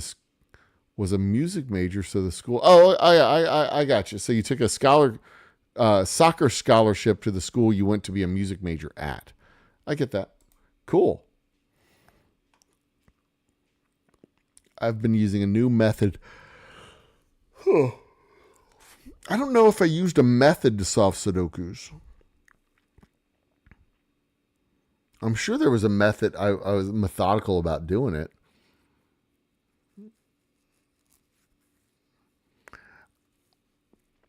I haven't played Sudoku in a long time, but I used to do it every morning. Play 2 games before I go to work, and then 1 game before I'd start work. Once after I got to work. I'm sure I had a methodology to it. What instruments can you play? Classical violinist. Cool. I play trumpet myself. I noodle a little bit on the guitar. Have a harmonica that I play around with. My son plays violin. My other son plays viola. So, but I played other instruments as I noodled around with a couple of others, but I've only ever owned the trumpet, guitar, and harmonica.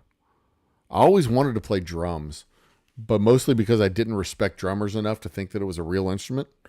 I thought we just grabbed the sticks and banged on the drums. That's wrong. It's not true. It's an actual instrument. That is hard to play. So there you go. I answered an audition for a band when I was in college because they needed a drummer, And I'm like, well, how hard could it be to be a drummer? And I asked them, I said, do y'all have a drum kit, or am I going to need to bring my own? They're like, you should have your own drum kit. I'm like, oh, okay. Well, then, yeah, I'll see you for sure. Friday at 11, right? And then I never showed up. So, because obviously I don't have a drum kit. I'm a trumpet player. I'm a fucking musician. I don't have a drum kit. Computer science double major after the retirement date. Well, good for you, Vanessa Kitty. I know how to make really loud noises, large explosions. My other son is learning the same thing in artillery school. He makes large holes and loud noises. Anyone who puts baseball at the top of the sport pyramid deserves $5. Thank you, sir. Appreciate it. Thank you for your support. As I said before, your 5 entries will carry over to the drawing for the shirt when we do the drawing for the shirt. But the drawing for the shirt is going to take reaching the goal of 10 super chats by whatever given time frame I allow for it. And that'll be the next show. So it'll carry over. You are carried over. Next. You can sing in a chorus of lots of people. The Women's Professional Baseball League is launching with 6 franchises in the summer of 2025. 2026. I'm sorry, 2026. Sunflowers is excited. I'm sure it'll be a thriving success. I, for one, appreciate your take on good is overrated. I think I'm spot on. Oh, thanks, Jason. I think I'm spot on too. But for the record, it was pretty fucking hilarious that 45 minutes after the fact, almost to the minute, I read the second comment from Fools that I called him good sir. and that's where that came from. Oh, Jesus. Anyway. There's no crying in baseball. That comes from a league of their own. Tom Hanks said it to one of the girls. I don't remember which one. A made-up word today is in the online slang dictionary. Because I made up a word. Yeah, a made-up word today is in the online slang dictionary tomorrow. That's true. Baseball fandom is used to just be math, but now they've got all these fucking war and COSOR and Diplore and all these other sabermetric calculations that normal people can't do on their own. They take little computer programs to spit this stuff out. Back in the day, they had the basic stats of hits, walks, ERA, wins and losses, just basic stuff. And you can look at that and go, oh, I know how to calculate ERA. I know how to calculate hits, batting average. I know how to calculate all that stuff. And it was approachable statistics that made sense. A pitcher had a high ERA or a low ERA. You didn't have to worry about what that meant. The batter had a high batting average or a low batting average. You had a low batting average. Did he have a lot of home runs? Oh, if you have a low batting average and low home runs, you're not that good. You got to choose something. You got to be accurate or powerful. It better still if you're accurate and powerful. But you can't be inaccurate and swing a noodle. You got to be good at something. Anyway, onward. Jesus Christ, I'm never going to catch up.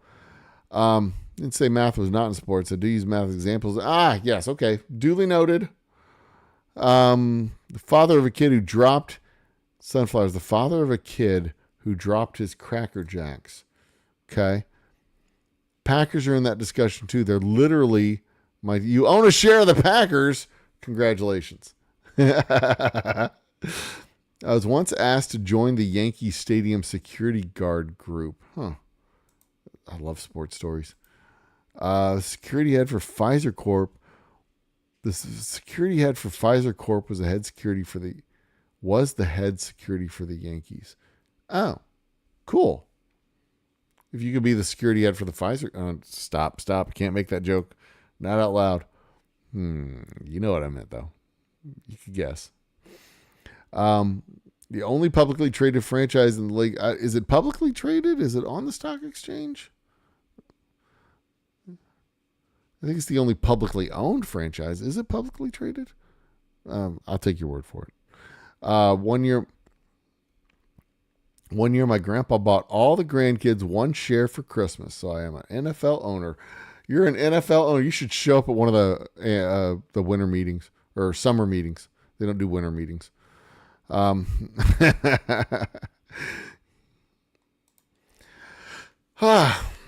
I ever going to catch up? I came close earlier than a bunch of people showed up. I'm okay with it. Let's keep it up. Calling those from 0 to 50, but bad. Is calling those from 0 to 50 bad truly a good thing? Someone with a 0 is definitely worse than a 50. Okay. I'm with you.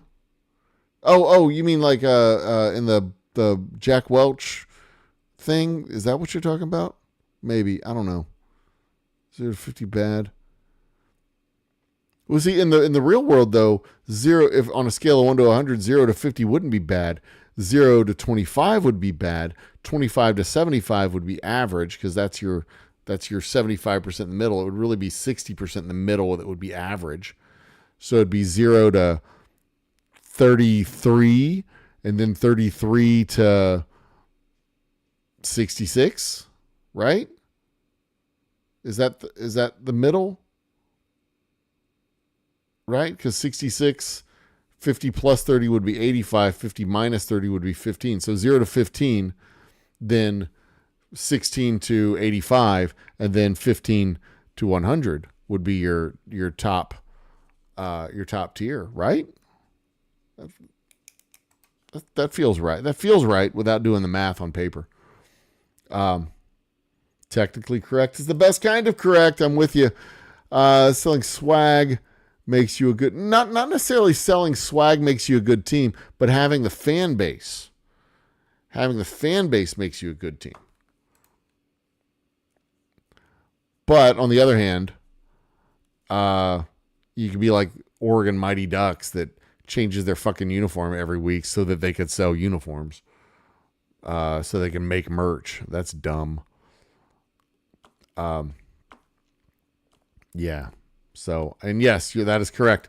The Chiefs were originally the Dallas Texans in the AFC, but I'd eliminate the Chiefs in general because they were a nothing franchise for years. Ain't no offense, but you know, they never really made an impact on the league. So, just like Tampa Bay or Seattle. They just never made an impact on the league until recently. Recently, they've been fairly dominant on the field, but they still, they're just the Chiefs. They never really make an impact on the league. So, and I say that from Houston because, well, not that we don't ever think of the Chiefs, but like, we don't ever really think of the Chiefs in the same way that y'all never think of the Texans. You don't really ever think of the Houston franchise. We don't make an impact on the league. We haven't been good enough to have an impact on the league. They're just not, I wouldn't put them in the top 5 franchises in league history. They're Chiefs by the start of the Super Bowl era. Correct. Green Bay then won the first Super Bowl and all. They've played the original city longer. Yeah, I mean, Green Bay is definitely in that list of top 5. Top 5 teams, and it's debatable. They are definitely on the list of top 5. They're one of the 3 that are definitely on the list. And then, it's debatable about the other 2 of what of the 4 or 5 teams that remain you would put on the. Okay, so I guess I just narrowed the list down to 3, right? If Green Bay, Dallas, and Pittsburgh would be in the top 3, definitely in the top 3 on a list of 5. On a list of 5 teams, you would definitely have those 3. right? In a list of 5 teams, would you definitely have the Saints? They'd be in the top 8, probably. If we go back and revisit the teams I listed before, we have starting from the right of the map, moving to the left. We have Pittsburgh, Chicago, Green Bay, Dallas, the 49ers, San Francisco. We got those 5. And San Francisco's a maybe. If we had to narrow that down to 3, I would probably take off San Francisco and Chicago and go with Green Bay, Pittsburgh, and Dallas.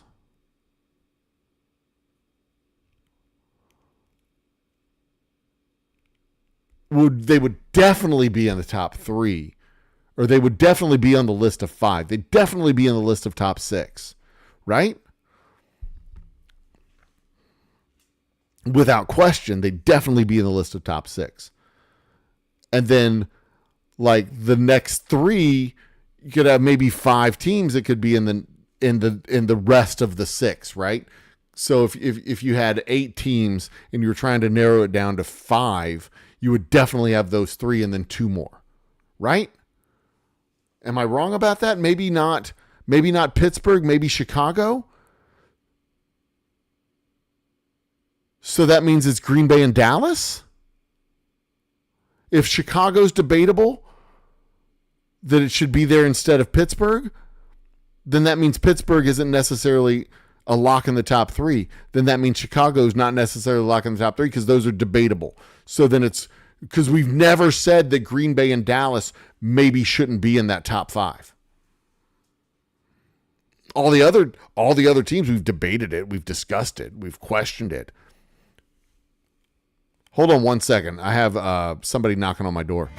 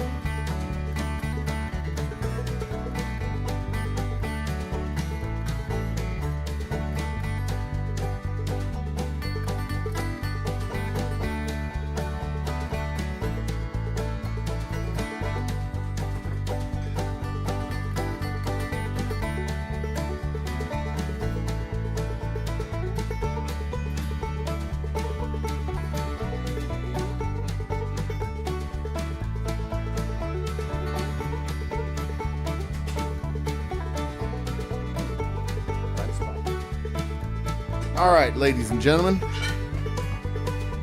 you enjoyed that little musical interlude. Now we return back to the thriving debate of who the best. I don't want to settle this today. No. God damn it.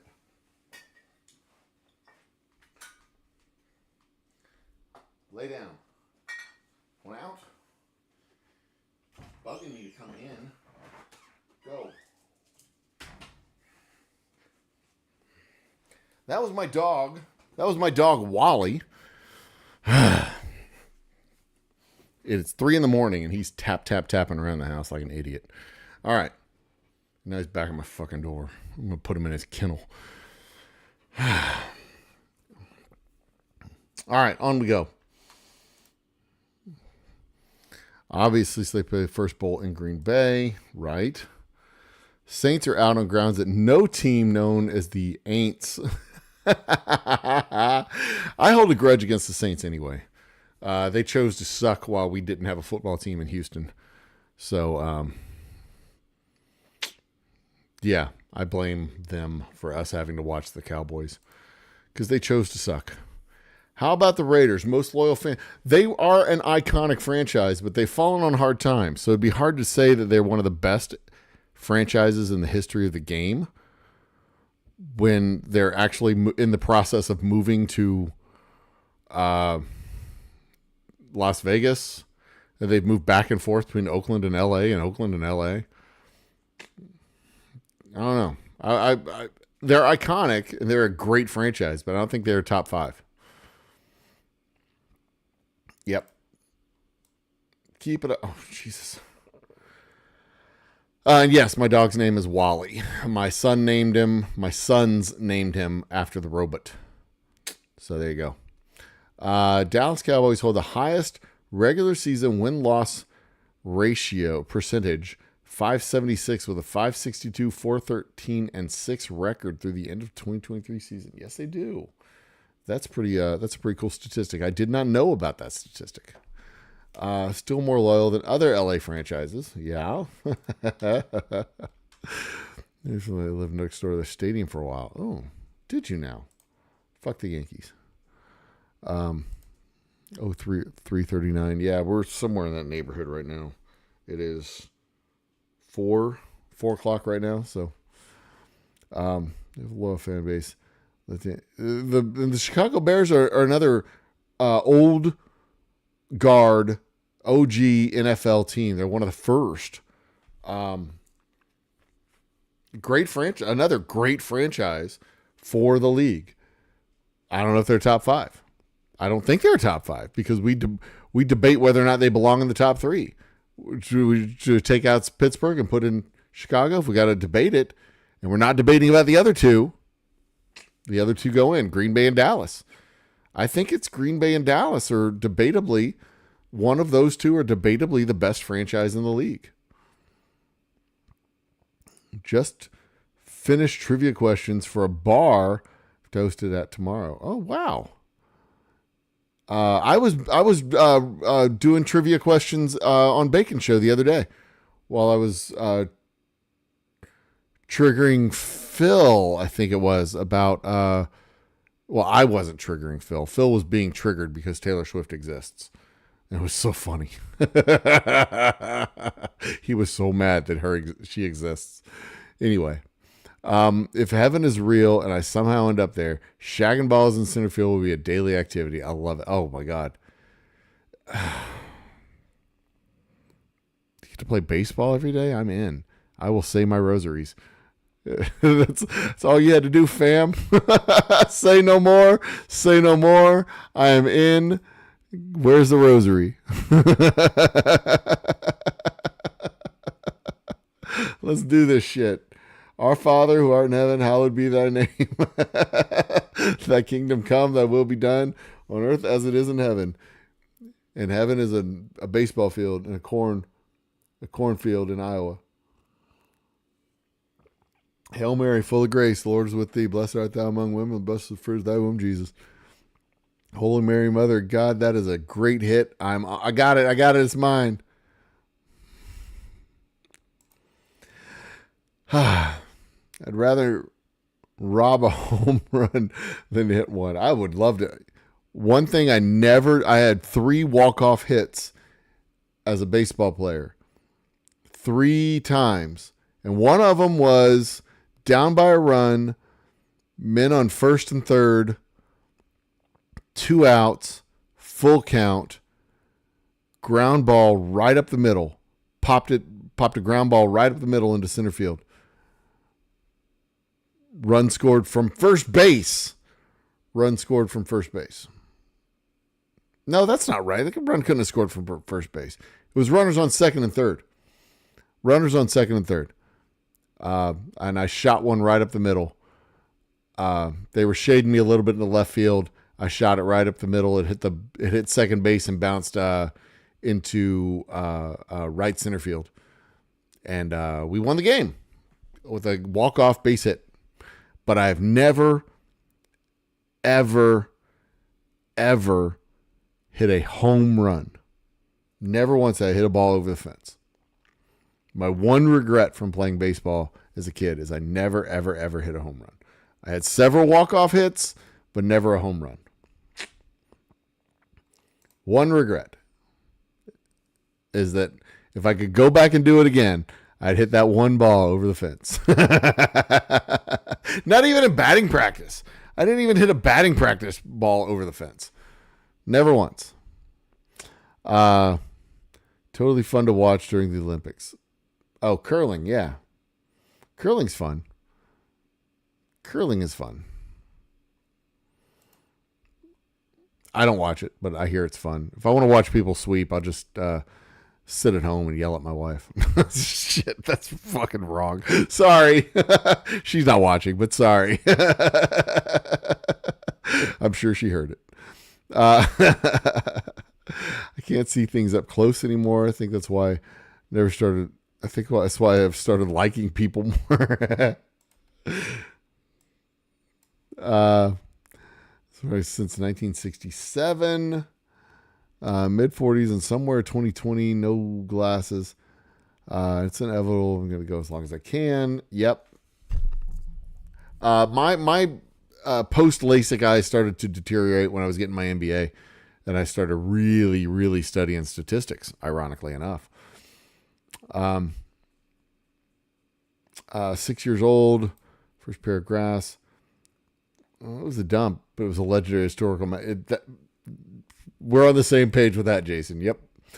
Kaufman is a much better fan experience, but Comiskey just had that vintage. Yeah, it was a dump, but it was a magical dump. Yep. Cathedral charm. That's it. That's what it was. It was a fucking baseball cathedral. That's what it was. You could feel it when you, yeah. And that was the thing. Like the air conditioning sucked, but it was designed in such a way that it had good airflow through the concourse. So it wasn't like stale. It had a breeze even in the concourse, which is something that, the new stadiums don't have because it's all air conditioned. Even when it's open air, it's air conditioned. Have you done Sudoku by using set equivalency? I don't know what set. No, I haven't done that. Sudoku by using set equivalence. I don't know what set equivalency theory is. I might, but I'm not familiar with the term. I may know what it is functionally, but not nominally. Alto sax in high school. They're building analog synths for the last 15 years. Wow. Dope as shit. There's some fun people in my audience today. This is awesome. It was hilarious. I know this is the context all along. Yeah. See, y'all get to see the future. This is time travel. I'm in the past. Y'all are in the future. Y'all are in the present. I'm in the past. This is a time travel episode. This is a perfect analog for what it is. Should I do another giveaway? Let's reset this goal. Let's do it again. Set another goal. We're going to go with 5. I'm going to knock it down to 5. Since we've already got $7. 5 at $2 will make it up to 17. And we'll give it a time limit of, we'll just go with 1 hour. Because it's probably going to take me that long to do it. So there we go. We'll do 5 more at least $2 for the shirt. And this retails at like 20. I sell this at 25. So 5 more at $2 would be 17. My festival pricing is 20. That sets it at about right. I'll be good with that. So we have a new goal. I reset the goal. We're up again. I gave it an hour because I think I'll catch up in an hour. If not, I gotta shut this shit down at 4:30 before my family gets up and starts to go to work. You know what I mean? On we go. Best baseball stadium. I can't answer that question because I haven't been to all the baseball stadiums. The best baseball stadium I've ever been to in Minute Maid, now Dyko Field. That's the best stadium I've ever been to. I've been to the ESPN fields in Florida. The fucking training grounds for the Astros in Florida. Hey Siri, what's the spring training fields for the Astros? Cacti Park, Palm Beach. No, what's it called? No, that's not the one I'm thinking of. It doesn't matter. I've been to the training fields there. I went to the stadium in St. Louis, the stadium in watched a professional baseball game in St. Louis. I've watched the spring training in Phoenix, the spring training in Kissimmee. That's where I'm thinking of. Kissimmee. Spring training Kissimmee, spring training Phoenix, St. Louis, Houston, Arlington? No, I've never been to Arlington Stadium. Are those the only baseball stadiums I've been to? Cougar Field at U of H. Rice Field at Rice. Kauffman Field, whatever the fuck it's called.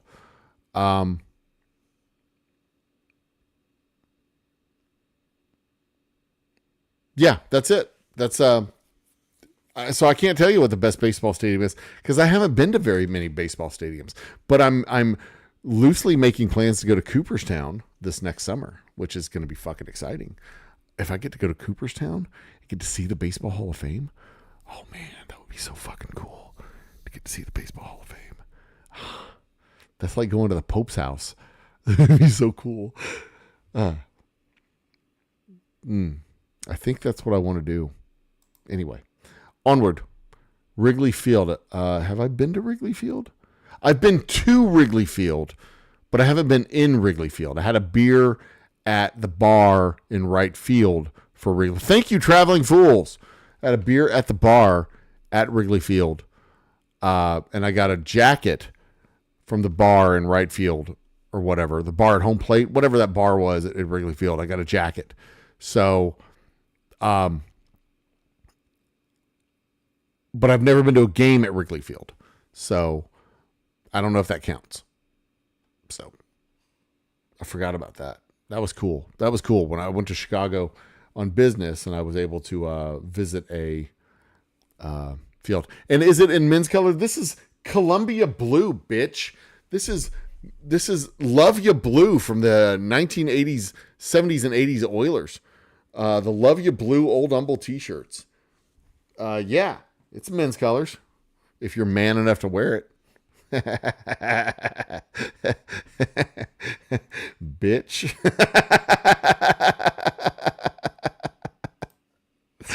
Okay, I'll behave.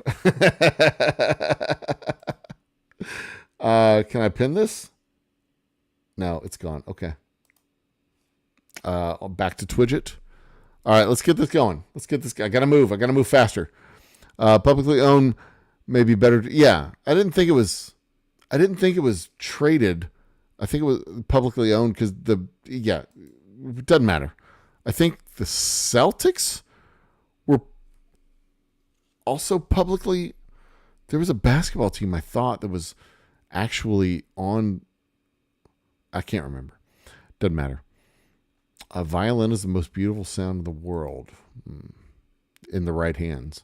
Because I've heard seventh graders playing violins and completed my differential calculus exam. The daughter played for the violin. She attended the Chicago School of Arts. Very cool. I'd love to hear you play trumpet. No, you wouldn't. I want to learn to play. I would like to learn to play the guitar too. I know 3 chords, but I could make that trumpet. It's probably been 3 years since I picked it up, but I used to be able to make that little girl sing. My sweet little horn. I learned calculus last year because my son took calculus in his senior year of high school, and I learned calculus. I learned what calculus is. I learned how to do it. I learned the principles behind how to do it, and with a little bit of practice, I could get good at it again. But I did not know how to do calculus in high school. But now I know what calculus at least is, and I know how to do the stuff in calculus, or at least I did for like 3 months. And then I stopped doing it because they both dropped out of calculus and went into a different tier of math because they didn't have to have that class in their senior year. And they said, I'm not going to do this shit my senior year. I don't need this in college. I'm not going to do it now. So they quit. And I don't blame them. That was dumb. You like that list? I think that's a good list. Packers, Steelers, Cowboys. And I think if we have to narrow it down to 2, I think it goes to Packers and Cowboys. I think the Steelers drop out because the Steelers or the Bears, should the Bears be there instead of the Steelers? We wouldn't ask if the Bears should be there instead of the Packers. Like, no, of course the Packers are there. You're going to take the Bears, the Steelers out, the Bears and put them in the Packers place? Are you crazy? No, we're not. Packers and Cowboys. Best football franchise. Which one? Packers or Cowboys? I don't know if you can resolve that question because they were the first Super Bowl. How do you resolve that question? They're two iconic local riffraff. They're two iconic football clubs. How do you pick, right? A lady knocking, get your ass to bed. That was my dog. The person knocking at the door was my dog. He was tapping. He's got long toenails. I keep trimming them back, but they keep growing. He was tapping, banging into the wall. He's been chewing on himself because he's got allergies to mites or something, and his flea collar had worn out, so he had started chewing on himself. So we put the collar on him to get him to calm down. And he banging on the door. So I asked him to come in, and he comes into the office, and then he starts banging around and stuff and knocking shit over. While I was out, I got some water because it's well past last call.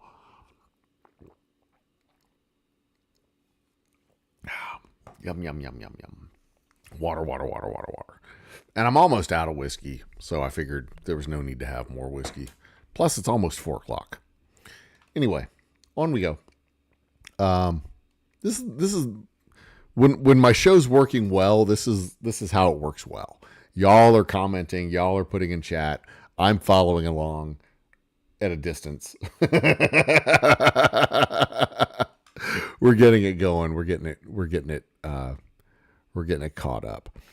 On we go. Not here for math class. Sunflowers.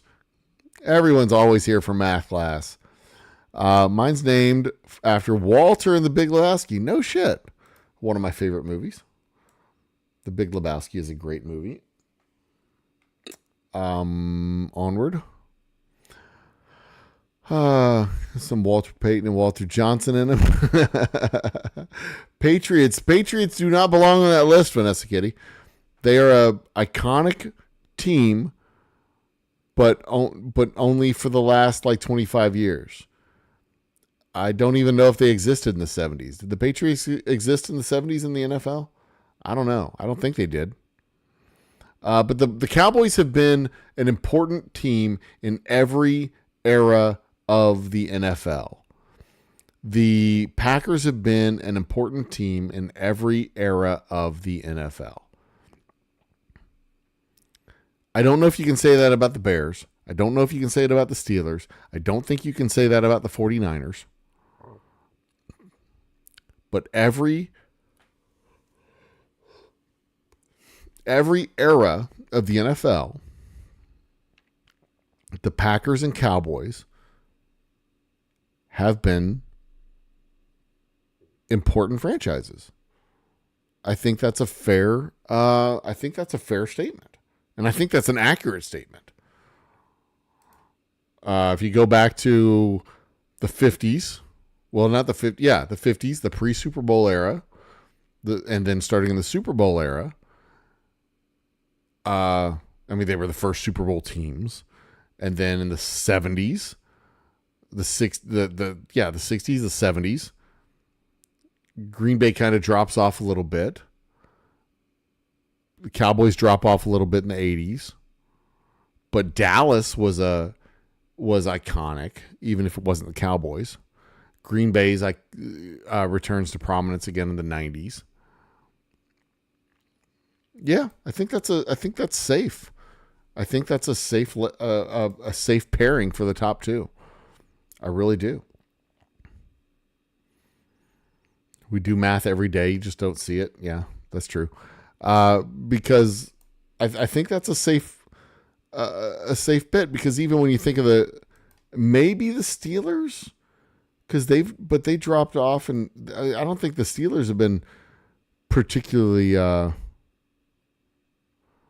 2R equals D2R equals D. Well, it's always about the D ultimately when it comes down to it. But I don't think the Steelers necessarily would be counted as relevant in that history. Okay, look, we need 4 more super chats. And we've got 30 minutes to do it? It ends in 47 minutes and 25 seconds. So if I'm going to give away this T-shirt, or I'm going to close it down at 4 o'clock, one or the other. Let's go. This T-shirt right here, the Old Humble Distilling Company Love You Blue T-shirt. We've got it in sizes all the way up to XL. This one's a medium, but we have more, and I have bags, and they'll go in and poof out the door. Merry Christmas. I've been to so few. Kaufman's a lot. Comiskey. Well, yeah. Well, I didn't count Comiskey because it was no longer an MLB stadium when I went there. Comiskey once, Wrigley once, Miller Park once. I'm absolutely going to take the tour of stadiums, even if they have to bring my ashes to all 30 of them. Even if I have to bring my ashes to them. The Steelers haven't had a losing season since 2003, and they have 6 Super Bowl. Yeah, I mean that is true. They are. So whose place do the Steelers take? Green Bay or Dallas? Do they edge out Dallas and it's Green Bay and Pittsburgh, or is it Pittsburgh and Dallas? Or is it Pittsburgh or rather Dallas and Green Bay? Maybe it's not who's the best franchise, it's who's the best pair of franchises. And the Cowboys and Steelers have a history. The Cowboys and Steelers have a history. The Cowboys and the Packers have a history. Oh, no shit. Are the Dallas Cowboys the greatest franchise in NFL history? Are the Dallas Cowboys... Hey Siri, what's the most valuable NFL franchise?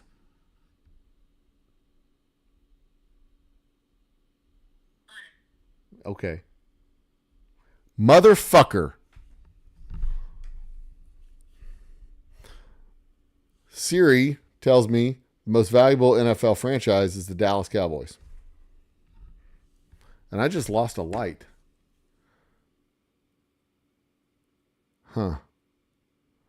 That's not great. Hold on one second.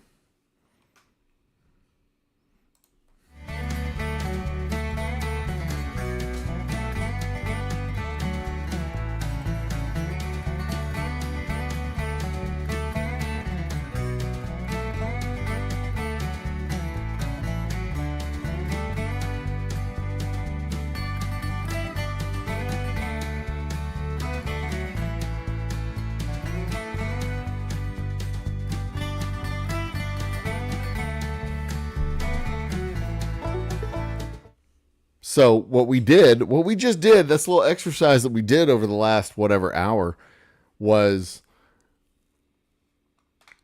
discuss what the best franchise would be, the best franchise and narrowed it down to one team that just so happens to be the most valuable franchise in the NFL. So, have the Cowboys been more relevant than the Steelers for the last 20 years? No. The Steelers have been better than the Cowboys for the last 20 years. But which is more iconic still over the last 20 years? Apparently, America's team is not the Steelers.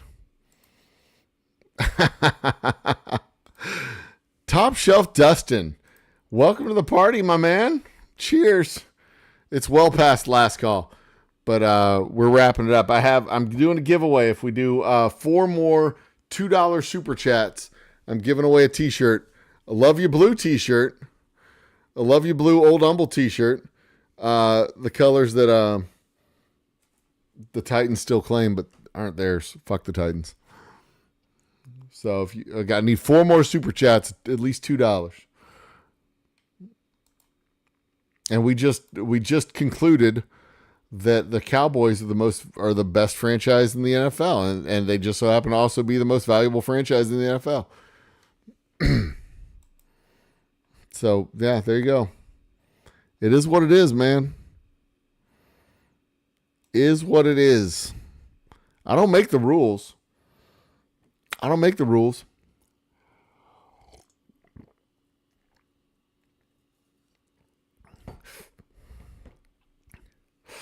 I mean, I don't know if it's fair to say top 2, because definitely the top 3 are Green Bay, Dallas, and the Steelers. And we only kicked the Steelers out because the question was, should Chicago be in there? And if Chicago's in there, whose place will they take? Not Green Bay, not Dallas, maybe the Steelers. That's the only reason why the Steelers got kicked out. Because if Chicago was going to take someone's place, that's whose place they would take. Not Green Bay, not Dallas. But, I mean, I think it comes down to Green Bay, Dallas, and the Steelers. They're a trifecta, right? The 3 of them, they're intertwined as franchises in the NFL. They're intertwined. So the question is, what's the best franchise? You know, I mean, I hate to fucking say it because I fucking hate the Cowboys so much, but the best franchise in the NFL may just be the Dallas Cowboys. They're the most valuable franchise in the NFL. So, you know what we haven't had tonight? Tyler, the Creator fanboys. I'm going to have to do another video. Those little bitches are good for 15,000 views. They're good for 15,000 views. I might have to do another video just saying that he exists to get these little bitches to come and troll me.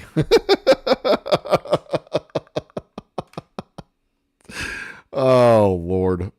Anyway. Equally iconic. 3 legs of a... See, that's the thing. It's not a Texas bias. I don't like the Cowboys. I hate the Cowboys. I love to watch the Cowboys lose. It has been a source of great joy that they have been futile for like 2 decades. All right, Fools is going to bed. I'm ready to go to bed. I really am. But I kind of want to hold out and see if there's going to be 4 more Super Chats. But if there's not going to be 4 more Super Chats, I appreciate the support from you guys, Fools. I appreciate the support. Jason, I appreciate the support. Steve, I appreciate the support. But I don't think we're going to hit our mark this time. And we'll do it again next time. Traveling Fools, you are on the list.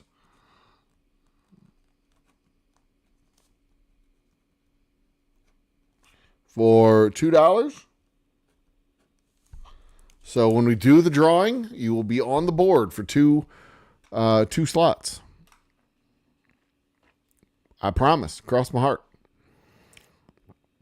Patriots are clearly the best franchise over the last 20 years. So if we were going to say the best franchise of the 21st century, but what about the best franchise in NFL history? That would not be the Patriots. Did they even exist in the 70s? Nobody knows. Nobody knows. I'd argue that Green Bay is America's team for the last generation. Maybe so. Maybe. Dallas was in the 80s and the 70s, 80s, and 90s. They go back a little further in the 80s. The modern era, the streaming era, there's no national team. That's a fair argument to make. That in the streaming era, there's in the fantasy football era. With fantasy football, there's no teams. Everybody's more interested in the players. The only reason you watch the games is to see if your players are going to get the players on your fantasy team are going to get the stats.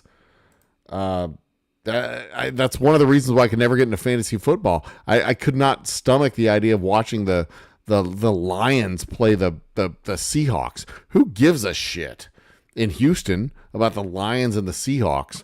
Maybe if you live in Seattle or live in Detroit, but in Houston, I don't give a damn about the Lions or the Seahawks. I don't care. Green Bay fans populate visiting stadiums well more than any other. Do they now? I did not know that they traveled better than anybody else. But that would make sense because literally everywhere in the country is more comfortable than Green Bay. Green Bay is a frozen tundra of death and despair, and you could literally go anywhere and be in a more comfortable environment than Green Bay, Wisconsin. I mean, shocker that Green Bay fans would go to Miami to watch a football game. I am stunned. The NFL sucks too much these days. Oh, Dustin. Wah. They have the broadest national fan base. That's only because of all the all the cheese and fatties. They're just because everybody weighs 300 pounds. As long as ship to Kansas, I still ship to Kansas. Check the website, oldhumbledistilling.com/shop online. It's right down there, oldhumbledistilling.com. Where'd it go? There it is. Shop online. Order yours today online at oldhumbledistilling.com.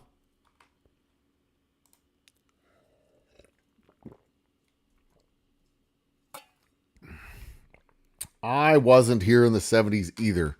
Technically I was. I was born in 75. So fantasy. I just think fantasy killed NFL as being a franchise-driven fan sport. Fantasy football developed more of a player-centric model where the fans were less interested in or fans had their teams, but they would also watch for individual players. They layered that fantasy football, so they would watch teams that they had no interest in the team. They would watch the games to find out if their players were doing well. Yeah. When was a team getting violently upset? Well, when I saw a fan of a team getting violently upset when the team won. Oh, the wrong way. I got you. Won by a field goal instead of by I get that. And yeah, I don't have enough energy to put that much emotion behind a football team that doesn't give a shit about my opinion. I mean, like they need offense and then they go and select a defensive back in their first pick in the NFL draft. Like, why do I give a shit? Why do I give a shit? They're going to be a 7-win team, a 9-win team, between 7 and 9 wins pretty much every year. That's how the NFL's designed. It's designed so the home team wins more often than not, except in Dallas when they've lost every time at home this year. The home team wins more often than not. They're going to get 8 or 9 wins every year. Most teams will win between, when it was a 16-game season, most teams would win between 7 and 9.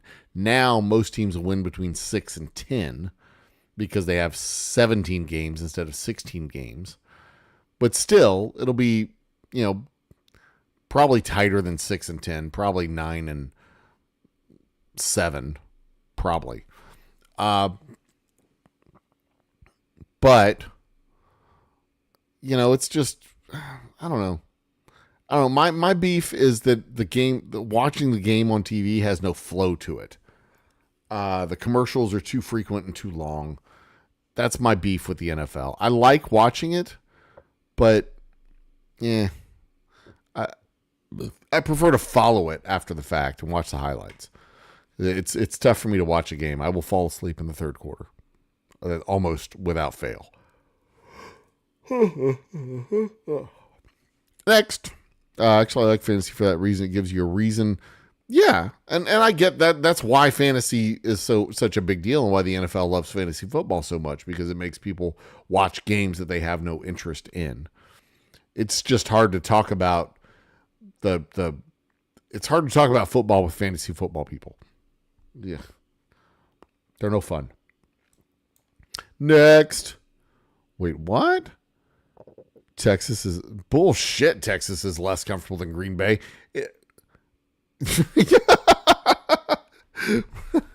Right now, look at my weather app. Open up. Come on. Right now, the temperature at my house, according to my weather app, is 341 and 49 degrees. The high projected for today is 66 and the low is 47. In Green Bay, Wisconsin,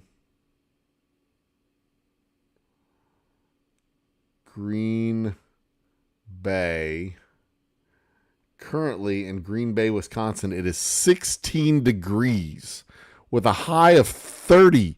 A high of 30. Freezing is 32 and a low of 16.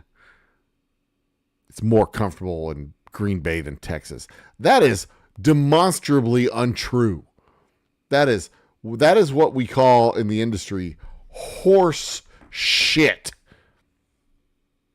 More comfortable in Green, maybe in August, but not today. Not during football season. Bullshit. Give me cold 1,000 times out of 1,000. No, not that kind of cold. That kind of cold is stupid. That kind of cold is frozen. A high is freezing. No, I'll take 66 degrees over 30 every day of the week. Every fucking day. Now, in August, Madison, Wisconsin, Green Bay, Wisconsin is way more comfortable. Way more comfortable. August, absolutely. But they don't play football in August. They're playing football in the winter, not the summer. There's a reason for that.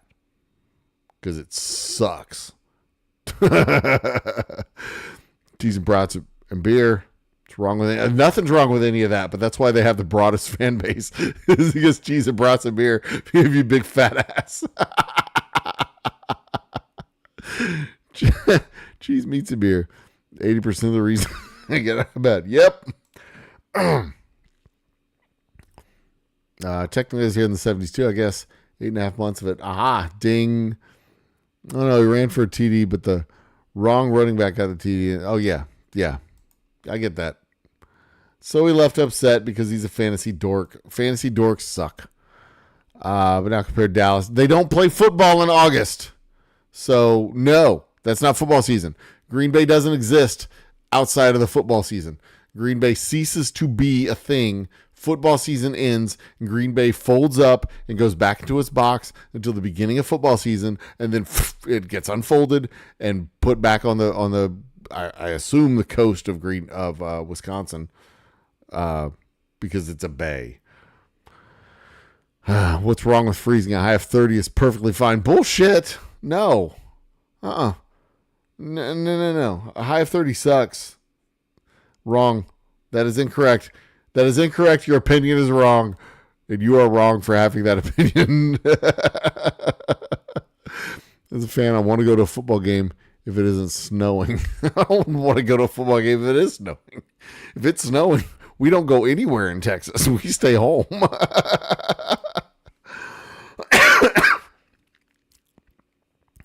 To me, that's part of what makes football fun. Yeah, going to football in cold weather is fun. Going anywhere at 30 degrees, nah. If I got to wear 3 layers, I'm done. Nope. No, thank you. In preseason, it's August. And preseason, they play in Florida. No, actually, no. Football has training camps all over the country. They don't do Florida, Arizona spring trainings because they did. Houston, the Oilers played in Austin for spring training. And I think the Titans do Memphis. Yeah, so they're elsewhere in the state for their little spring trainings. So somewhere in Green Bay, I'm probably Madison, the at the college. My guess, I don't know. I don't really care.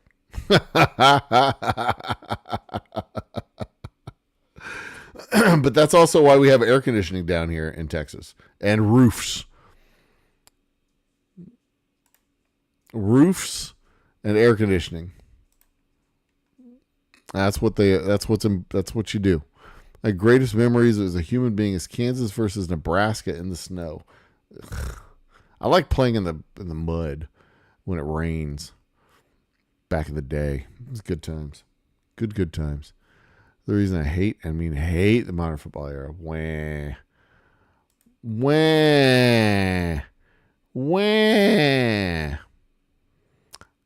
They made Green Bay such a cool franchise. Those winter outdoor playoff games. Ugh.